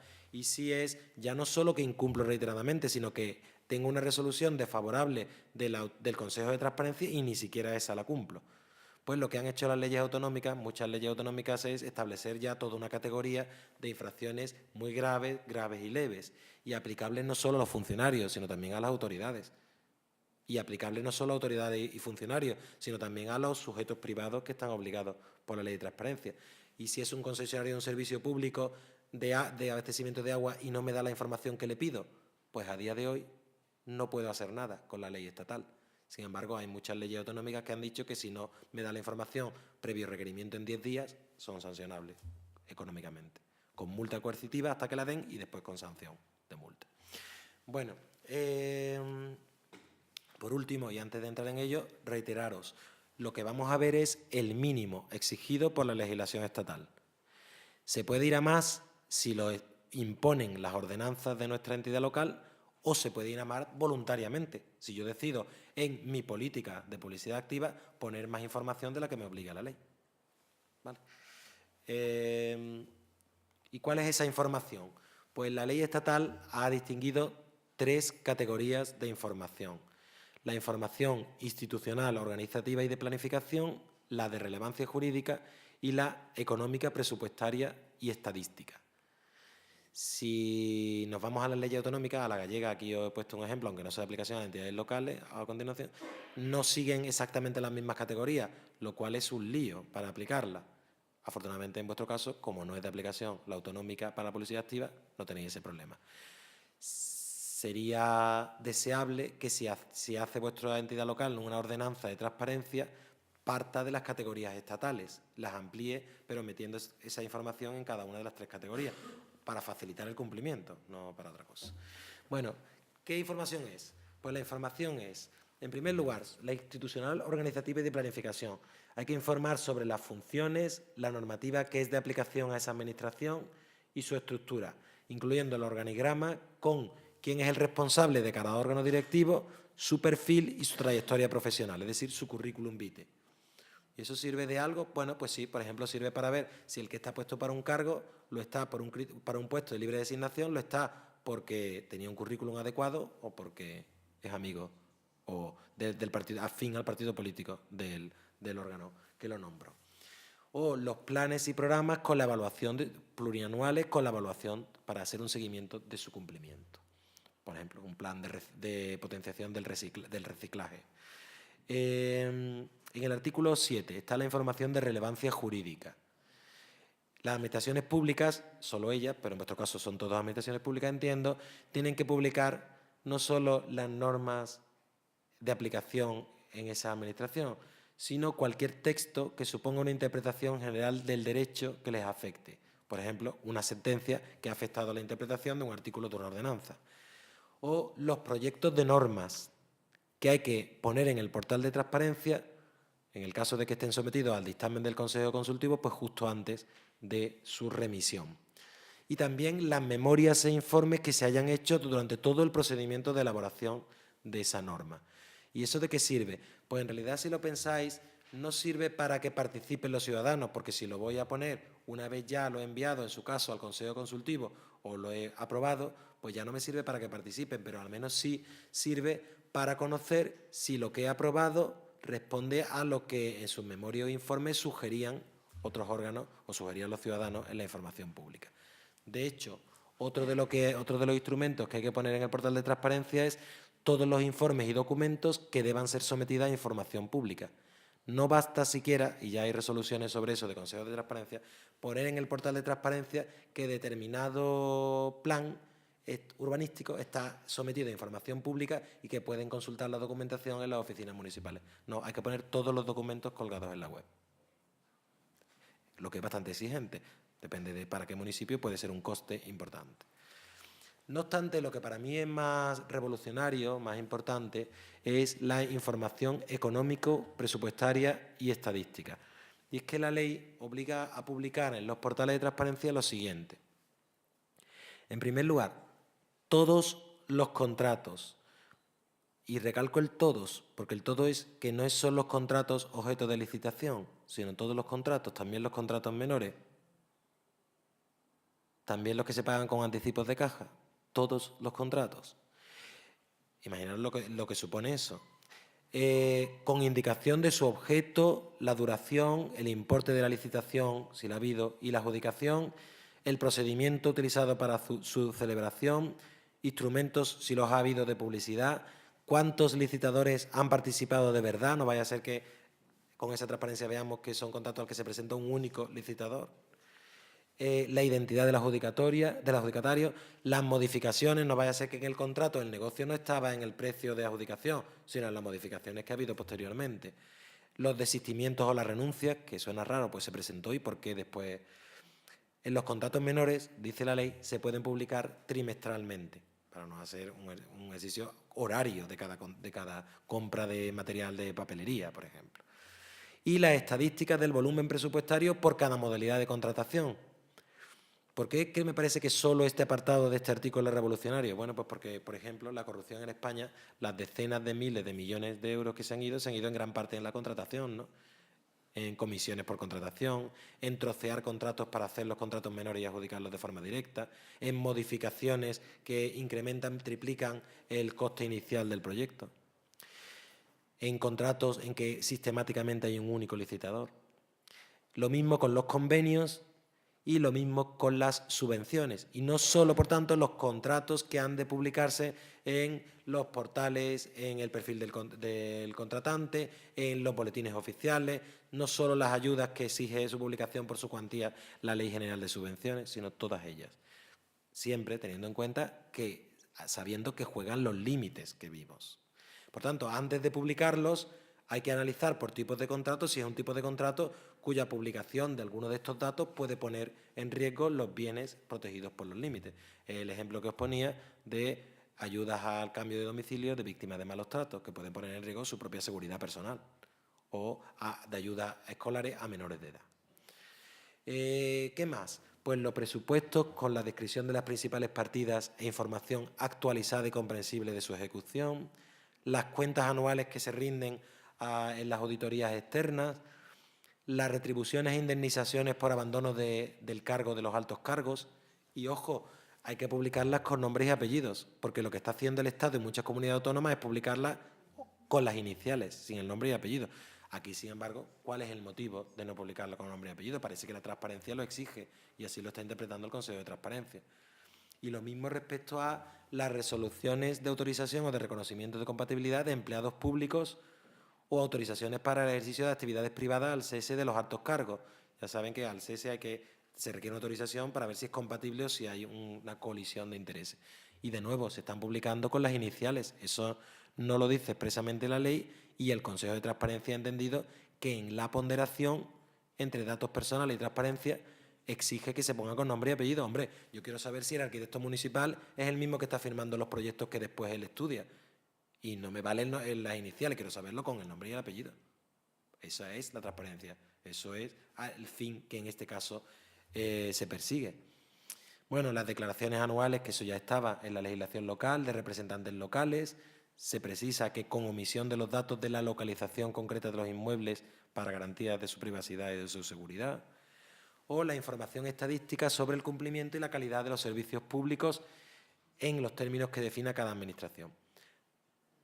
Para el caso de las administraciones públicas, también les obliga a hacer público el inventario de bienes referido a los bienes inmobiliarios. Bueno, yo creo que no está mal para hacer solo las obligaciones básicas que se unen a toda la que exija la legislación local, en vuestro caso, y las ordenanzas. Aquí tenéis una proyección inicial, la carátula. Si os metéis en portal de transparencia, pues este es el del Estado, dividido ahí en esas categorías. Si vais entrando, encontráis un árbol y encontráis un buscador también para localizar. ¿Es verdad esto de Forges de que hay muchos datos pero nada relevante? Yo creo que no, que es una exageración humorística. No vamos a explorarlo porque en explorar portales nos llevaríamos la mañana entera, pero para hacernos una idea, en la pausa he estado mirando, bueno, pues aquí tenéis el portal de transparencia de la Diputación de Lugo. Si entramos en publicidad activa, pues aquí tenéis información institucional, organizativa y planificación, jurídica y económica, al que le he añadido, para cumplir con previsiones de la legislación sectorial, sobre urbanismo, ordenación del territorio. La de contratación está desgajada de la económica, supongo que por su importancia, y después también hay una alusión a transparencia internacional y a los índices de transparencia. Ese control desde las ONG privadas, que os digo, y nos va a salir ahora, voy a aludir a ello, es bastante relevante, mueve mucho impulso político, porque ningún ayuntamiento y ninguna diputación quiere estar en el furgón de cola de esos análisis que hace Transparencia Internacional, y todas quieren estar en la delantera, y cuando lo están, pues lo proclaman o lo publicitan. Aquí tenéis, por ejemplo, en los indicadores, pues parece que tiene una valoración la más alta la Diputación de Lugo. Transparencia Internacional, vamos a ver qué sale el enlace con Transparencia, que es el que lleva a cabo esos índices. Bueno, esos son los portales de transparencia. No tiene mucho sentido que yo bucee porque vamos a perder los 12 minutos que tenemos. Ahí, en unos con más facilidad, en otros con menos facilidad, se encuentran esas informaciones. ¿Qué se está cociendo ahora en materia de publicidad activa, aunque sea brevemente? Pues, en primer lugar, el Consejo de Transparencia Estatal está, junto con la Agencia para la Evaluación y Calidad de las Políticas Públicas, está llevando a cabo una aplicación informática, parece que bastante compleja, que le permita a todas las entidades que quieran, porque lo va a acceder gratuitamente, autoevaluar qué publicidad tienen en sus portales y facilitar una homologación en la forma de publicar cada tipo de información. Es el llamado proyecto MESTA. También ella misma ha hecho evaluaciones de publicidad activa, no la ha hecho todavía generales a la Administración, porque, si os digo la verdad, no tiene medios personales para hacerlo, para evaluar a todos los ministerios, a todos los organismos públicos, a todas las sociedades estatales, etcétera, etcétera, pero lo ha hecho con aquellas entidades como el Consejo General del Poder Judicial, el Tribunal Constitucional, etcétera, que están sometidas a la Ley de Transparencia solo para las actividades materialmente administrativas, personal, bienes y contratación, básicamente. Y bueno, de ese ranking que ha copiado de la Transparencia Internacional, esto de hacer ranking y numerar del 1 al 10, pues sus conclusiones son que hay un cumplimiento elevado de las obligaciones de publicidad activa, un 8,5 sobre 10, que en general hay facilidad para acceder a la información. Solo 2 de los organismos exigen para pedir información firma electrónica, los demás permiten accederlo, pero un formulario poniendo nombre y apellido, y que hay un avance en cumplimiento voluntario de publicidad activa, es decir, añadir más información a la que obliga la ley. Uno de los proyectos que lleva a cabo ahora es potenciar las denuncias por parte de ONG, dado que no tiene medios para controlar todos los portales, a actuar previa denuncia de ONG especializadas en este monitoreo. Ha dictado un criterio interpretativo que nos es de aplicación, que nos es de mucho interés, dado que el Valedor do Pobo está siguiendo los criterios interpretativos del Estado. Y es, ¿qué ocurre cuando un ciudadano nos pide una información que está ya publicada en el portal de transparencia? Lo que ocurre con bastante frecuencia. ¿Puedo no darle contestación? ¿Puedo contestarle diciéndole está publicado ya en el portal de transparencia y no voy a seguir gastando recursos humanos y de tiempo y coste económico en notificar? ¿O cómo ha de actuar? Pues lo que recuerda el Consejo Estatal es que la publicidad activa es una obligación y, por tanto, una obligación que se suma a la de dar respuesta a las demandas, a las solicitudes de acceso a la información que se puedan formular. Por tanto, que esté publicado en el portal no me exime de la obligación de dar respuesta individualizada a las solicitudes. Recuerda también que relacionarse por medios electrónicos por el ciudadano con la Administración no es una obligación para los ciudadanos de a pie, sino es algo voluntario. Y, por tanto, me pueden formular la solicitud en papel o a través del portal y pueden elegir como medio de recibir la información el papel o una copia transmitida por correo electrónico. Y, por tanto, no puede servir el que la información esté en el portal para restringirle este derecho a acceder en el medio que para ello es factible acceder a la información previa solicitud. Y, por tanto, si la información está colgada en los portales de transparencia, lo que el Consejo Estatal transmite como criterio interpretativo es que lo que debe hacer la Administración es sí puede limitarse a indicarle que está en el portal de transparencia, pero tiene que hacer transmitiéndole el link concreto, la dirección concreta en que está esa información. No, genéricamente lo podrá encontrar en el portal de transparencia. Y además solo puede hacerlo si la solicitud la formuló por medios electrónicos, porque ya eso le hace presumir que podrá acceder también por medios electrónicos a través de Internet a esa información. Si no lo hizo así, no cabe responderle ni siquiera con el enlace preciso, lo cual, en el caso de muchos de los vecinos para los que trabajan en vuestros ayuntamientos, pues es de interés, porque no todos ellos tienen acceso a medios electrónicos con el que relacionarse. ¿Qué ha dicho la ley gallega sobre publicidad activa?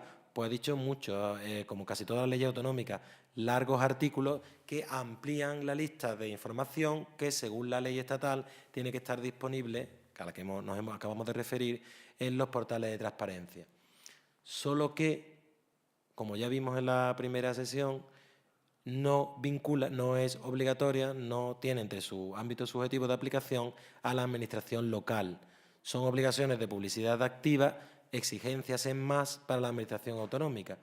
Así que, bueno, me he limitado para que nos hagamos una idea a poneros las categorías de información. Unas son las mismas que las estatales, la institucional, organizativa o de planificación, y otras, o la de relevancia jurídica, y otras no, son desgloses. Fijaros, en la institucional, pues toda la estatal, pero también se han incluido la relación de órganos colegiados, las delegaciones de competencias, los códigos éticos que se puedan aprobar, las agendas, con quién se reúnen, o en la de relevancia jurídica se han incluido los procedimientos en tramitación, o en la de personal, las RPT, etc. Toda una suerte de categorías, hasta el número de 13, que en unos casos coinciden con las estatales, pero las amplían, y en otros casos son informaciones que no están en los artículos 6, 7 y 8 de la ley estatal. En el ámbito local, como ya os avancé, y ya estamos terminando, la Federación Española de Municipios y Provincias, de una forma bastante pronta, en el 2014, elaboró una ordenanza tipo, que pretende, por tanto, servir de guía o de modelo para los ayuntamientos que quieran aprobar su propia ordenanza o para las diputaciones que quieran hacerlo. Claro, teniendo en cuenta que después de la ley estatal y de la ordenanza tipo se han aprobado casi todas las comunidades autónomas han aprobado leyes de transparencia y ya no pocos ayuntamientos y diputaciones han aprobado ordenanzas, en muchos casos esa ordenanza tipo se ha quedado corta.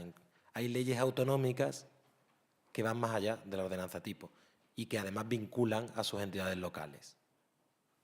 Pero no es el caso, como hemos visto, de la ley gallega. Y, por tanto, la ordenanza tipo, si vuestra entidad local decide embarcarse en esto de hacer una ordenanza cuyo principal objetivo será la regulación en el orden de las competencias internas y la regulación de materia sometida a publicidad activa, pues lo que tiene que partir es de la normativa estatal, de la normativa básica estatal, local y de la de desarrollo que se haya podido aprobar, de la normativa sectorial en urbanismo o en medio ambiente y con eso intentar, a ver si se le ocurre, hacer una aportación más, en su caso, de información sometida a publicidad activa. Yo creo que una cosa valiosa de la ordenanza tipo, porque no está ni en la ley estatal ni en muchas leyes autonómicas, es algo práctico y es durante qué periodo ha de publicarse en el portal de transparencia la información. ¿Para siempre? ¿Cuánto tiempo se mantiene la información? Y aquí la ordenanza tipo pues sugiere que para la información sobre contratos, convenios y subvenciones, pues mientras persistan las obligaciones derivadas de los mismos y al menos 2 años desde que se cesen. Para la económica, financiera y presupuestaria, convenios, contratos, etcétera, pues 5 años desde que fue generada. Y para la medioambiental y urbanística, mientras mantenga su vigencia y al menos 5 años desde su cese. Las demás, pues por ejemplo, declaraciones de compatibilidad para ejercicio de actividades privadas, pues mientras mantenga su vigencia. Bueno, es un modelo, no es evidentemente una obligación. Por último, y como ya os avancé, deciros, la publicidad activa, el gran revulsivo, yo diría, no ha sido la ley, vino antes y fue la acción de Transparencia Internacional de esta ONG que desde mediados de la década 2000-2010 comenzó, entre otras labores, y como labor principal, a hacer sus rankings de transparencia, sus índices de transparencia. Lo elabora para todas las comunidades autónomas y lo elabora también para los 110 mayores ayuntamientos por población de España desde 2008. Ha hecho también otros, incluso transparencia de clubes de fútbol o de parlamento. La edición de este año ha variado un tanto su forma de valoración y es que antes puntuaba en código binario 0 si no publicabas las categorías de información que ella misma ha establecido, son categorías a nivel mundial de esta organización, y 1 si la publicabas. Pero claro, se encontraba con que hay veces que se publica la información, aunque no toda, no completa, y ahora ha introducido el 0,5. Distingue 6 áreas de transparencia, que no son las mismas, como ya podéis ver, de las categorías estatales, lo cual nos complica, como ayuntamiento, como diputación, nos complica la labor, porque queremos cumplir con lo que nos obliga la ley estatal, en el caso de otras comunidades autónomas, con lo que nos obliga la ley autonómica, con lo que nos obliga la ley de régimen local, pero también queremos cumplir con Transparencia Internacional, porque a día de hoy, en el ranking que vamos a aparecer, no es en el ranking de cumplimiento de lo público, sino en el ranking de cumplimiento de lo privado, por decirlo así, evaluado por una entidad privada como es Transparencia Internacional. Y esas son las 6 áreas de transparencia. Transparencia activa, información sobre la propia corporación, página web, relaciones con los ciudadanos y la sociedad, económico-financiera, contrataciones, convenios, subvenciones y costes de los servicios, urbanismo, obras públicas y medio ambiente, y estadísticas sobre el propio ejercicio del derecho de acceso a la información. ¿Cuántas solicitudes recibo? ¿Cuál es el plazo medio de respuesta? ¿Cuántas son denegadas? ¿Cuántas son estimadas, desestimadas o estimadas parcialmente? ¿Cuántas son recurridas? Por eso, si lo acabamos de ver en la propia página de la Diputación de Lugo, cuando vimos las categorías, las primeras eran como las estatales y otras responden a la propia Transparencia Internacional. Hemos visto hasta el enlace a Transparencia Internacional y al índice. Por eso, porque se quiere cumplir pues con todo, con lo obligado legalmente, pero también con lo evaluado y publicitado por una organización como Transparencia Internacional. Lo cierto es que se ha revelado como muy eficaz y todos los años, pues si seguís las noticias locales en este caso, pues veréis que cuando se publica, pues forma ciertos revuelos y sobre todo los ayuntamientos que quedan los primeros, pues lo publicitan con mucho interés. Y eso es todo para cumplir con el tiempo que se me ha asignado y muchísimas gracias a todos.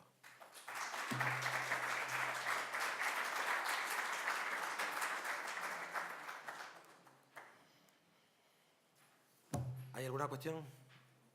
Bueno, pues ya sabéis, se reanuda a las 4:30. Tenemos aquí ya al ponente de la tarde, al profesor Oriol Mir, y hasta la próxima.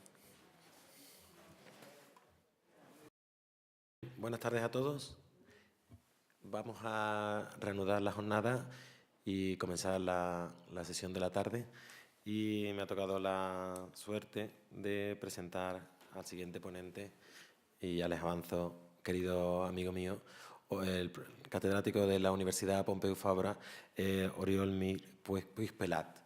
Yo voy a ser muy breve en la presentación porque lo que estáis aquí es para escucharlo a él. Y bueno, solo deciros que él, al igual que yo, pues decidimos hacer carrera en la universidad y dedicarnos al derecho administrativo, y él lo hizo en la Universidad de Barcelona y recientemente pues ha pasado a formar parte de la Universidad Pompeu Fabra. Además no se ha dedicado solo a la universidad, sino que tiene una trayectoria muy interesante que yo creo que es muy reveladora de su implicación social y de sus intereses. Ha sido responsable de estudios de la Comisión Jurídica Asesora, que es el equivalente al Consejo Consultivo Autonómico, y algo que para nosotros, para esta tarde, es aún más relevante, y es que ha sido hasta hace pocas semanas uno de los 5 miembros de la Comisión de Garantía del Derecho de Acceso a la Información de Cataluña, que es el órgano independiente que hace las funciones de Consejo de Transparencia en el ámbito autonómico catalán, que tiene la peculiaridad que se encarga de las reclamaciones, mientras que la publicidad activa, su control pues se encomendó, si no me equivoco, al defensor del pueblo, al síndic de Greuges, y por tanto que ha tenido un observatorio privilegiado y único de ver cómo se desarrollaban desde esos primeros tiempos de aplicación de la ley catalana, pues cuáles eran las reclamaciones que entraban, cómo se aplican los límites, sus primeras definiciones. Ya vimos que los límites dejan un amplio margen a la interpretación y, por tanto, precisan de una labor jurídica fina de ponderación. Bueno, ha sido, yo diría, el alma mater, pero desde luego uno de los grandes, una de las personas que más ha contribuido dentro de esa comisión a generar la primera doctrina, de la que después, durante décadas, si sigue estos organismos, que yo creo que sí, operando, pues van a ir aplicando a casos concretos, habrá alguna reconducción, pero que van a partir de la doctrina que se ha fijado en esos primeros tiempos. Por eso ha sido una suerte que contaran, es mi sincera opinión, y que no viene de la amistad, que contaran con un jurista tan fino como Oriol Mir.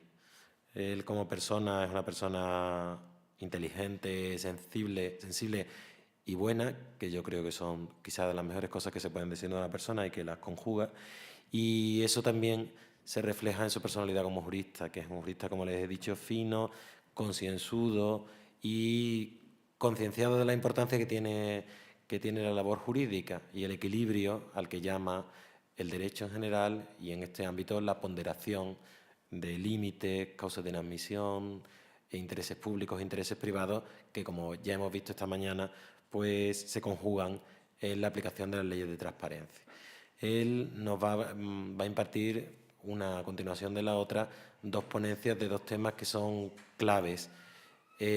Uno de ellos es el derecho de acceso en la segunda, no en la vertiente ya de la publicidad activa que hemos visto al final de la mañana, sino en la vertiente más tradicional de las solicitudes que puede hacer cualquier ciudadano sobre cualquier información en poder de la Administración. En nuestro caso, no solo son administraciones, como ya hemos dicho por la mañana, pero de la Administración en nuestro caso, y cuál es la tramitación que se les da a ellos, que se considera información, si todas las solicitudes hay que admitirlas o hay causas de inadmisión, cuál es el procedimiento, qué valor tienen las resoluciones, qué ocurre si no se resuelve y el sentido del silencio, cuál es el plazo para hacerlo, cuáles son las garantías de reclamación que tienen los ciudadanos.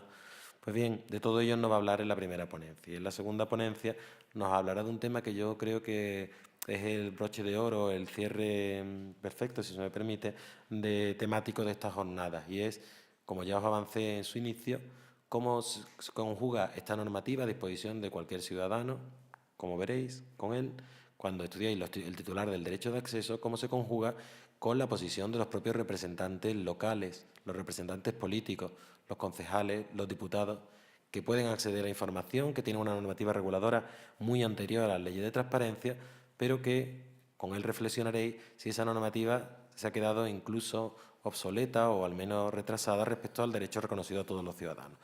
¿Qué normativa es de aplicación prevalente? Y si la garantía de los consejos de transparencia también les llega a ellos y por tanto pueden reclamar ante los mismos. Os avanzo que yo creo que sé cuáles son sus posiciones al respecto, en todo caso sé las posiciones del órgano de la Comisión de Garantía del Derecho de Acceso que él tan brillantemente, que ha formado parte tan brillantemente. Y ya también os avanzo que comparto plenamente. Así que sin más os dejo con él y nosotros nos veremos de nuevo al final de la jornada para clausurar.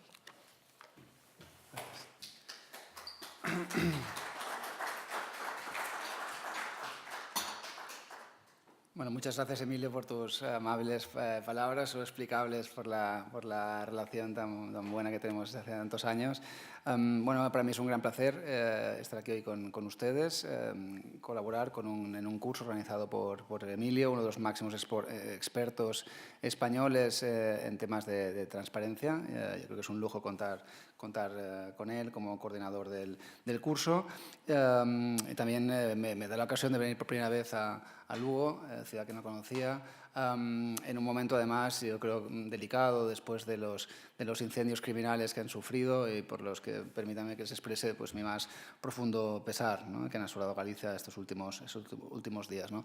También me gusta estar aquí porque creo que de esta forma también contribuyo a difundir y a que se dar a conocer la nueva regulación de la transparencia, ¿no?, que es una regulación importante, yo creo, dar a conocer, digo, entre los entes locales que son sujetos clave, ¿no?, para la adecuada implementación de dicha normativa. Como decía Emilio, en mi intervención, a ver si este es el botón correcto, aquí. Tendrá un doble objeto. En primer lugar, me ocuparé más extensamente del derecho de acceso de los ciudadanos a información pública. Concretamente me centraré en los aspectos que no ha explicado ya Emilio esta mañana, es decir, me centraré en el tema de los sujetos tanto activos como pasivos, del derecho a acceso a información pública, sobre el tema del procedimiento que debe tramitarse para poder dar acceso a información pública y sobre el tema de las garantías, ¿no? Y luego, a continuación, en lo que ocupará solamente menos de la mitad de la exposición, explicaré el segundo gran tema que ha apuntado, que es el derecho específico de acceso a información de los electos locales, ¿no? Por tanto, no me ocuparé de publicidad activa, ya he explicado esta mañana Emilio Guixot, ni tampoco de los límites al derecho de acceso, también explicado, seguro que fantásticamente, por Emilio. Bien, también teniendo en cuenta el formato de estas jornadas, no duden en interrumpirme con preguntas que puedan tener. De hecho, estoy dudando si levantarme y hacer la intervención de pie. Es decir, que no duden en interrumpirme y hacer las preguntas que consideren oportunas, ¿no? Bien, aquí a modo introductorio, déjenme recordar algunas ideas que seguramente ya ha apuntado esta mañana Emilio, pero que no está de más enfatizar, ¿no? Es decir, tener en cuenta, aquí para entender esta materia hay que partir de un cambio de paradigma que se ha producido.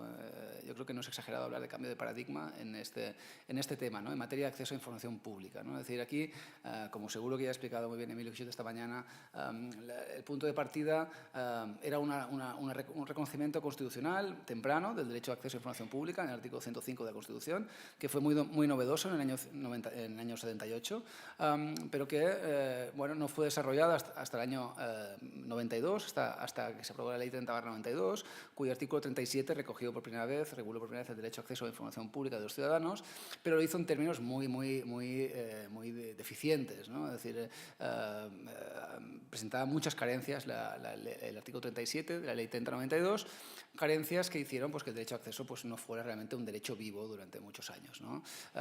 Fue un precepto criticado unánimemente por la doctrina y que de hecho pasó incluso desapercibido para los medios de comunicación, que son o deben ser actores fundamentales en el ejercicio del derecho de acceso a información pública, ¿no?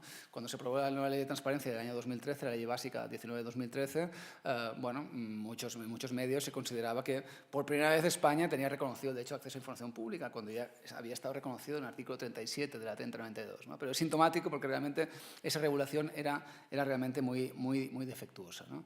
Entonces, con la nueva ley del 2013, pues como digo, se da fruto de la tormenta perfecta, que también explica siempre Emilio Guixot, fruto de la crisis económica y de los escándalos de corrupción, la proliferación de escándalos de corrupción que propició también esa crisis. Hubo por fin, España aprobó una ley moderna de transparencia que reconoció el derecho de acceso en unos términos que no tienen nada que envidiar a los previstos en otros países de nuestro entorno y que se ajustan perfectamente al estándar en la materia, que es el convenio del Consejo de Europa del año 2009 de acceso a documentos públicos, ¿no?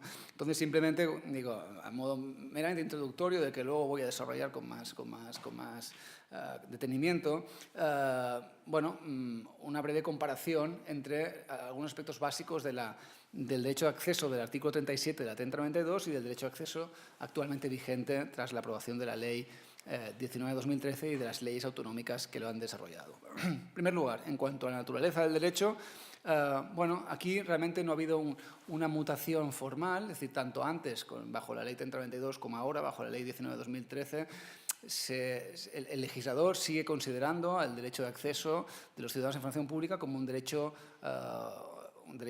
constitucional, pero no fundamental, es decir, un derecho constitucional de configuración legal. Y esto se percibe pues, en el simple hecho pues, de que la Ley 19-2013 no es una ley orgánica, sino que es una ley ordinaria. Pero, a diferencia de lo que sucedió cuando se aprobó la Ley 3092, durante los debates, durante la tramitación parlamentaria de la Ley del 2013, hubo un debate muy intenso sobre si realmente el derecho de acceso a información pública no debía ser concebido como un auténtico derecho fundamental.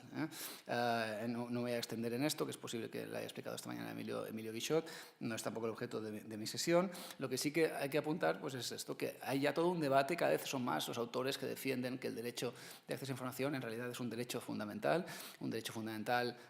que forma parte concretamente de la libertad de información, del artículo 20, 1D de la Constitución, y que además ahora pues, tiene como argumento jurídico, digamos, a favor de dicha calificación, pues el hecho de que el Tribunal Europeo de Derechos Humanos cada vez con más claridad pues, afirme que el derecho a acceso a información pública forma parte del derecho fundamental a la libertad a recibir informaciones, ¿no? Recientemente, la sentencia del 8 de noviembre del 2016, en un caso contra Hungría, ahí sí que lo dijo ya con mucha claridad y con mucha extensión, ¿no? Entonces, como saben, los derechos fundamentales en España deben interpretarse según el artículo 10.2 de la Constitución a la luz de los tratados internacionales suscritos por España, y esa interpretación tan clara del Tribunal de Derechos Humanos realmente va a ir forzando cada vez más la calificación del derecho también como derecho fundamental, ¿no? Bueno, en un trabajo que saldrá publicado a finales de año en la revista catalana de Derecho Público, que estará también naturalmente en castellano, también pongo de manifiesto de todas maneras que esta es una discusión que es más teórica que real. Realmente no es, pienso que es, pese a la importancia que tiene, ¿no?, a calificar el derecho como derecho fundamental, en realidad es una cuestión que en la práctica no está teniendo, creo, especial relevancia en el juicio ponderativo que hay que hacer a la hora de decidir si se da acceso o no a una información, cuando se tiene que ponderar el derecho a acceso con otros derechos como señaladamente el derecho fundamental, este sí, sin duda, a la protección de datos personales, el hecho de que uno sea fundamental y el otro no está teniendo, al menos en la doctrina de las autoridades de garantía de derecho a acceso, no está teniendo una especial importancia, no está haciendo que prevalezca, en todo caso, el derecho de protección de datos frente al derecho de acceso, ¿no? Y, de hecho, como explico en ese trabajo, incluso, paradójicamente, el hecho de que no se le califique como derecho fundamental también posibilita que tenga un alcance aún mayor el derecho de acceso que tendría si fuera fundamental, ¿no? Bueno, esto en cuanto a primer aspecto sobre la naturaleza del derecho. En cuanto al objeto, aquí sí que hay una diferencia fundamental entre lo que era el artículo 37 de la Atenta 92 y el derecho de acceso actualmente vigente. La Atenta 92 solo permitía acceder a registros administrativos y a documentos que además tenían que formar parte de un expediente administrativo y que además debía tratarse de expedientes finalizados en el momento en que se quería acceder a dicha información. Y además, el solicitante tenía que identificar los concretos documentos a los que quería acceder, ¿no? Mientras que ahora, como veremos luego, el objeto del derecho de acceso es la información pública, el concepto de información pública, que es un concepto muchísimo más amplio que el de documento integrante de un expediente ya finalizado. Luego volveré sobre esta cuestión porque es muy importante y significa, bueno, es uno de los primeros elementos que explica este cambio de paradigma que se ha producido en esta materia y esta expansión enorme que ha tenido el derecho de acceso a información pública. Luego volveré sobre este tema, pero ya vale la pena identificarlo. El objeto ha cambiado radicalmente antes y ahora. En tercer lugar, en cuanto a sujetos, bajo la Atenta 92, el derecho a acceso se predicaba solo respecto de los documentos que tenían las administraciones públicas, en sentido estricto, ¿no? Las administraciones sujetas, digamos, al ámbito de aplicación de la 3092, mientras que ahora, como veremos después, se ha ampliado enormemente el abanico de sujetos obligados.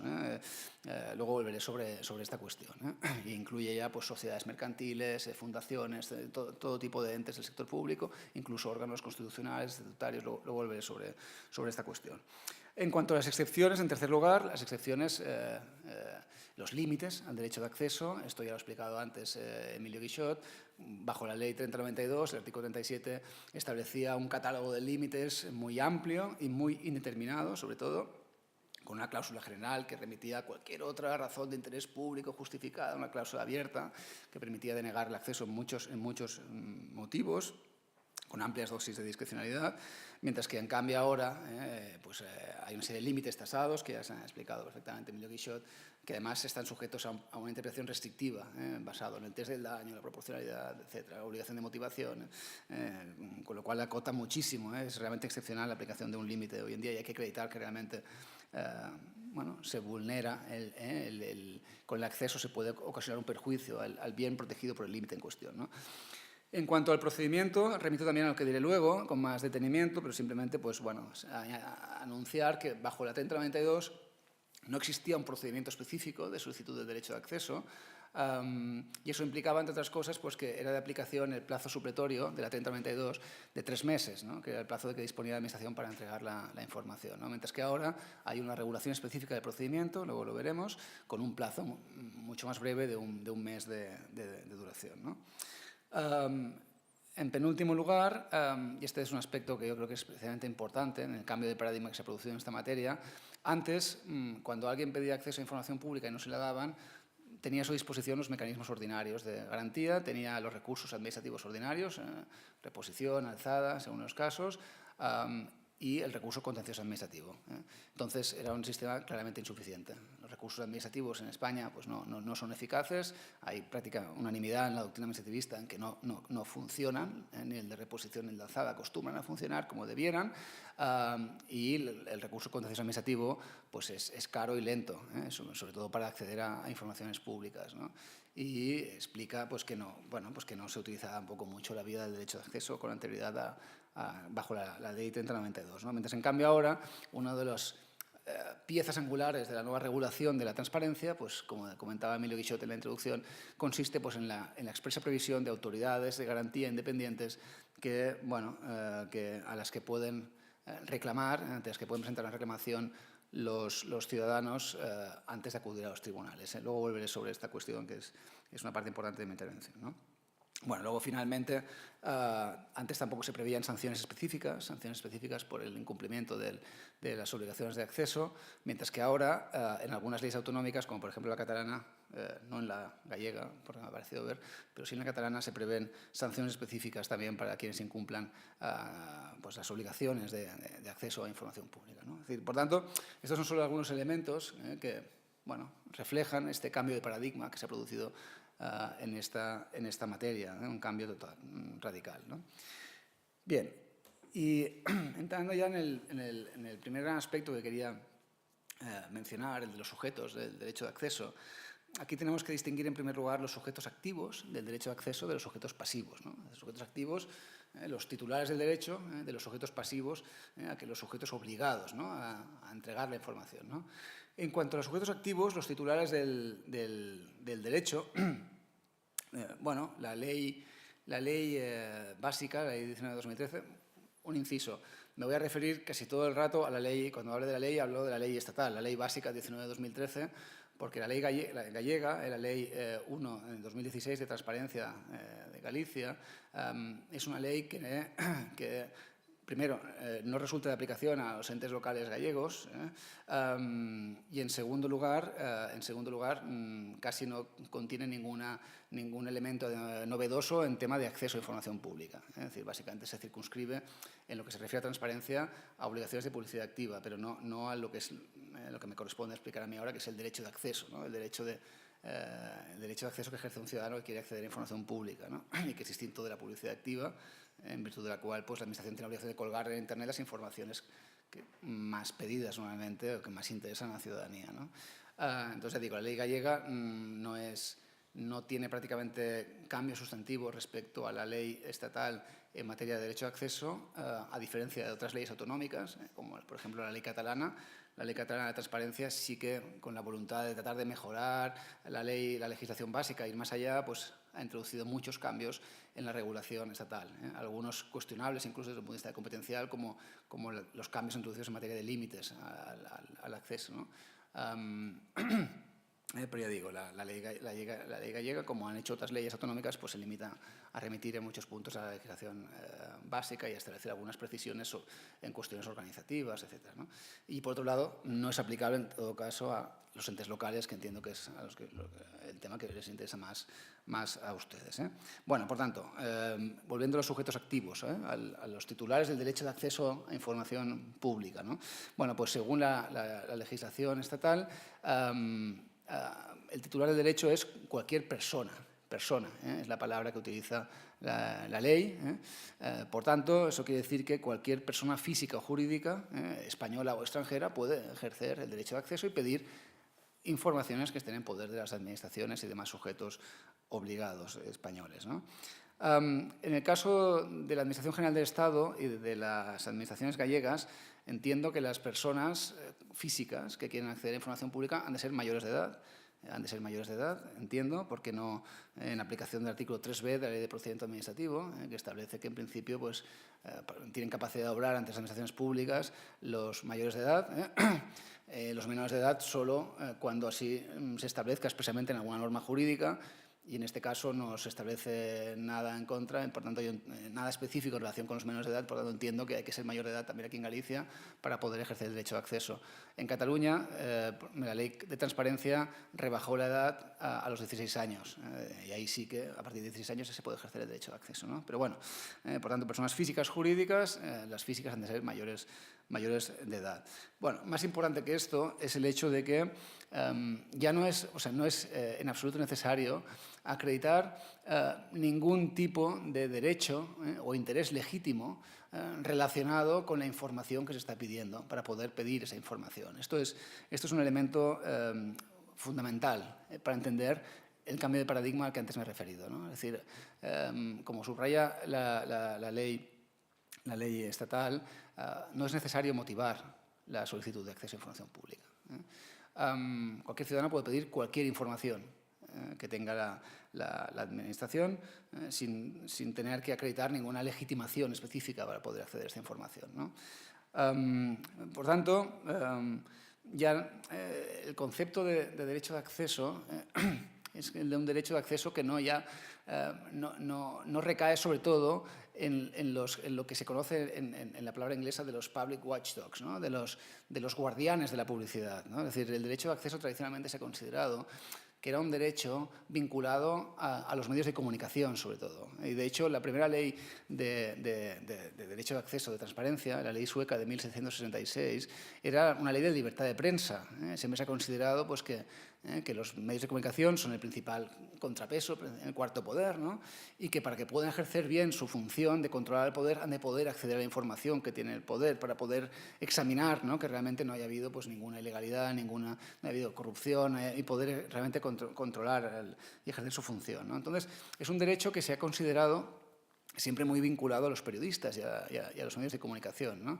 A lo que se llaman public watchdogs, ¿no?, en la expresión anglosajona, ¿no?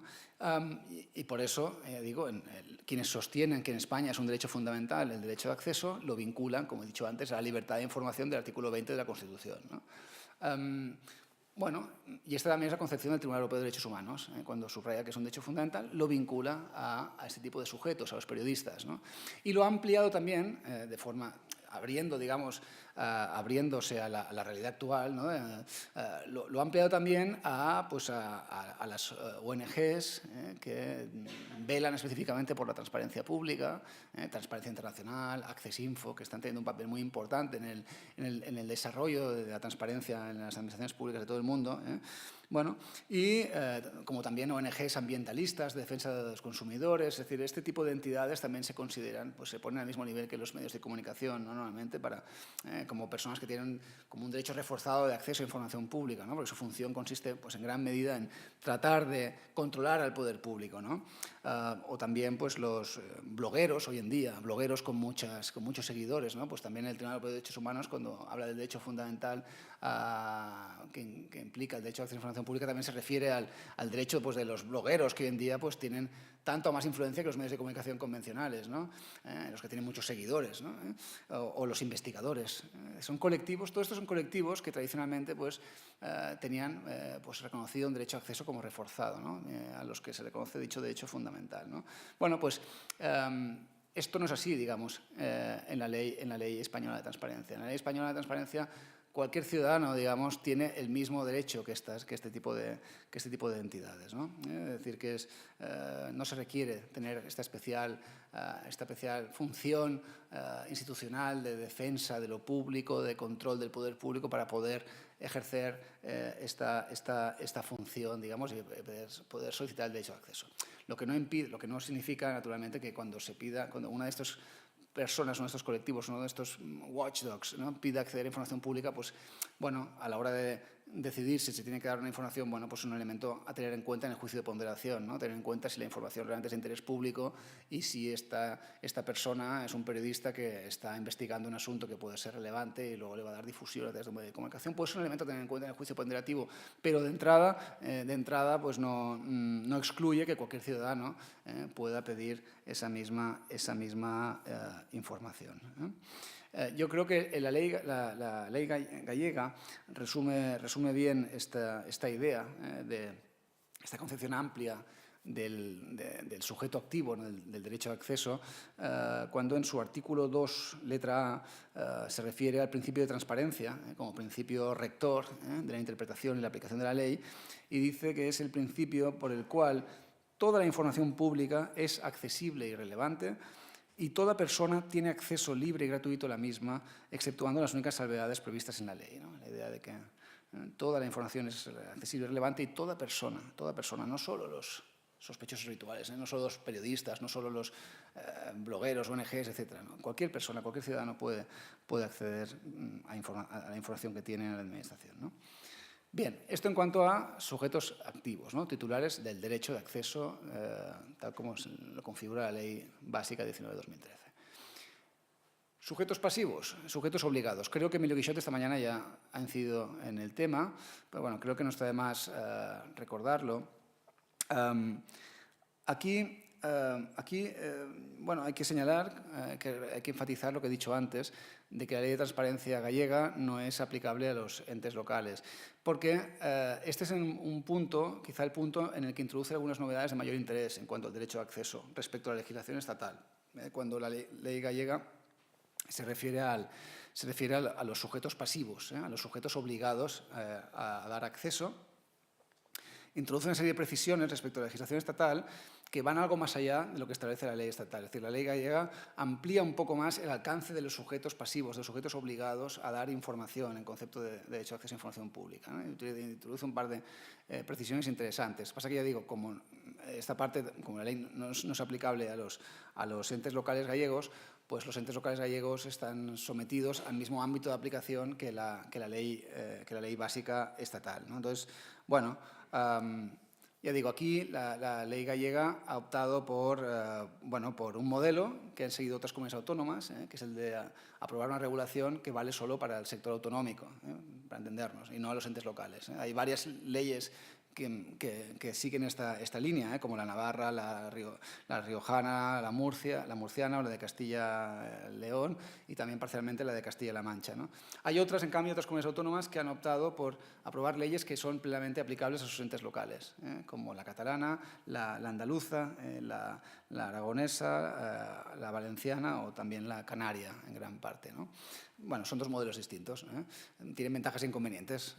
Yo creo que el modelo que integra a los entes locales es más claro, digamos, porque queda claro que todas las administraciones de ese ámbito territorial quedan sujetas a las mismas reglas. En este caso, el modelo gallego nos obliga a distinguir. Los entes locales están sometidos a una regulación, en los entes a la legislación estatal y el nivel autonómico, el resto de entes del sector público gallego se someten a la ley gallega. Mientras que el modelo gallego es más deferente con la autonomía local, en ese sentido, ¿no? Bueno, son ventajas e inconvenientes. En todo caso, en cuanto a qué concretos sujetos son sujetos pasivos del derecho de acceso, sujetos obligados, pues hemos de distinguir lo que ocurre a nivel estatal y a nivel de entes locales gallegos de lo que ocurre a nivel autonómico, ¿no? En el caso del Estado y de los entes locales gallegos, es en primer lugar, evidentemente, sujeto pasivo, pues la Administración General del Estado y los entes locales territoriales gallegos, el municipio y la Diputación Provincial. Y luego también, en segundo lugar, los entes instrumentales con personalidad de derecho público que puedan tener dichas administraciones territoriales también quedan sujetas al derecho de acceso, es decir, los organismos autónomos, entidades públicas empresariales, tanto del Estado, de la Administración General del Estado, como de los entes locales gallegos, pues quedan sujetos también al derecho de acceso.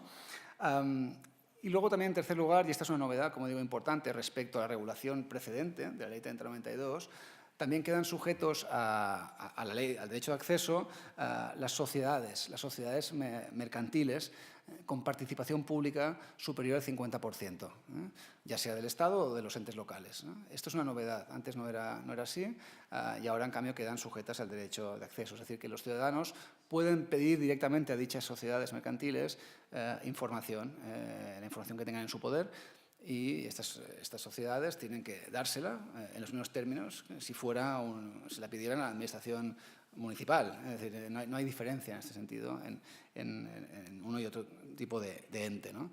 También las fundaciones del sector público, tanto estatal como local, si las hay, pues también quedan sujetas sin ninguna diferencia a la ley de transparencia y al derecho de acceso, ¿no? También los consorcios que se escriban tanto a la Administración General del Estado como a los entes locales, pues también quedan sujetos al derecho de acceso, ¿no? Y también se les puede pedir todo tipo de información, ¿no? También las autoridades administrativas independientes, que no las hay a nivel local, pero sí que hay muchas a nivel estatal, como la Comisión Nacional de Mercados de la Competencia, Comisión Nacional de Mercado de Valores, etcétera, también quedan sujetas a la ley de transparencia. Y también las corporaciones de derecho público, en lo relativo a sus actividades sujetas a derecho administrativo. Y en el ámbito estatal también los órganos constitucionales, también esta es una novedad respecto a la 3092, los órganos constitucionales como el Congreso, el Senado, la Casa Real, el Tribunal Constitucional, el Consejo General del Poder Judicial, el Defensor del Pueblo y también el Tribunal de Cuentas, el Consejo Económico Social y el Consejo de Estado. Todos estos órganos quedan sujetos también, son sujetos también pasivos del derecho de acceso a información pública, ¿no? Bien, en cambio, a nivel autonómico, la situación, es un poco más matizada a nivel gallego porque es de aplicación la Ley de Transparencia gallega que extiende un poco más el ámbito de aplicación. En el artículo 3 de la ley gallega se establece pues, que evidentemente está sujeto a a la Ley de Transparencia del Derecho de Acceso, por un lado, la Xunta, ¿no?, la Administración General de la Comunidad de Galicia, también todos sus entes instrumentales, tal como nos define la Ley 16/2010 de Organización y Funcionamiento de la Administración General y el Sector Público Autonómico de Galicia, las universidades públicas gallegas, las corporaciones de derecho público, colegios profesionales, etcétera, de ámbito, digamos, autonómico, y los órganos estatutarios equivalentes a los constitucionales que hemos visto antes, ¿no? Pues el Parlamento Gallego, el Valedor do Pobo, el Consejo Consultivo, Consejo de Cuentas, Consejo Económico Social, Consejo, etcétera, ¿no? También quedan sujetos a la ley. Lo que pasa es que la ley gallega introduce una novedad interesante en el artículo 3.2, letra E, que amplía un poco más el ámbito subjetivo de aplicación, cuando incluye también a entidades que puedan merecer la calificación de poderes adjudicadores, ¿no? Es decir, junto a los entes que hemos visto anteriormente, pues dice, bueno, también se sujetan a las previsiones de la Ley de Transparencia gallega y por lo tanto también al derecho de acceso en Galicia, aquellas entidades que tengan la condición de poderes adjudicadores según la definición formulada por el Tribunal de Justicia de la Unión Europea y las directivas comunitarias que recoge el texto refundido de la Ley de Contratos del Sector Público, en su artículo 3.3, que es copiado literalmente en este artículo 3 de la Ley gallega de Transparencia, ¿no? Con lo cual, bueno, se está ampliando un poco más el radio de empresas que pueden que quedan sujetas a la legislación de transparencia y, por tanto, permite pues, que los ciudadanos puedan pedir también acceso a información de sociedades mercantiles en las que la Xunta no tenga el 50%, sino tenga menos, por ejemplo, de participación, ¿no? Pero que puedan ser materialmente consideradas poderes adjudicadores según la Ley de Transparencia y la Ley de Contratos del Sector Público, ¿no? Porque persiguen, tienen personalidad jurídica propia, han sido creadas específicamente para satisfacer necesidades de interés general que no tengan carácter industrial o mercantil y siempre que la Xunta o financie mayormente su actividad o controle su gestión o nombre a más de la mitad de los miembros de su órgano de administración. Es decir, esto es una novedad interesante que algunos autores, cuando se tramitó la Ley de Transparencia Estatal, que comparecieron en el Parlamento, en el Congreso de los Diputados, propusieron introducir en la Ley de Transparencia como criterio material, ¿no?, sustantivo para definir qué entidades quedan sujetas a la Ley de Transparencia y qué no. Finalmente no prosperó y se optó por el criterio que antes les he apuntado de que sean sociedades participadas en más de un 50% por la Administración, ¿no? El legislador gallego ha optado por incluir también yo creo que como en criterio, esta cláusula que permite ir un poco más allá del criterio formal de la participación del 50% definido por la ley estatal. Y que es compatible con la ley estatal, porque no reduce el ámbito subjetivo, sino que simplemente lo amplía, ¿no? Por tanto, es una decisión que el legislador gallego creo que puede tomar perfectamente, ¿no? Ahora bien, esto, como digo, no es aplicable a los entes locales gallegos. Es decir, los entes locales gallegos, como no se sujetan a la ley gallega, pues entonces los poderes adjudicadores que puedan haber creado no quedan sujetos al derecho de acceso a información pública porque no les es aplicable la ley gallega y simplemente pues se someten a reglas de la Ley de Transparencia Estatal y, por tanto, han de ser, cuando sean entes de derecho privado, han de ser pues, sociedades mercantiles en las que el ayuntamiento o diputación tenga más del 50% del capital, ¿no? Bien, y luego, finalmente, en cuanto a los sujetos, como tercer punto, encontramos una tercera categoría junto a los sujetos activos, los titulares del derecho, y los sujetos pasivos, aquellas entidades frente a las que los ciudadanos pueden ejercer el derecho de acceso y que están obligadas a entregar la información que tienen en su poder. La Ley de Transparencia Estatal crea una tercera categoría, que es la de los sujetos privados que están obligados a suministrar información no a los ciudadanos, sino a la Administración. ¿No? En estos casos, la ley lo que hace es decir, cuando un ciudadano quiere tener información sobre un servicio público y ese servicio público está externalizado y lo presta una empresa privada, un contratista privado, pues en estos casos, este sería el caso típico de sujeto al que la ley obliga a facilitar la información, pero no al ciudadano directamente, sino a la administración que ha contratado y que es titular de ese servicio público, ¿no? esto lo establece el artículo 4 de la Ley de Transparencia Estatal y básicamente pues se trata, según la ley estatal, de personas físicas y jurídicas que prestan servicios públicos o ejercen potestades administrativas, ¿no?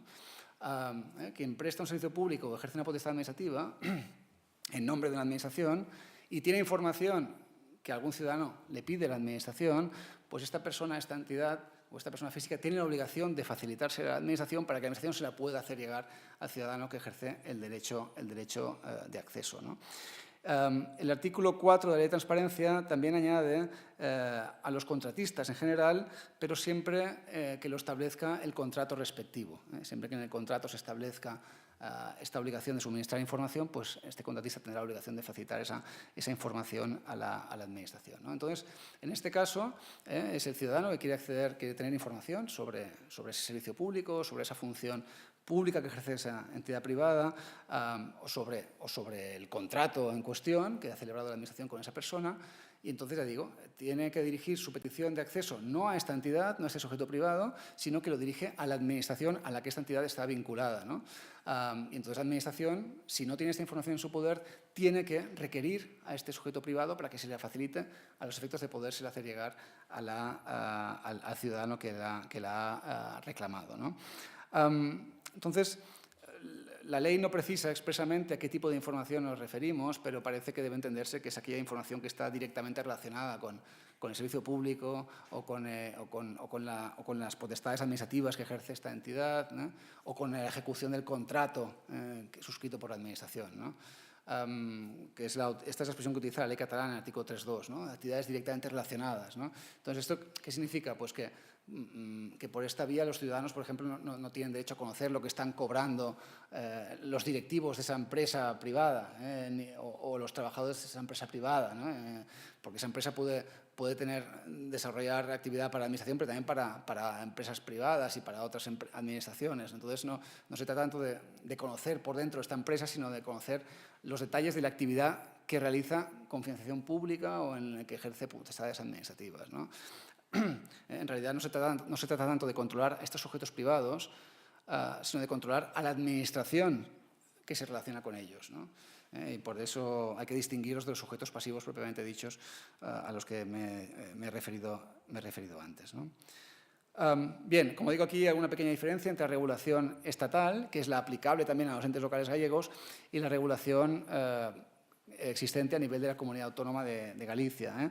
La ley gallega va un poco más allá también aquí de la ley estatal y obliga expresamente en su artículo 4 o sea, incluye dentro de esta categoría de sujetos obligados a suministrar información a la Administración a todos los contratistas.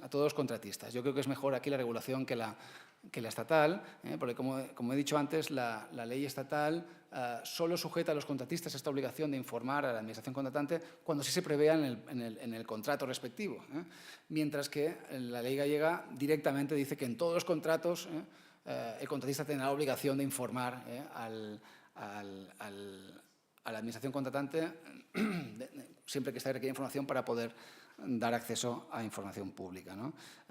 Y de hecho la ley gallega obliga a que en todos los documentos contractuales que celebren, en los pliegos, etcétera, en los documentos contractuales se especifique esta cláusula, es decir, se incluya la obligación de que el contratista, cuando esté ejecutando el contrato, suministre toda la información que le pide la Administración contratante para poder satisfacer, para que esta Administración pueda cumplir sus obligaciones de transparencia, ya sea las obligaciones de publicidad activa como la obligación de responder a peticiones de acceso a información pública que puede recibir de los particulares, ¿no? Por tanto, esta es una primera ampliación, es decir, los tiene a todos los contratistas, con independencia, y obliga que en todos los contratos se incluya expresamente esta cláusula, y también incluye expresamente la ley gallega a los beneficiarios de subvenciones. Los beneficiarios de subvenciones también son sujetos obligados a informar a la Administración de todo lo que concierna a dicha subvención y, por tanto, también se establece que en las bases de subvenciones también hay que incluir siempre necesariamente esta cláusula, ¿no?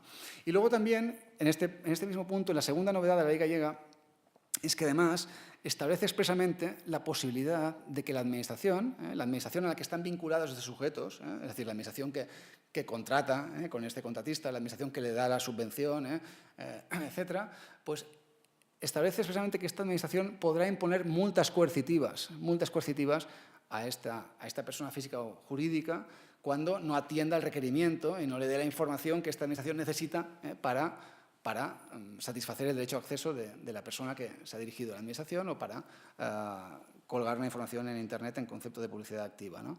La ley, en el artículo 4, establece, como digo, multas coercitivas de 100 a 1.000 euros mensuales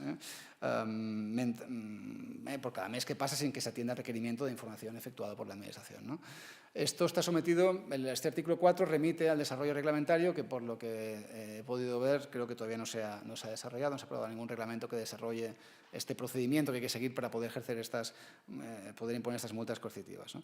Bueno, estas son novedades interesantes, como digo, de la ley gallega respecto a la ley estatal, pero nuevamente no son aplicables a los entes locales gallegos. Esto que les acabo de contar es solo aplicable a la Administración Autonómica gallega y a su sector público y los órganos estatutarios gallegos, etcétera, pero no a los entes locales gallegos que, como he dicho antes, quedan fuera de la ley de transparencia gallega y se someten, por tanto, directamente a la ley estatal, donde hemos visto pues, que solo se incluye entre estos sujetos obligados a asumir esa información básicamente a los que prestan servicios públicos, a los que ejercen potestades administrativas en nombre de la Administración y a aquellos contratistas en que así se haya previsto en el contrato respectivo, ¿vale? Pequeñas diferencias. Bien, dicho esto, pasamos al tema del procedimiento. Hemos visto ya los sujetos, los principales sujetos en el derecho de acceso, es decir, el sujeto titular del derecho, las personas que pueden ejercer este derecho. Por otro lado, los sujetos obligados y las personas que tienen la obligación de suministrar esta información. Y, en tercer lugar, pues, estos sujetos privados con los que no se relacionan directamente ciudadanos, sino que bueno, simplemente son los que tienen que proveer de la información que no tengan en su poder de administración para poder contestar la petición de acceso del particular, ¿no? Bueno, ahora vemos el procedimiento, ¿no? ¿Cómo se ejerce el derecho de acceso en la práctica, ¿no? Bien, como he dicho antes, es necesario, para poder obtener una información, pues, formular una solicitud de acceso a información pública, solicitud que comporta que se inicie la tramitación de un procedimiento administrativo, un procedimiento administrativo que iniciado a instancia de parte. Por tanto, la persona que accede a información pública tiene que presentar su solicitud ante aquel sujeto obligado que dispone de la información o ante aquella administración a la cual se encuentra vinculado el sujeto privado que puede tener esa información cuando es un contratista, etc., ¿no? Bien, entonces aquí también es aplicación la ley estatal. La ley gallega pues, no presenta apenas novedades en cuanto al procedimiento que tiene que tramitarse para para ejercerse este derecho de acceso y, por tanto, tenemos que estar a lo que dice la ley 19/2013 y, supletoriamente, en lo no previsto, pues la ley de procedimiento de las administraciones públicas, del procedimiento administrativo común, la ley 39/2015. También es importante señalar que, por lo que parece, según la ley de transparencia, este procedimiento, lo que les explicaré a continuación, también rige en el caso en que se ejerza el derecho de acceso frente a una entidad de derecho privado, a una sociedad mercantil, participada mayoritariamente por una administración pública. Es decir, no se distinguen estos efectos. Los trámites que comentaremos ahora tienen que ser cumplidos también cuando se pide acceder a información de una determinada sociedad mercantil. Esto es importante, el tema de las sociedades mercantiles, es decir, es un tema en el que es una novedad relevante de la nueva legislación de transparencia, esta ampliación del ámbito subjetivo de aplicación. Al menos en Cataluña, bueno, hay muchas sociedades mercantiles en mano pública que entre otras cosas servían para garantizar la opacidad de mucho dinero público. Es decir, y en la autoridad en la que yo he estado trabajando 2 años, en la Comisión de Garantía del Derecho a Acceso a la Información Pública catalana, hemos tenido casos muy importantes de periodistas que querían saber cuánto cobraban los directivos de estas sociedades mercantiles públicas. Y ahí se han defendido con uñas y dientes los directivos que no querían que se supieran lo que han cobrado en los últimos años. Y se sospechaba pues, que era un sitio idóneo para recolocar a políticos después de finalizar el cargo, aprovechando, digamos, la opacidad en la sociedad mercantil. Hay un caso muy relevante que está precisamente ahora pendiente de resolución por el Tribunal Superior de Justicia de Cataluña, que es el de TMB, Transportes Metropolitanos de Barcelona, que es la empresa pública que gestiona todos los autobuses y el metro en Barcelona. Y bueno, ahí hubo un periodista que quiso saber cuánto cobraban con nombre y apellidos, para ver precisamente si había expolíticos, retirados, parientes, etcétera, cuánto cobraban las 600 personas que esta empresa tiene fuera de convenio colectivo, que es algo bastante anómalo, y muchos se opusieron y bueno, la comisión, la GAIP, que es el acrónimo que recibe la Comisión Catalana, como es un nombre tan largo, lo primero que hicimos fue adoptar un acrónimo que es GAIP, pues la GAIP, después de escuchar a la Autoridad Catalana de Protección de Datos, decidió dar acceso a esta información y muchos de los afectados interpusieron recurso contencioso administrativo contra nuestra resolución y está pendiente de resolución por el Tribunal Superior de Justicia de Cataluña. Veremos qué acaba diciendo el tribunal. Pero, es decir, que es un tema importante. Es decir, hay mucho que ver y que mucha información de interés en manos de sociedades mercantiles, ¿no? Bien, pues, por tanto, el procedimiento es el mismo también en este tipo de peticiones ante sociedades mercantiles, sociedades de derecho privado, ¿no? Bien, en cuanto a la solicitud, que es el documento que hay que presentar para poder obtener la información, pues, bueno, está sometida a muy pocos requisitos. El artículo 17 de la Ley de Transparencia Estatal establece los requisitos. Son muy pocos, pero plantean algunos temas de cierto interés.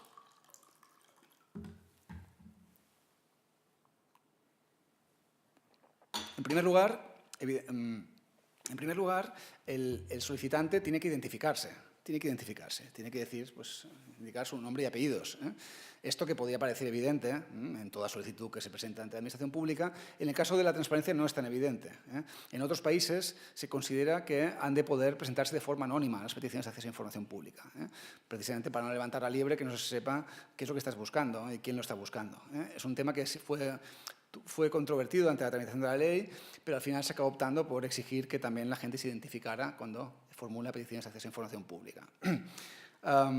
Bueno, yo creo que tiene sentido para también garantizar la seriedad de las solicitudes, evitar abusos en el ejercicio de las solicitudes. También creo que es importante para poder facilitar que esas mismas personas luego puedan reclamar, en caso de no se les dé acceso, puedan reclamar ante la autoridad de garantía o ante poner recurso contencioso administrativo. Hay que poder ligar la solicitud con la reclamación posterior. Y además no es tan grave desde el punto de vista de inhibir posibles peticiones de acceso a información pública, porque como hemos visto antes, que no se exige ningún tipo de legitimación para poder pedir información y cualquier persona puede pedir cualquier tipo de información, pues si alguien tiene miedo de que si indica su nombre concreto, pues la Administración ya no le dará ese tipo de información porque sabe que a lo mejor pues, es un periodista peligroso que a lo mejor puede con esa información hacer daño, digamos, a la Administración, pues es tan fácil como decirle a otra persona que le pida la información por ella. Es decir, tampoco es tan relevante, ¿no? en la práctica. Pero bueno, es un tema que ya digo que ha planteado alguna duda, ¿no? Por tanto, identidad como primer requisito. El segundo requisito, evidentemente, en toda petición de acceso a información pública hay que indicar qué información se quiere obtener, evidentemente, la información que está solicitando, ¿no? Entonces, aquí es muy importante volver sobre lo que ya he apuntado antes, del concepto de información pública, ¿no? Es decir, ¿qué es lo que se puede pedir en una solicitud de acceso a información pública, ¿no? Es decir, como he dicho, bajo la Ley 3092 solo se podían pedir acceso a registros administrativos, documentos identificados de expedientes no finalizados. Bueno, esto ha saltado por los aires con el nuevo concepto de información pública. La Ley de Transparencia, recogiendo una de las principales reclamaciones, uno de los principales aspectos básicos de las regulaciones más modernas de transparencia, supera esta concepción del objeto del derecho a acceso y se refiere a información pública en su artículo 13 de forma muy amplia como todos los contenidos o documentos, es decir, no solo documentos, sino también contenidos, dice, cualquiera que sea su formato o soporte, que obren en poder de alguno de los sujetos incluidos en el ámbito de aplicación de este título, ya sabemos cuáles son, los sujetos pasivos, y que hayan sido elaborados o adquiridos en el ejercicio de sus funciones. Es decir, es una definición amplísima, amplísima. Entonces, según la GAIP, el órgano en el que yo he estado trabajando estos últimos años, sobre el que luego volveré, claro, esto incluye no solo documentos, como es lógico, documentos que más pueden formar parte de un expediente o no, es decir, ya no es necesario que formen parte de un expediente concreto, sino además puede incluir todo tipo de informaciones que tenga en su poder la Administración. Lo importante es que esté en poder de la Administración, que sea información que ya exista y que tenga en su poder la Administración, ¿no? Entonces, esto incluye también la información contenida en bases de datos. Cada vez hay más información de las administraciones públicas en bases de datos, que es muy interesante y muy importante. Bueno, pues también se puede pedir acceso a información que está en bases de datos. O incluso, en algunas resoluciones que dictamos en la GAIP, también dimos acceso a algoritmos matemáticos, que no dejan de ser un tipo de información pública, o incluso el acceso a código fuente de programas informáticos. Esto será cada vez más importante a medida que se desarrollen herramientas de inteligencia artificial y de programas informáticos en la actuación administrativa. Es decir, que muchas veces la gente querrá ver, oiga, sí, usted me dice que esto lo ha decidido un programa informático, se ha aplicado. Pero déjeme ver el programa informático, cómo está programado, para ver si realmente está bien programado y si realmente pues, introduce los parámetros que tienen que introducir para que se tome la decisión correcta. En estas resoluciones en que se llegó a esta conclusión, el solicitante pedía acceso, quería saber, era un profesor que quería saber cómo se seleccionaba a los profesores que corregían las pruebas de acceso a la universidad. Porque él llevaba años intentándolo y nunca le tocaba. Y dice, oiga, ¿cómo es posible que nunca me toque a mí? Es decir, ser corrector en las pruebas de selectividad del mes de junio, donde se paga dinero, evidentemente, a los profesores que participan, ¿no? Quiero ver, este era un ingeniero y tal, digo, déjame ver el programa informático, para ver si realmente se tienen en cuenta los parámetros que hay que tener en cuenta de porcentaje de profesores de universidad y de profesores de secundaria, de asignaturas, es decir, bueno, hay una serie de parámetros que hay que tener en cuenta, es decir, al final el sistema se basa en este caso se seleccionan básicamente por sorteo, pero hay una serie de parámetros reglados que hay que tener en cuenta, ¿no? Un porcentaje determinado de profesores de universidad, profesores de secundaria, etc., ¿no? Este hombre quería ver esto. Yo creo que es un ejemplo que muestra el potencial del concepto de información pública y será cada vez más este tipo de resoluciones serán cada vez más frecuentes, ¿no? Bueno, y luego también, lo que también es muy importante, más que esto último, que no deja de ser anecdótico todavía, lo de los algoritmos, lo que es más importante es que el concepto de información pública también incluye, según la GAIP y según muchos autores, también la información contenida en procedimientos en trámite. Es decir, procedimientos que no estén finalizados. Esto es muy importante. Hay una discusión sobre esto, no todo el mundo está de acuerdo, pero hay muchos autores relevantes que van en esta línea y la Comisión de Transparencia de Cataluña también optó por esta interpretación. Hay varios argumentos en defensa de esta posición. El primero, y más evidente, es que la ley no lo excluye. Es decir, así como el artículo 37.1 de la Ley 3092 decía claramente que solo se podía acceder a documentos contenidos en procedimientos ya finalizados, lo decía expresamente, la Ley de Transparencia Nueva no dice nada. Dice que se puede acceder a cualquier tipo de información pública. Y evidentemente la información que está en un procedimiento en trámite es información pública. Y por otro lado, en la exposición de motivos de la Ley de Transparencia se dice expresamente que una de las deficiencias, digamos, que se trata de superar con la nueva ley es que solo se podía acceder a procedimientos ya finalizados. Bueno, esto es un tema importante porque, y que tiene su justificación material, porque hay procedimientos muy importantes que pueden durar mucho tiempo, en los que se está manejando mucho dinero público. Estoy pensando en procedimientos de contratación muy importantes, o en procedimientos de planificación de infraestructuras. Pensemos en el caso Castor, por ejemplo, que pueden durar años. Bueno, oiga, ¿por qué no han de poder los periodistas o los ciudadanos en general acceder a información durante la tramitación del procedimiento, ¿no? A lo mejor habríamos evitado determinados desenlaces negativos, ¿no? Que se acabara autorizando, digamos, la construcción de esta obra funesta como la del proyecto Castor, ¿no? Que costará 3.000 millones de euros, o no sé cuánto será, ¿no? Bueno, es decir, que es importante. Evidentemente, el derecho de acceso a esta información no convierte al solicitante de acceso en interesado en el procedimiento. Son dos cosas distintas. No implica que entonces pueda participar en el procedimiento, hacer alegaciones, interponer recurso contra la decisión que finalmente tome la Administración. Son dos cosas distintas. Simplemente se trata de poder ver información sobre ese procedimiento en trámite. Y también es verdad que hay alguna serie de límites, hay algunos límites al acceso que pueden ser especialmente invocables cuando se pide el acceso y el procedimiento todavía no se ha terminado. Hay elementos de confidencialidad que pueden ser más importantes cuando el procedimiento aún está abierto y que dejan de serlo cuando el procedimiento ya se ha cerrado y se toma una decisión, ¿no? Pero, como línea de principio, como concepto de información pública, no excluye, digamos, los procedimientos en trámite. Por tanto, yo creo que esto es relevante también retenerlo. Y luego, finalmente, en cuanto a este aspecto concreto del tipo de informaciones que se pueden pedir en una solicitud de acceso, también yo creo que es importante tener en cuenta que se puede pedir la información a través de preguntas. Es decir, que no es obligatorio ya identificar, oiga, quiero este documento. No. Los ciudadanos pueden formular preguntas a la Administración y que la Administración ha de poder contestar siempre y cuando tenga la información necesaria para contestarla y no le obligue la respuesta a hacer una tarea, como veremos luego, de reelaboración muy importante de la información. Pero si es información que está en una base de datos que es fácil de contestar, pues se puede canalizar la solicitud a través de una pregunta, ¿no? Así también lo ha dicho la GAIP en diferentes supuestos, ¿no? Bueno, el artículo 17 también exige, evidentemente, pues, que se indique una dirección, preferentemente una dirección de contacto, preferentemente electrónica, a efectos de comunicaciones. Y, finalmente, también hay que indicar cómo se quiere acceder a la información, la modalidad de acceso a la información pública, ¿no? Bueno, esto es importante también, porque, bueno, a veces los ciudadanos se conforman con acceso presencial, quieren que se les dé cita para poder ir a las oficinas de Administración y ver los expedientes correspondientes, pero otras veces quieren copia en papel, otras veces quieren que se les envíe la información en formato electrónico, en PDF, Word, Excel. Bueno, pues esto es un aspecto que hay que indicar en la solicitud, ¿no? Cómo quieres acceder a esa información, ya que en principio tú tienes derecho a que te den la información en el formato que tú solicitas, aunque, bueno, la Administración puede oponerse, como veremos luego, pero ha de hacerlo de forma motivada.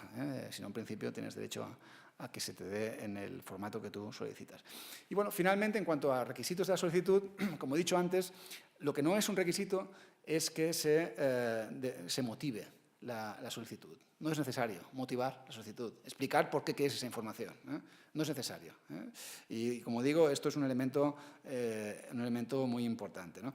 Aunque también es verdad que en algunos casos complicados, cuando alguien pide información que puede ser sensible, donde hay datos personales, donde puede haber apariencia de aplicación de algún límite, puede ser relevante motivar, explicarle a la Administración las razones por las que tú quieres acceder a esa información o por las que tú consideras que es importante acceder a esa información. Porque esto, en el juicio ponderativo, pues puede acabar de hacer decantando la balanza en favor del acceso. Pero no es necesario, no es imprescindible, no se puede negar el acceso por el hecho de que no te estén motivando el acceso a la información. Y, de hecho, quien tiene la carga de motivar es la Administración. Es la Administración quien tiene la carga luego en la resolución de denegar, cuando deniega, de justificar por qué en ese caso concreto concurre algún límite que justifica denegar el acceso a la información, ¿no?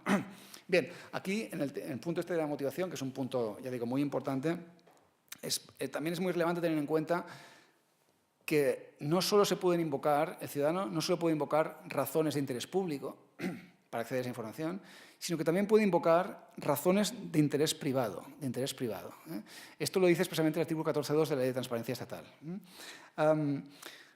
Y esto, que parecería un aspecto secundario, en realidad es un aspecto central, porque lo que hace es ampliar enormemente el radio del derecho de acceso a la información pública. Y liga con lo que he dicho antes sobre los sujetos titulares del derecho y los sujetos que pueden pedir información.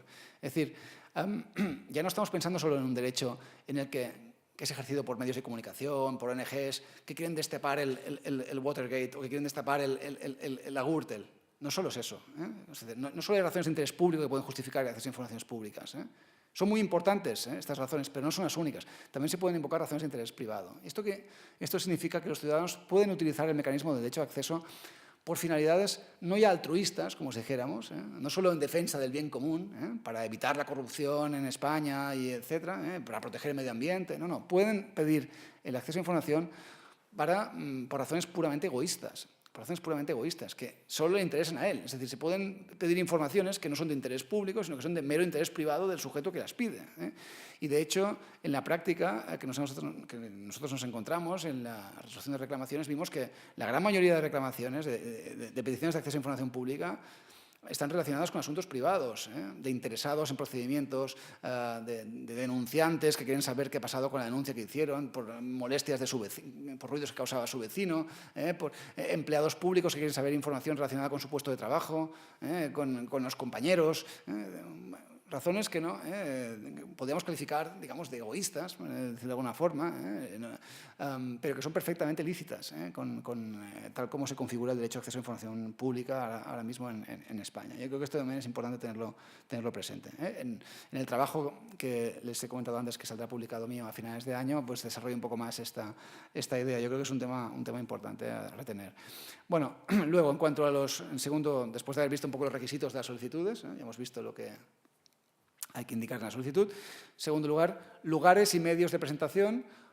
Bueno, pues se pueden presentar en cualquiera de los lugares previstos en el artículo 16.4 de la Ley de Procedimiento Administrativo Común, por correo, en los registros electrónicos, etcétera, en las oficinas consulares, etcétera. Y lo que ocurre es que sí que hay que indicar el órgano, evidentemente, el sujeto obligado a la que va dirigida la solicitud, ¿no? Entonces, se pueden presentar en papel, evidentemente, las solicitudes, salvo que el sujeto sea uno de aquellos sujetos que ahora, según la Ley de Procedimiento Administrativo, artículo 14.2, están obligados a relacionarse con la Administración por medios electrónicos, que ahora son muchos, personas jurídicas, entidades, empleados públicos, etcétera. Remito aquí a la regulación del artículo 14 de la Ley de Procedimiento Administrativo. O bien se pueden presentar por medios electrónicos, ¿no?, cuando existan estos medios electrónicos. Entonces, aquí hay un tema que también se ha debatido mucho, que es el de si se puede presentar o no por correo electrónico la solicitud de acceso a información, ¿no? Es un tema controvertido, pero en mi opinión y en opinión de la GAIP, cuando estaba en la GAIP, consideramos que el hecho de que tanto la ley estatal como también la catalana y también la gallega, que aquí reproduce lo que dice la ley estatal, en el artículo 17.2a, diga que se puede presentar por la solicitud por cualquier medio que dice permita tener constancia de la identidad del solicitante, el hecho de que se exija que el medio que se utiliza permita tener constancia de la identidad del solicitante, excluye, a mi modo de ver, que se puede presentar por correo electrónico, porque no permite tener constancia precisamente de la identidad de la persona que presenta la solicitud, ¿no? Además, el correo electrónico tampoco permite tener constancia de la recepción por parte de la Administración, es decir, que desde el punto de vista del ciudadano no ofrece todas las garantías, ¿no? Bueno, lo ideal eso es importante porque para el ciudadano es mucho más fácil pedir una información por correo electrónico, y por eso ha habido entidades como Access Info, etcétera, han hecho de esto una batalla. Es decir, ¿no?, es muy importante que se abra y que por correo electrónico tú tranquilamente desde tu smartphone puedas pedir información a la Administración, ¿no? No tengas que ir en papel allí a presentar una solicitud, una instancia, ¿no? Bueno, yo creo que lo ideal es una vía en medio, lo ideal es que se desarrollen medios electrónicos que son mucho más sencillos, que sean seguros, pero que también sean fáciles de utilizar, ¿no? Que no requieran, como el DNI electrónico, que es un infierno, que nunca funciona, que siempre tienes que utilizar el mismo navegador, la misma configuración, y a la que cambias de ordenador ya no funciona. Es decir, es importante desarrollar nuevos medios electrónicos que sean seguros, pero al mismo tiempo fáciles de usar, que permitan identificar a los ciudadanos fiablemente y al mismo tiempo certificar la recepción de la solicitud, ¿no? Bueno, estos tipos de modelos ya existen, por lo que yo sé, en Cataluña, seguro que aquí también, a nivel de la Administración Autonómica y de muchos entes locales ya existen este tipo de plataformas electrónicas que permiten de forma muy fácil, a través de una contraseña de un solo uso, etcétera, permiten presentar las solicitudes por medios telemáticos.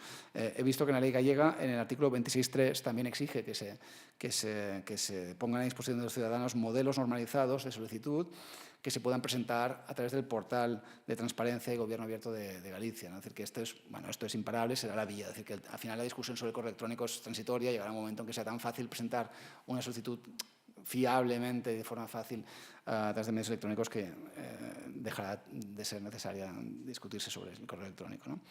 Bueno, luego también un punto destacado de la regulación es el hecho de que es gratis, la gratuidad. Esto también es un elemento relevante.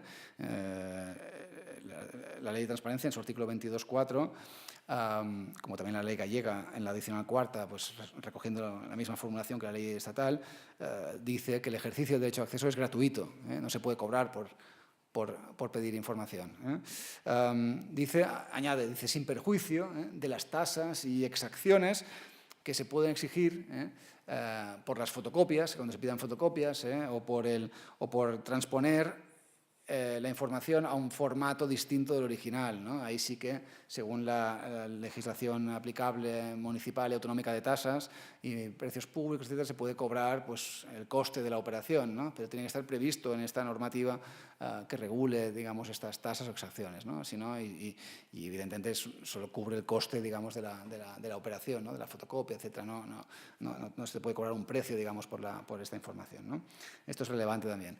Y finalmente, en cuanto a la lengua, bueno, pues evidentemente se puede pedir la información en cualquiera de las lenguas oficiales, ¿no? En el territorio respectivo, aquí también en gallego, por tanto, lo dice la propia ley estatal en el 17.4, pero, y esto es importante, digamos, esto es evidente, no haría falta ni que lo dijera, pero lo que sí que vale la pena subrayar es que esto no obliga a la Administración a tener que traducir la información cuando solo esté disponible en uno de los dos idiomas. Es decir, si uno pide la información en gallego y resulta que solo está en castellano o viceversa, pues no hace falta traducir el documento para cumplir con esta obligación. Son dos cosas distintas. Una cosa es en el idioma en que se formula la solicitud y otra es el idioma en que se recibe la información, que será pues, en el idioma en que esté disponible. Lo que sí dice la ley gallega, yo entiendo que dice la ley gallega y creo que es muy correcto, en el artículo 24.2, letra C, viene a decir que cuando la información esté disponible en los dos idiomas, pues evidentemente si te la piden en gallego, pues la das en gallego, no se la das en castellano y viceversa. Es decir, que esto sí. Pero si no está en los dos idiomas, pues la tienes que dar en el idioma que esté disponible, no tienes por qué traducir el documento que tienes en tu poder, ¿no? Bien, todo esto en cuanto a la solicitud, ¿no? Cuando se presenta la solicitud. Luego puede ocurrir que haya algún defecto en la solicitud, como en cualquier otra solicitud, entonces se plantea el tema de la subsanación. Las solicitudes son subsanables, como cualquier solicitud que se presenta ante las administraciones públicas, ¿no? En un plazo de 10 días, ¿no? Artículo 68, ahora mismo, de la Ley de Procedimiento Administrativo Común, ¿no? Bueno, aquí la Ley de Transparencia prevé un supuesto específico de subsanación, que es importante, que es el de que la información que se pida no sea suficientemente precisa. Esto puede pasar en muchas ocasiones, ¿no? Es decir, que tal como dice la ley, dice si la solicitud no indica de forma suficiente la información que se quiere obtener, ¿no? Es decir, solicitudes imprecisas. Esto pasa muchas veces. Quiero saber algo, pero el funcionario de la solicitud no sabe muy bien qué es lo que le están pidiendo, o qué alcance temporal, de cuántos años. Bueno, en estos casos, la Administración puede pedir al solicitante que concrete su solicitud en un plazo de 10 días, durante el cual se suspende la tramitación del procedimiento, ¿no? Y como cualquier subsanación, si el solicitante no subsana en el plazo concedido, pues entiende que ha desistido de la solicitud. ¿Sí? ¿Puede o está obligada? ¿La Administración? Está obligada a comunicarle, si no entiende realmente la información, claro, sí. Entonces, esto liga con otra cuestión que quería comentar inmediatamente a continuación, y es que aquí es muy importante que la Administración asesore o oriente, digamos, al ciudadano para que pueda precisar la información que está solicitando. Esto no lo dice la Ley de Transparencia Estatal, que yo creo que esto es un defecto, pero sí que lo apunta la Ley gallega en el artículo 26.2, cuando viene a decir pues, que hay que prestar asesoramiento y orientación al ciudadano en general en materia de acceso a información pública. Yo entiendo que se puede entender también en este supuesto, ¿no? Cuando alguien pide información y no se entiende muy bien qué tipo de información es, la Administración tiene que ayudar al ciudadano a acabar de precisar esa información, ¿no? La que lo dice más claramente, y en esto creo que es un punto importante a favor de la ley, es la ley catalana. La ley catalana en el artículo 28 dice muy claramente que cuando alguien presenta una solicitud imprecisa, la Administración tiene la obligación de forma proactiva, digamos, ayudar al ciudadano a precisar esa información que está solicitando. Porque claro, el ciudadano no sabe muchas veces la información que tiene en su poder la Administración, ¿no? Entonces es muy importante que la Administración le diga, oiga, mire, pues tenemos esto y esto sobre este tema, y también que le explique, pues oiga, si usted me pide esto, se lo doy en un momento. Si usted me pide esto y esto y esto, tardaré mucho más. Va a ser para mí un trabajo endemoniado, muy complicado. Es decir, es importante intentar ayudar al ciudadano a acabar de precisar la información, porque muchas veces muchas solicitudes se acaban denegando porque no se entienden las partes y hay confusión. Es importante, yo creo, que quede claro desde el principio qué tipo de información se está pidiendo en la solicitud, ¿no? Por tanto, yo creo que aquí es importante que la Administración tenga una actitud colaborativa, ¿no? Para evitar también reclamaciones posteriormente, ¿no?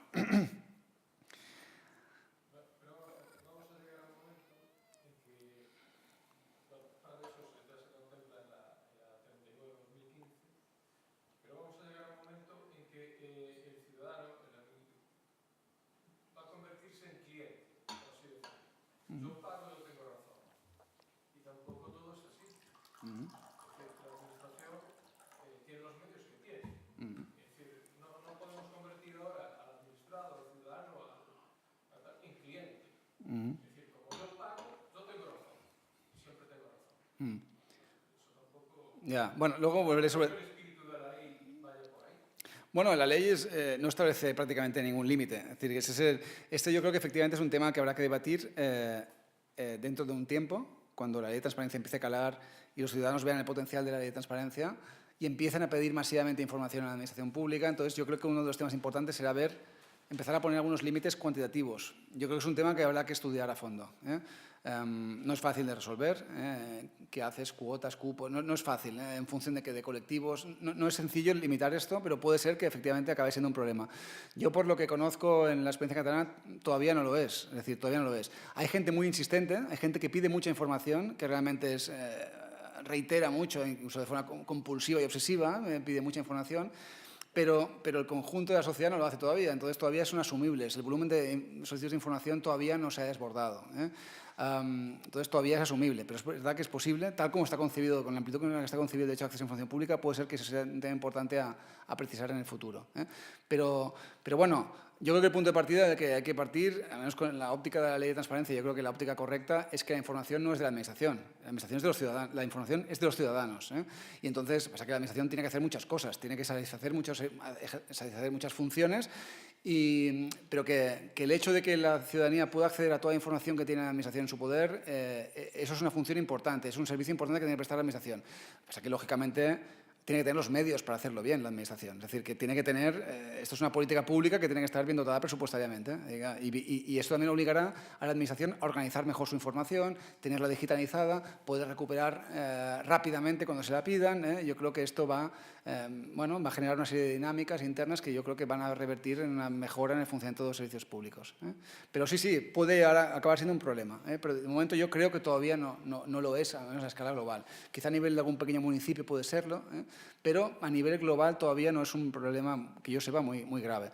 De hecho, aquí en Galicia hay muy pocas reclamaciones todavía. Luego de algunos datos de Cataluña o del Consejo Estatal, pero en Galicia me da la impresión de que todavía no ha habido una luz de solicitudes de acceso a información pública. Al menos viendo el número de reclamaciones que está conociendo la Comisión de Transparencia gallega, que creo que fueron 50 recibió en el 2016. Nosotros en Cataluña recibimos 500 y pico. Es decir, que todavía hay mucho camino por recorrer.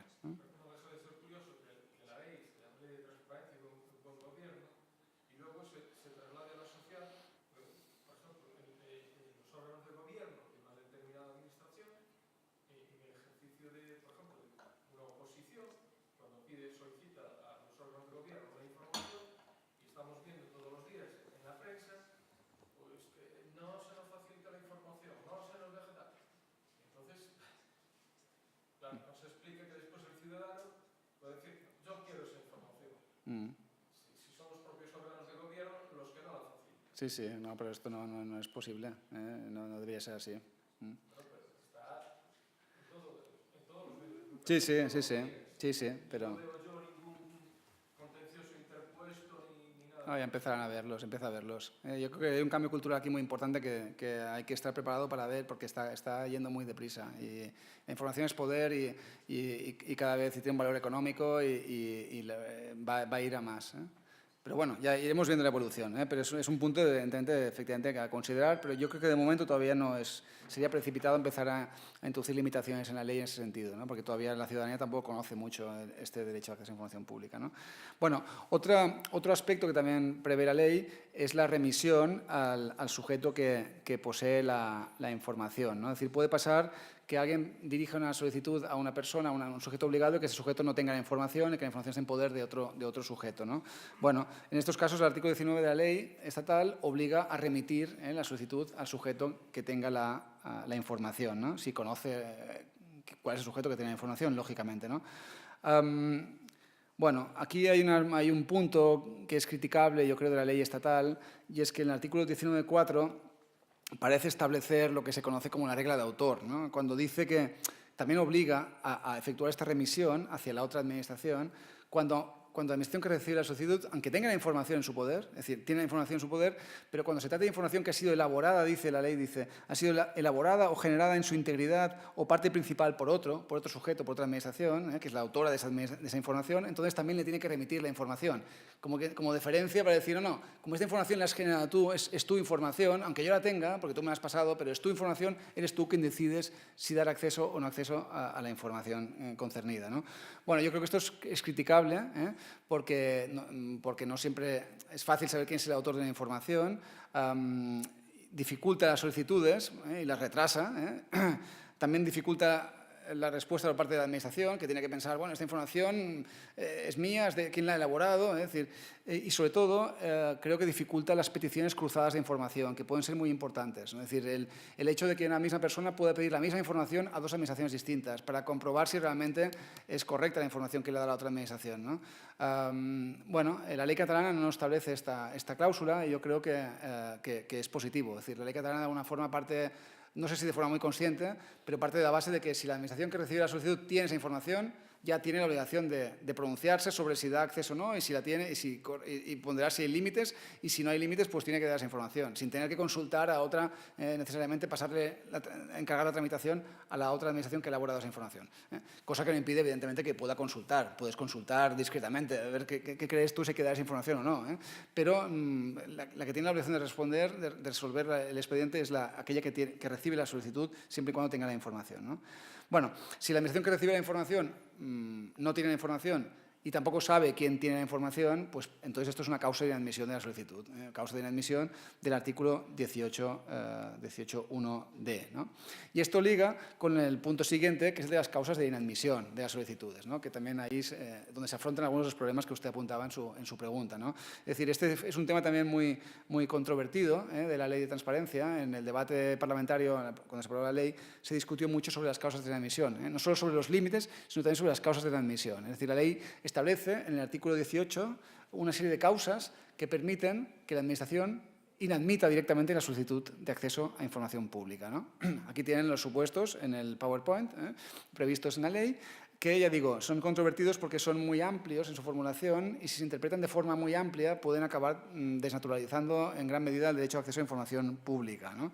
Entonces, son cláusulas que se tienen que interpretar de forma restrictiva porque no dejan de ser causas de inadmisión. Es decir, es que aquí ni siquiera hay resolución sobre el fondo, es una inadmisión directamente de la solicitud, ¿no? Entonces hay algunas leyes autonómicas que han precisado un poco estos límites. La ley catalana nos ha precisado, yo creo que ha mejorado en ese sentido la regulación porque acota un poco más el uso que se pueden hacer de esas causas de inadmisión. Y esto no plantea ningún problema competencial porque en estos casos las causas de inadmisión básicamente lo que protegen son los intereses de la Administración. Es decir, se trata de reducir el volumen de trabajo de la Administración cuando recibe una solicitud de acceso. Entonces, una comunidad autónoma puede decidir que sus administraciones trabajen más, es decir, y que atiendan más peticiones de acceso, es decir, siempre y cuando, evidentemente, luego les dé los medios para que lo puedan hacer, ¿no? Entonces, aquí una primera causa es que la información esté en curso de elaboración o publicación. Bueno, si está elaborándose o a punto de ser publicada, pues se inadmite la solicitud y bueno, se le indica que próximamente estará colgada en la página web, ¿no? El segundo supuesto es más problemático, es información auxiliar o de apoyo. Este realmente es un supuesto muy controvertido. Según la ley, pues dice que se puede inadmitir cuando se pida información auxiliar o de apoyo, como por ejemplo notas, borradores, opiniones, resúmenes, comunicaciones e informes internos o entre órganos o entidades administrativas, ¿no? Esto es una cláusula que ha generado mucha discusión, muy criticada por la doctrina por su amplitud, ¿no? Entonces, La exclusión de los borradores yo creo que está muy justificada, es muy clara, entendiendo borradores como documentos inacabados, documentos que todavía el propio funcionario que participa y que los elabora todavía no da por acabados, no los ha firmado, estoy trabajando en ello. Por ejemplo, si alguien quiere acceder a un borrador de una resolución de la Comisión de Transparencia, el día que se somete al Pleno, en que todavía no se ha deliberado entre los miembros, es evidente que no se puede acceder a esa, que se podría admitir esa solicitud, porque de lo contrario estarías inhibiendo el debate abierto y franco y la posibilidad de que se planteen todo tipo de iniciativas, ¿no? Es decir, yo creo que eso está justificado. La GAIP, en un caso, denegó el acceso justificándolo en estos términos, en la resolución 49 del año 2017. Pero, en cambio, hay un tema que es muy controvertido, que es el de los informes internos, ¿no? En los informes internos hay que son informes acabados, es decir, que ha habido un funcionario que emite un informe y que lo firma y que esa es su opinión sobre el tema, y que puede ser una opinión distinta de la que acaba teniendo el órgano que acaba resolviendo el expediente, y que puede poner en evidencia, pues, a lo mejor irregularidades importantes, ¿no? Bueno, este informe interno no se puede consultar. Es un tema discutible, ¿no? En la ley catalana, como tiene una regulación un poco distinta, no menciona expresamente los informes internos y, por tanto, se puede entender que no están excluidos del acceso a información pública. Bueno, en todo caso, lo que queda claro es que lo que son informes que pide la Administración que tramita el procedimiento durante la tramitación del procedimiento, ya sean informes preceptivos o facultativos, no entrarían dentro de esta causa de inadmisión, y, por tanto, se puede pedir acceder a ellos, ¿no? Aquí ha habido una sentencia interesante de la Audiencia Nacional de 25 de julio del 2017,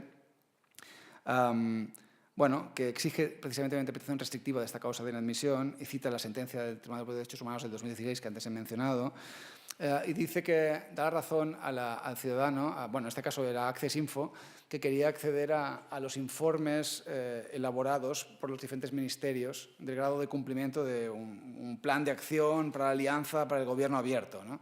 La Administración solo había dado acceso al informe final elaborado por el Ministerio de la Presidencia, pero no quería dar acceso a los informes previos elaborados por los diferentes ministerios que acabaron siendo integrados en el informe final, ¿no? Diciendo que, invocando esta causa de inadmisión del documento auxiliar, ¿no? Y la sentencia de la Audiencia Nacional confirma la interpretación que hizo el Consejo de Transparencia y Buen Gobierno, y dice que Access Info tiene derecho a acceder a esa información porque hay que hacer una interpretación restrictiva de estas causas de inadmisión, y este es un informe relevante. Es un informe relevante, no es un mero informe secundario, auxiliar, sino que es un informe relevante para entender la motivación y el proceso de toma de decisión de la Administración en este caso, ¿no? Entonces, es una sentencia que está colgada en la web del Consejo de Transparencia y Buen Gobierno, porque le da razón en ese caso y creo que es interesante, ¿no? Bueno, luego también la letra C del artículo 18 también plantea problemas. Esta también iría un poco en la línea de la pregunta que apuntaba usted antes, que es la causa de admisión en aquellos casos en que pide información para cuya divulgación sea necesario efectuar una tarea de reelaboración de la información, ¿no? Es decir, ¿qué se entiende por reelaboración, ¿no? Aquí también, depende de la interpretación que se haga, pues puede ser una causa de admisión muy amplia o muy acotada.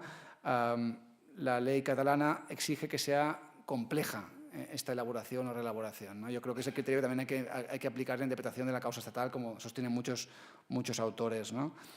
Y que, de hecho la propia ley de transparencia estatal también está presuponiendo que se pueden hacer solicitudes que exijan una cierta complejidad en la elaboración por parte de la Administración, porque en el artículo 20.1 permite que se amplíe el plazo de tramitación del procedimiento de petición de acceso por un mes más, atendiendo a la complejidad, dice, o el volumen de la información solicitada. Es decir, que ya puede exigir una cierta elaboración la información, ¿no? Este es un tema que ya digo que es interesante. Ahora también será interesante lo que puede decir el Tribunal Supremo, que ya en marzo dictó un auto, el 23 de marzo del 2017, un auto en el que admitió a trámite un recurso de casación interpuesto contra una sentencia de la Audiencia Nacional que dio la razón también al Consejo de Transparencia y Buen Gobierno en un asunto en el que un ciudadano quería saber lo que se había gastado Televisión Española para participar en Eurovisión en el 2015, ¿no? Y Televisión Española negó esta información alegando por un lado, que eso podía afectar a sus secretos comerciales y sus intereses económicos y comerciales, y por otro lado también alegando la reelaboración de la información, el coste lo que le costaría, digamos, poder ofrecer esa información, ¿no? Y el Consejo de Transparencia resolvió dando la razón al solicitante, diciendo que tenía derecho a obtener esta información. La Audiencia Nacional lo confirmó y Televisión Española ha interpuesto recurso de casación ante el Tribunal Supremo, que ha admitido a trámite el recurso porque entiende que hay interés casacional objetivo, porque no hay todavía jurisprudencia del Tribunal Supremo sobre la nueva ley de transparencia. Entonces, bueno, ahí tendrá que interpretar el alcance de esta cláusula de inadmisión, pero estoy convencido que también optará por una interpretación restrictiva, ¿no? Porque si no vaciaría de contenido todo el engranaje del derecho a acceso a información pública. Además, sería incompatible con el concepto de información pública que maneja la propia Administración, ¿no? Una mínima elaboración es imprescindible muchas veces, siempre que no sea compleja, ¿no? La GAIP ha hecho una interpretación restrictiva también de esta cláusula, como digo, y la ha excluido muy pocas veces, ha permitido denegar el acceso sobre la base de la complejidad de la elaboración. Hubo un caso en que sí que era muy claro, en el que una persona quería acceder a información que representaban 16 millones de folios, ¿no? Entonces, evidentemente, ahí dijo, hombre, esto evidentemente no tiene ningún sentido, ¿no? Pero bueno, ahí hay un recorrido. Algún día, supongo, cuando esté más madura la regulación española de esta materia, habrá que establecer, yo creo, criterios objetivos, horas de trabajo, volumen de páginas. Habrá que establecer algún número de solicitudes al año. Habrá que establecer algún tipo de límite cuantitativo, seguramente, para que pueda ser manejable el derecho al acceso a información pública, ¿no? Ya lo veremos. Bueno, luego también, finalmente, como última cláusula de admisión, también está la de las solicitudes manifiestamente repetitivas o abusivas, que es una cláusula que no está recogida en la ley catalana, aunque también en Cataluña se ha entendido la GAIP entendió que en todo caso el abuso de derecho es un límite que evidentemente tiene que poderse oponer, ¿no? Cuando alguien abusa realmente del ejercicio del derecho a acceso, aunque no es fácil apreciarlo en la práctica, no es fácil de demostrar, ¿no? Bueno, lo que sí que es muy importante en la práctica es que la información que se pide exista efectivamente, ¿no? Es decir, ha habido muchos casos en los que la GAIP ha desestimado la petición, la reclamación formulada, porque lo que estaba pidiendo el ciudadano era que se elaborara ex novo una información que no existía en poder de la Administración, ¿no? Esto es muy frecuente, ¿eh? Se pide que se haga una analítica de agua, que se emita un informe determinado sobre un tema, o incluso se pide que se realice un trámite de un procedimiento que no se hizo en su momento, o que se motive mejor un acto administrativo que se adoptó con anterioridad, ¿no? Es decir, oiga, entonces aquí la GAIP lo que ha dicho es, oiga, el derecho a acceso no da derecho a obligar a la Administración a elaborar información ex novo, incluso aunque fuera información que se tenía que haber elaborado en su momento. Es decir, aunque sea un acto que tenía que haber sido motivado mejor, el derecho a acceso no te permite obligar a la Administración a rehacer el procedimiento o a motivar un acto administrativo. El derecho a acceso simplemente lo que te da derecho, eso sí, es a que la Administración te ponga por escrito que esa información no existe, ¿eh? Es decir, que esa motivación es la única que hay, que no hay más motivación, es decir, que ese trámite no se practicó, ¿eh? Que ese informe no se pidió, ¿eh? Con eso es suficiente para cumplir con la finalidad de transparencia, porque con eso ya el ciudadano ya puede actuar en consecuencia, ya puede denunciar las irregularidades en la tramitación de ese procedimiento, es más que suficiente, ¿eh? Bien.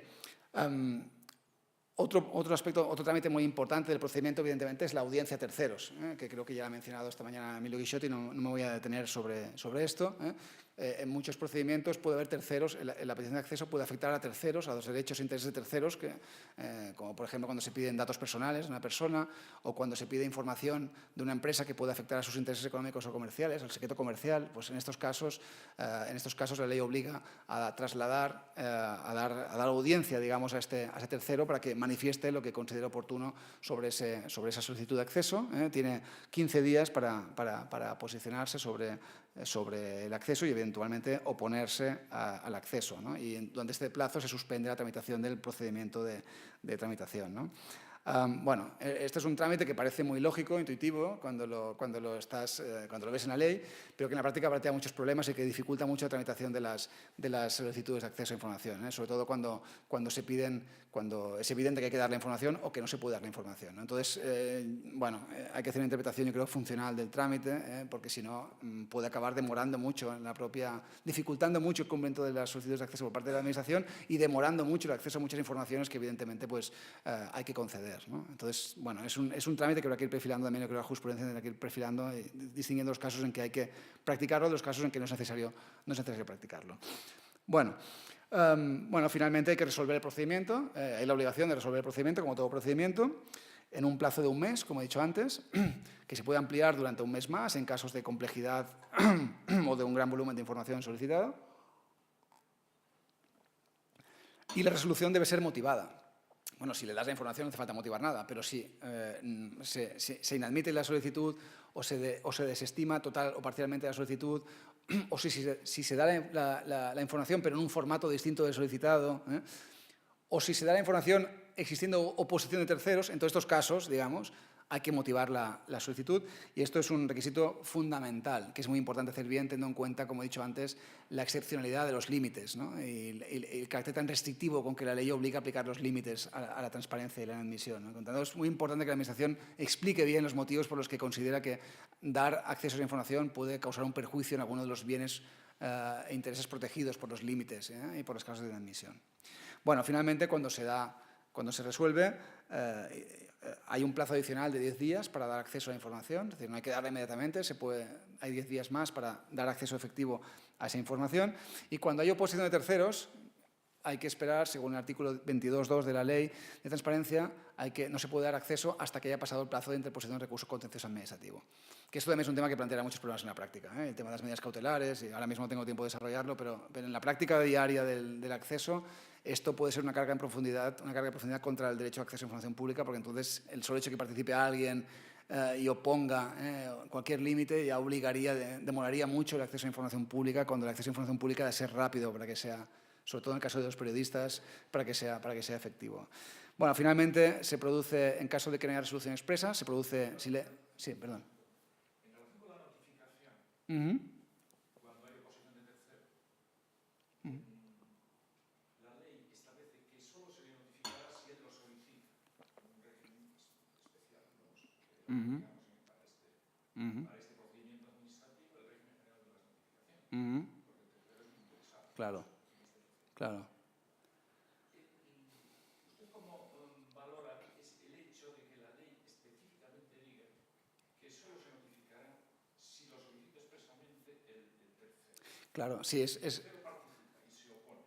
Claro. Se olvida de decir que se le notifica Claro. la resolución del procedimiento. Es ciertamente extraño, la verdad. Después, además, hay que suspender Claro. la formalización del acceso hasta que pasen los plazos del recurso. Sí, sí.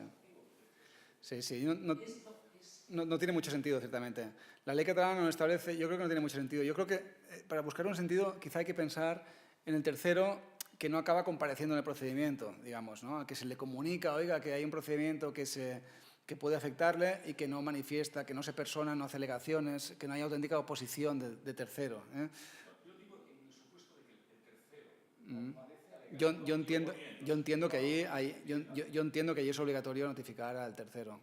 Yo entiendo que sí, en aplicación de las... No recuerdo ahora mismo cómo lo dice la ley de transparencia exactamente.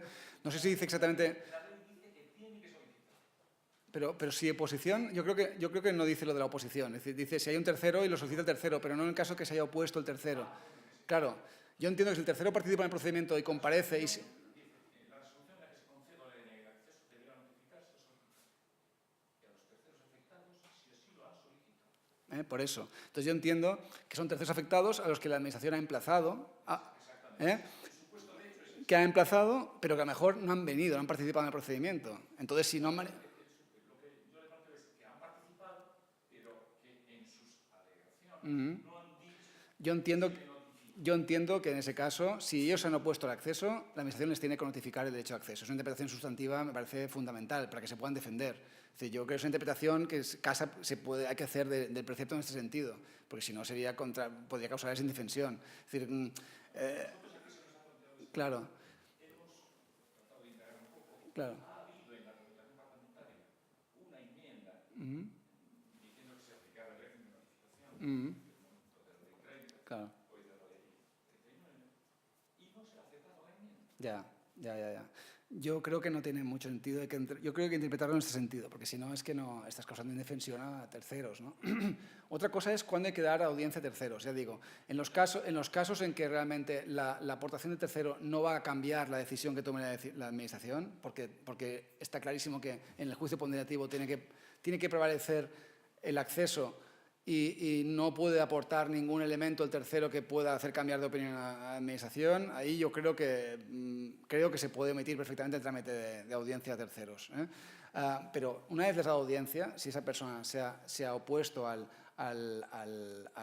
acceso, yo creo que evidentemente hay que notificarle el acceso para que pueda defenderse e interponer recurso contencioso administrativo. De otro modo, quedará siempre abierta el recurso y podrá interponer el recurso cuando... Claro, claro. Claro, claro. Yo creo...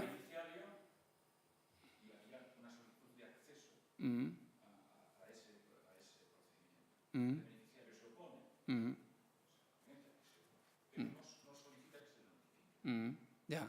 Se resuelve el procedimiento y se plantea después el momento del acceso. Yo creo que en este caso, habiendo posición expresa, habría que notificárselo en cualquier caso. Yo es lo que haría si fuera la administración. Entonces, creo que el procedimiento hay que interpretarlo en un sentido funcional, ¿no? Es decir, entender la finalidad de los trámites y para qué sirven, ¿no? Y yo creo que es muy importante no causar indefensión en los casos en que realmente pues, es necesario, ¿no? Yo es lo que sugeriría. Es verdad que la redacción es mejorable, pero bueno, hay que interpretar, yo creo, de forma conjunta la ley de transparencia con la ley de procedimiento administrativo y tratar de garantizar los intereses en juego, ¿no? De todas partes. Pero bueno, sí, ciertamente llama un poco la atención. Yo creo que la interpretación tendría que ser esta, es decir, el sentido que puede tener es un tercero al que se le ha emplazado, pero que no ha contestado, no ha participado, no ha manifestado su oposición al acceso, entonces, evidentemente, no es interesado propiamente en el procedimiento administrativo, y, por tanto, no hace falta notificarle nada. Yo creo que se puede salvar la aparente contradicción con la ley de procedimiento por ahí.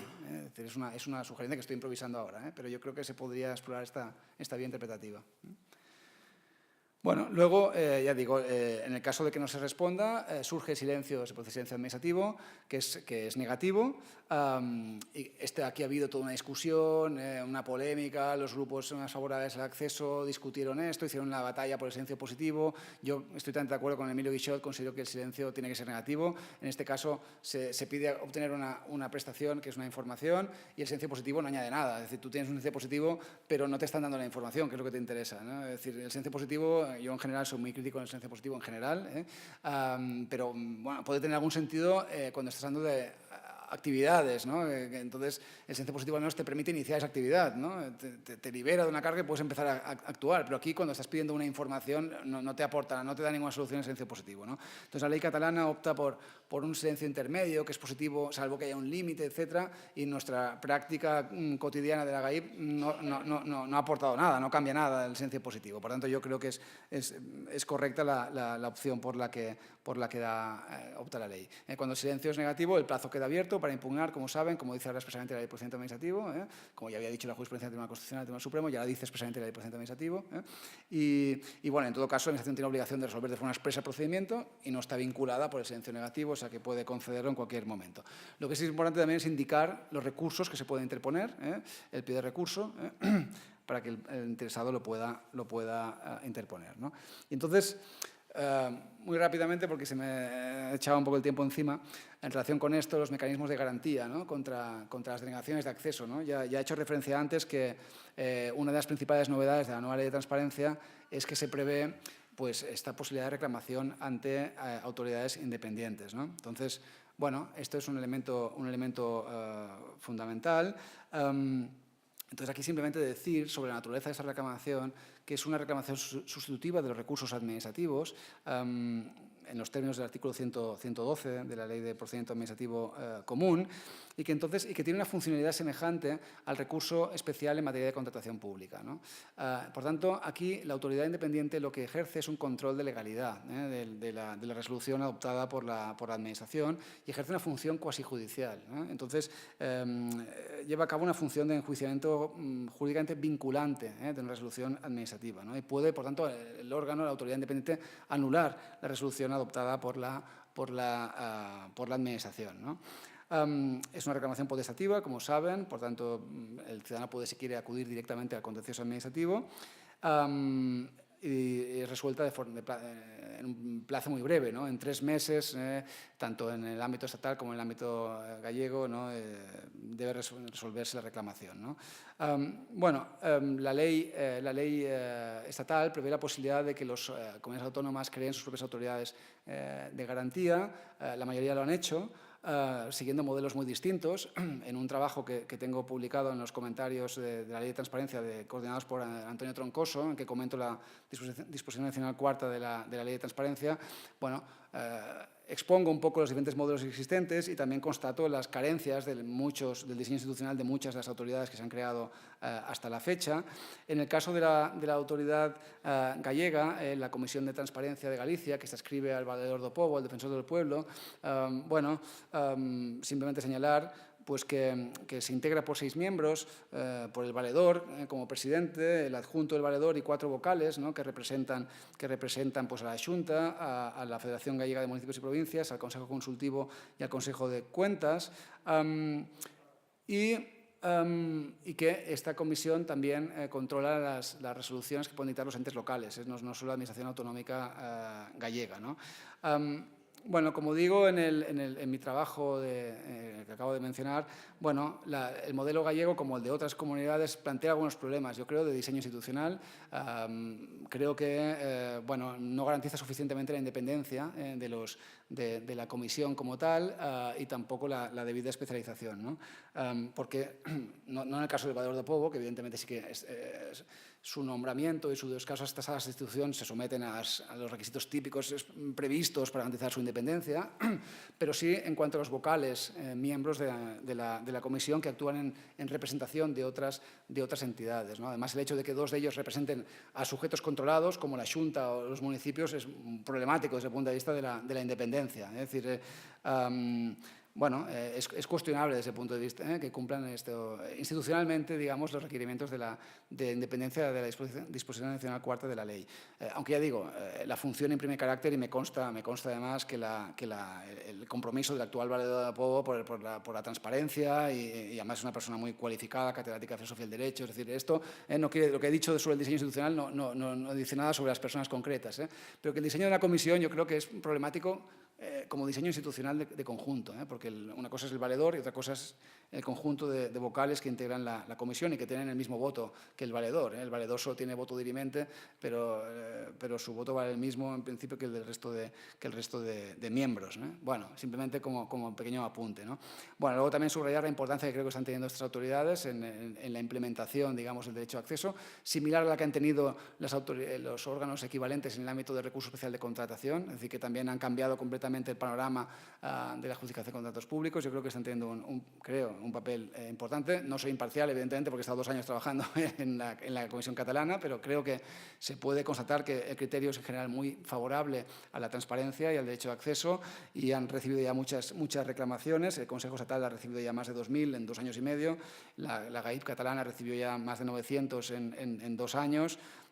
Y como explico en este trabajo que también les apuntaba, que saldrá a finales de año, en el 90% de los casos de las reclamaciones el resultado es favorable, digamos, al interesado, de aquellas que se admiten a trámite.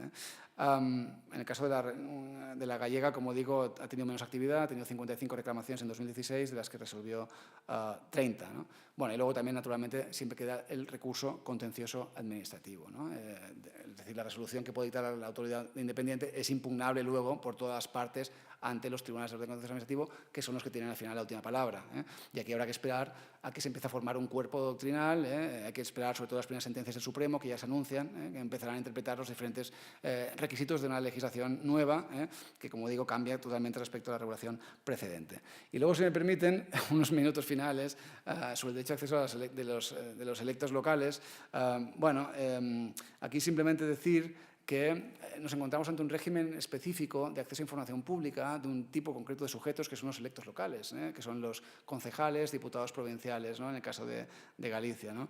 Entonces, este es un régimen de acceso que existe mucho antes ya que el derecho de acceso a los ciudadanos a información pública, que lo regula la normativa de régimen local y que, según el Tribunal Constitucional, forma parte del derecho fundamental de participación política del artículo 23.2 de la Constitución y del jus in officium, ¿no? Que es decir, se considera que es imprescindible que los electos locales pueden acceder a toda la información de su corporación para poder ejercer las funciones que les corresponden, sobre todo aquellos que están en la oposición, ¿no? Para poder ejercer la función de control del gobierno respectivo, ¿no?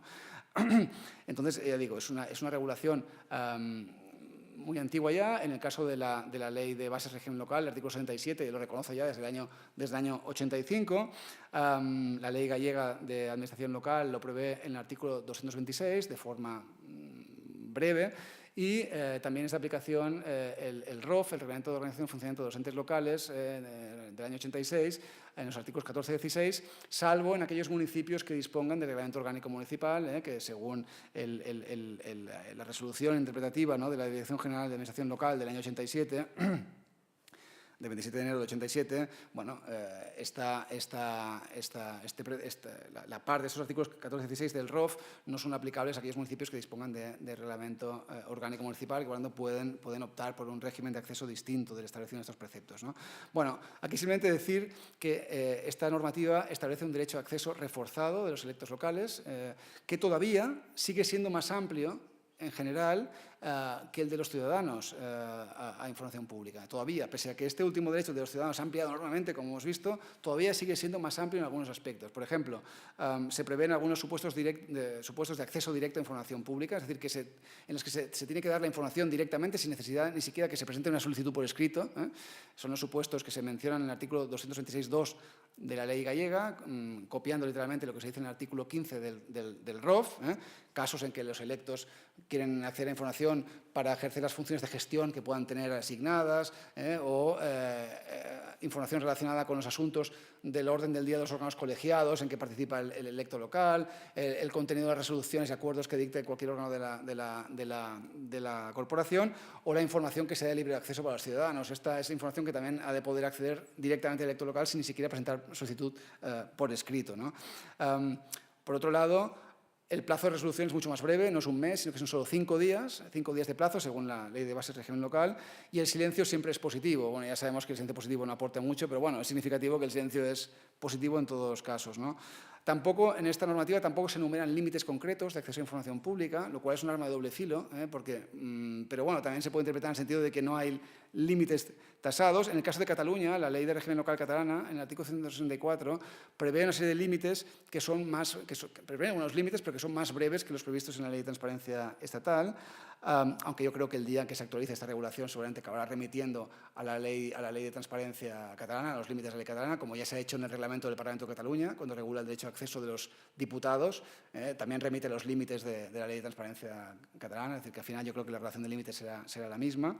Sobre todo se prevé también, como derecho fundamental, disponen los sectores locales del recurso especial de protección de derechos fundamentales en vía contencioso administrativa y de recurso de amparo ante el Tribunal Constitucional, ¿no?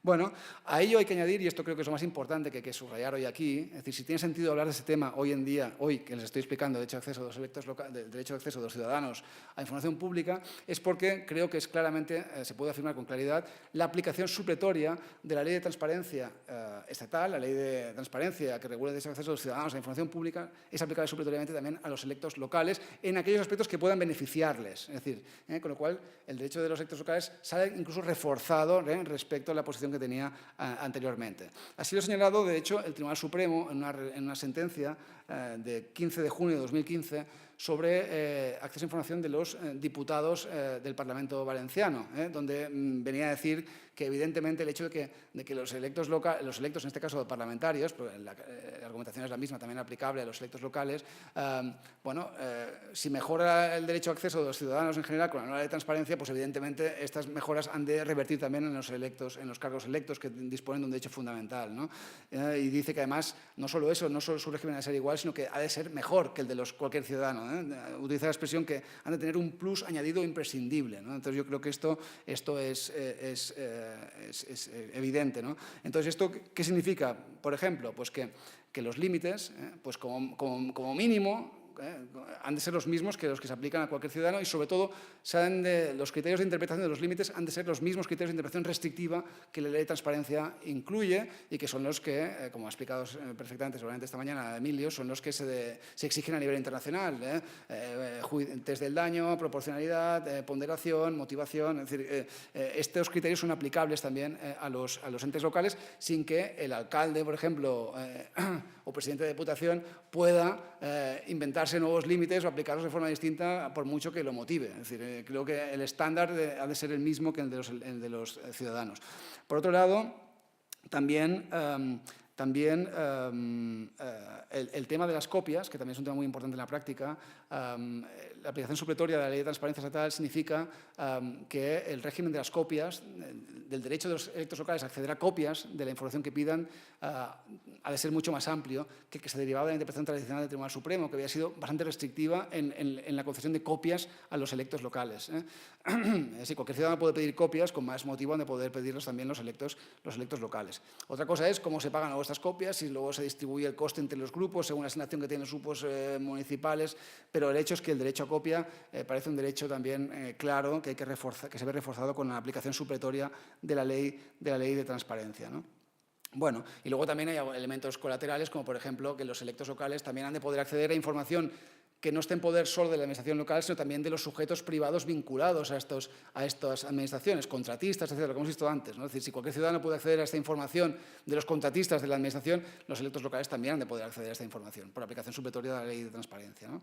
Bueno, y finalmente, con esto ya acabo, lo que resulta más controvertido en estos momentos, yo diría en este punto, y yo creo que es un tema también en la práctica muy importante, es si las comisiones de garantía, las autoridades independientes de garantía del derecho a acceso a información pública, han de ser competentes o no también para conocer de reclamaciones que puedan presentar los electos locales cuando la administración local les deniegue el acceso a la información en aplicación de la normativa de régimen local que acabamos de examinar, ¿no? Bueno, aquí que sepan que hay dos posturas ahora mismo contrapuestas a nivel nacional. El Consejo de Transparencia y Buen Gobierno, por un lado, el andaluz y el gallego, la Comisión Gallega de Transparencia, se consideran incompetentes para conocer este tipo de reclamaciones. Es decir, entienden que el electo local solo puede acudir a ellos si reclama como un ciudadano, pero no si trata de invocar el peso adicional que le corresponde como electo local. Entonces obligan, digamos, a rehacer la solicitud, mientras que hay otra línea interpretativa que, digamos, que inició la Comisión Catalana, en la que yo trabajé durante 2 años y que ha seguido el Consejo Valenciano, creo que también el aragonés, que entiende que no, que en estos casos también han de poder reclamar ante la Autoridad Independiente de Garantía. Es un tema importante. Yo estoy convencido de la posición que hemos mantenido en la Comisión Catalana. Creo que no tiene ningún sentido tratar peor a los electos locales que están ejerciendo un derecho fundamental que a cualquier ciudadano. Es decir, si cualquier ciudadano puede, si quiere, reclamar ante la Autoridad Independiente de Garantía, con más motivo le va a poder hacer un electo local que está ejerciendo un derecho fundamental. Porque además no le resta ninguna garantía, porque es una reclamación puramente potestativa, si quieren no la presentan y si quieren van directamente al contencioso administrativo.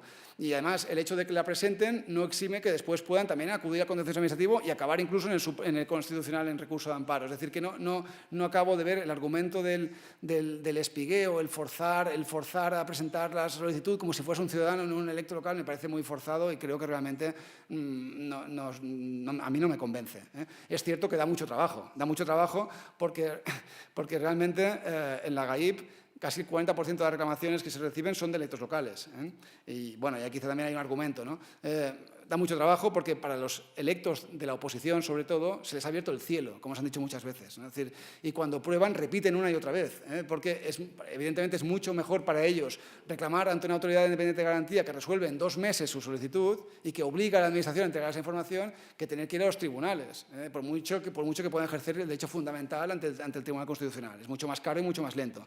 En cambio, la vía de la reclamación ante la autoridad independiente pues realmente les resulta muy útil, muy molesta, evidentemente, para los órganos de gobierno locales, pero muy útil para los órganos de la oposición. Y ya hay grupos minoritarios de la oposición que han visto, precisamente, en esta posibilidad de reclamar ante autoridades de garantía que realmente consiguen que les den información, en algo que justifica su propia función como miembros de la oposición. Ya hay algunos grupos minoritarios que consideran que su función básicamente como concejales es la de ejercer el derecho a acceso a información pública y ser los garantes de la transparencia de la corporación respectiva. Por tanto, yo creo que es un tema importante. También creo que el tema se acabará dilucidando rápidamente. En Cataluña solo ha habido una administración que ha cuestionado la competencia de la GAIP en este asunto, que fue la Diputación de Girona, que impugnó una serie de resoluciones, todas dictadas el mismo día, por el mismo motivo. Es decir, la Diputación de Girona dio toda la información, es decir, cumplió las resoluciones, pero impugnó ante el TSJ, ante el Tribunal Superior de Justicia de Cataluña, considerando que la GAIP no era competente, digamos, en esta materia, ¿no? Y está pendiente de resolución en el Tribunal Superior de Justicia, es decir, que es posible que pronto tengamos como mínimo una respuesta a nivel de TSJ, luego ya supongo que al final acabará ante el Tribunal Supremo. Veremos, hay muchos autores favorables a la interpretación, digamos, amplia. Bueno, veremos qué acaba diciendo el tribunal. Bueno, disculpen que me he extendido un poco. Si tienen alguna pregunta, sí, por favor. Sí, me parece que de todo el guión del derecho de acceso reportado, nos saltamos un poquito lo del deber de reserva. Quería saber exactamente cuál es su opinión sobre el deber de reserva de los civiles a la hora de procesar la información que reciben. Sí. Y lo digo por lo siguiente. Recientemente los medios de comunicación en Lugo, polémica, porque los concejales de la oposición del Concello de Lugo tenían un acceso al sistema de información.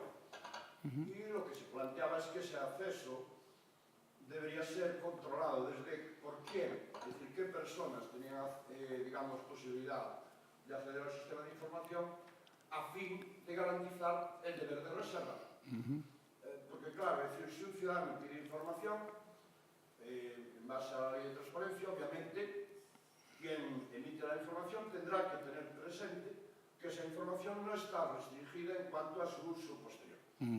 Pero en cambio, en relación al artículo 77 de la ley de base del régimen local, se plantea la obligación de que los que reciben la información tienen que, digamos, no utilizarla para fines distintos de lo que supone la labor de control o, en todo caso, la labor de informarse de los asuntos que se tratan en la administración concreta. Entonces, quería saber un poco el perfil de esto y, expresamente, si conoce la polémica que creo que se dio en el Ayuntamiento de Guadalajara y la negativa que sigue existiendo por parte de la alcaldía acceder a uno de los grupos de la oposición información. Digamos, ¿cómo se puede justificar que no se le dé información después de tan categórica exposición que acaban de hacer los ponentes en el día de hoy? ¿Y hasta dónde alcanza el deber de reserva de los ediles sobre la información que reciben? Sí, no, es una pregunta muy pertinente porque realmente por prisas no he hecho mención al tema que realmente es importante. Es decir, el hecho de que los límites, de que el derecho a acceso de los electos locales sea un derecho tan reforzado, de alguna forma se compensa precisamente con el deber de reserva. Es decir, es un elemento, ¿no?, que no solo en este ámbito, sino en otros ámbitos, también en materia sindical, en otros ámbitos, el deber de confidencialidad es otra estrategia para tratar de ampliar un poco el alcance, ¿no?, el derecho a acceso de determinados sujetos a determinadas informaciones, ¿no? Te dejo ver más siempre y cuando no lo difundas, ¿no? Entonces, este deber de reserva lo establece efectivamente el artículo 16.3 del ROF, del 16.3, y también la ley catalana también lo establece expresamente, y yo creo que es necesario en este ámbito. Pero hay que interpretarlo en sus justos términos, como usted apuntaba, ¿no? Es decir, hay que hacer una interpretación funcional de este deber de reserva. Es decir, de lo que se trata es de no difundirlo, de no efectuar una difusión que pueda perjudicar a los propios intereses de interés local. Pero eso no excluye que se pueda difundir cuando eso sea necesario precisamente para ejercer la función de control que tiene la oposición, ¿no? Es decir, lo que no puede impedirse, y así lo ha dicho la GAIP en muchas resoluciones, es que este deber de reserva sirva para impedir que los electos de la oposición puedan denunciar irregularidades que puedan observar en el ejercicio de sus funciones. Es decir, si realmente, gracias al acceso a información, destapan ilegalidades, irregularidades, evidentemente no han de poder denunciar. Ahora, esto no, el deber de reserva, en cambio, pues cuando tú accedes a información y ves que no hay ninguna irregularidad, pues entonces ahí sí que el deber de reserva te obliga a no difundirla, ¿no? Sobre todo cuando es información a la que has accedido precisamente por ser electo local, ¿no? Si son datos personales, si son domicilios particulares, informaciones sobre actuaciones que pretende realizar la administración local, proyectos que tienen en marcha que todavía no se quieren hacer públicos, entonces ahí sí que opera el deber de reserva, ¿no? Es decir, hay que hacer una interpretación caso a caso, y por tanto subrayar la importancia del deber de reserva, pero al mismo tiempo también tener en cuenta que no es una excusa para impedir que los electos de la oposición ejerzan su función, que es controlar al gobierno y destapar también irregularidades que puedan observar, ¿no? Yo creo que es una ponderación casuística, ¿no? Y en relación a la segunda pregunta, pues bueno, ya digo, yo creo que hoy en día se puede afirmar sin ningún género, sin exagerar, que la absoluta regla general es conceder acceso a información. Pero no solo en caso de electos, sino también en caso de cualquier ciudadano. Es decir, ese es el cambio de paradigma. Es decir, solo en casos muy excepcionales se puede dar acceso a información pública. Entonces, yo creo que de entrada, la Administración, cuando recibe una petición de información, tiene que entender que la va a tener que dar. Solo cuando justificadamente se puede invocar un límite y realmente hay un perjuicio para alguno de los bienes en juego, y siempre y cuando ese perjuicio no se vea compensado en el juicio de ponderación por un interés superior o privado superior, mayor, en favor del acceso, pues hay que dar acceso a información. Y en el caso de los electos locales, en la experiencia que hemos tenido en la GAIP, es que ha habido muy pocas informaciones que hemos considerado que no había que dar a los electos locales, poquísimas, vaya. Básicamente, datos íntimos, prácticamente. Ni siquiera todos los datos especialmente protegidos. Es decir, en una resolución que dictamos sobre el Ayuntamiento de Lleida, que ha habido muchas, porque ahí hay unos grupos de oposición muy activos en ese sentido, se quería ver, había sospecha de que el Ayuntamiento no perdonaba las multas al personal, a los concejales y al personal directivo del Ayuntamiento, ¿no? Entonces hubo un grupo que quiso saber todas las relaciones de las multas que se habían impuesto a los electos, que se habían impuesto y que no se habían acabado pagando, ¿no? En multas de tráfico, ¿no? Y ahí la Comisión, precisamente interpretando estos límites específicos del derecho de acceso que hay en la ley catalana, dijo, oiga, la ley catalana no excluye el acceso a datos especialmente protegidos, solo datos íntimos habla. Y entonces entendimos que el solo hecho de que conozcas, que un electo local conozca que a una determinada persona que ha cometido una infracción de tráfico y que le correspondía poner una multa y que no la ha pagado, eso no es un dato íntimo, no está revelando un dato. El dato sobre las infracciones y sanciones administrativas no es un dato íntimo, es un dato especialmente protegido, según la ley de transparencia estatal, pero no es un dato estrictamente íntimo que afecte tu esfera íntima, ¿no? Otra cosa es que tú, a raíz de esa información, sepas pues, que la multa se puso pues, por consumir drogas en la vía pública, o por usar la prostitución.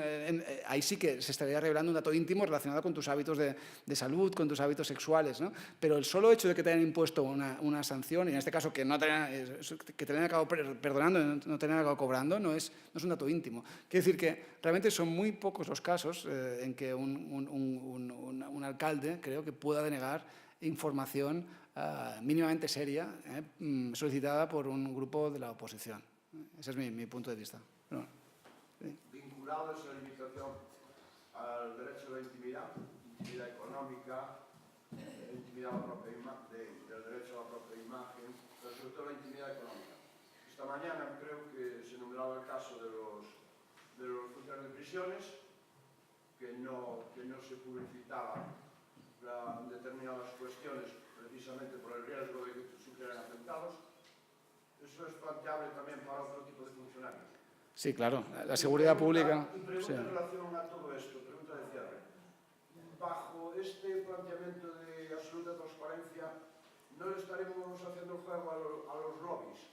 Es decir, aquellos que en algún caso no obtienen de los digamos, de que entre la responsabilidad del gobierno información suficiente para influir en determinados intereses privados y a través de otros circuitos que sí obtengan esa información que puedan utilizar para competir y beneficiarse privadamente o personalmente?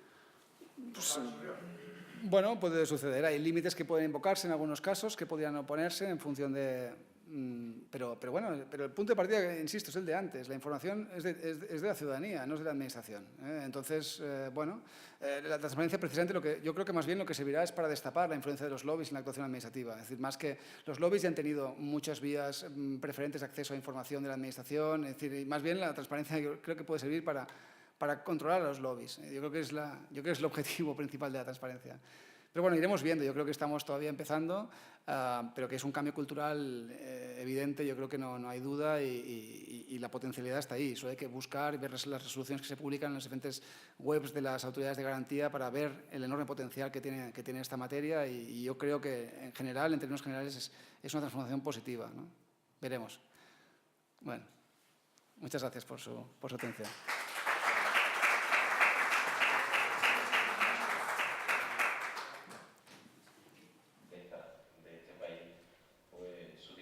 Moi boas tardes a todos, vamos a intentar ser breve porque xa creo que se falou bastante do tema. Así que nada, alcaldes, concelleiros, personal da Administración Pública, amigas e amigos, pois gracias por ter participado neste encontro provincial de cooperación e asistencia aos concellos. Esta é a 7ª edición na que o Goberno da Diputación organiza unha cita desta índole para debater sobre temas da actualidade e que atinxen as administracións locais, non? Considero que este tipo de xornadas resultan moi beneficiosas tanto para os asistentes como para a cidadanía en xeral, sobre todo cando se abordan aspectos que afectan ao día a día dos nosos veciños, como a transparencia nas administracións públicas e o acceso á información no ámbito local. Como sabedes, a asistencia á cooperación aos 67 concellos da provincia de Lugo é un dos piares nos que se sustenta a actividade deste Goberno, pois, como doito decir, a Deputación é a casa de todos os concellos, e cada medida que se toma está encaminhada a mellorar a calidade de vida dos máis de 300.000 lucenses. Neste sentido, o Servizo de Asistencia e Cooperación aos Concellos resulta un instrumento fundamental e ao que dedicamos os nosos maiores esforzos. Dende este departamento traballamos para impulsar medidas de xestión que favorezan os municipios, complementando a aqueles que teñen dificultades para prestar os servicios que demanda a cidadanía.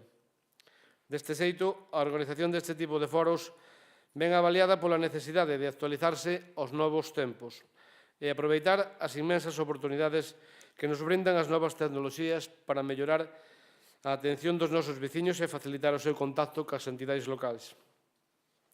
Así, dende esta Deputación de Lugo, xa impulsamos iniciativas para axilizar, simplificar e garantir aos cidadáns a realización de todos os seus trámites de xeito telemático e con seguridade, mellorando os sistemas TIC dos concellos da provincia con axudas para modernizar as súas ferramentas tecnolóxicas.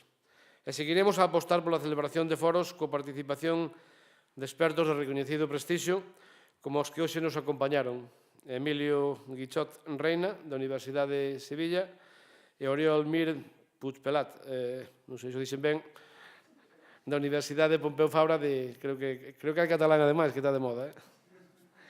Así que nada, quero darvos as gracias por estar aquí hoxe con todos nós e por compartir o vosso coñecemento con todos os nosos veciños.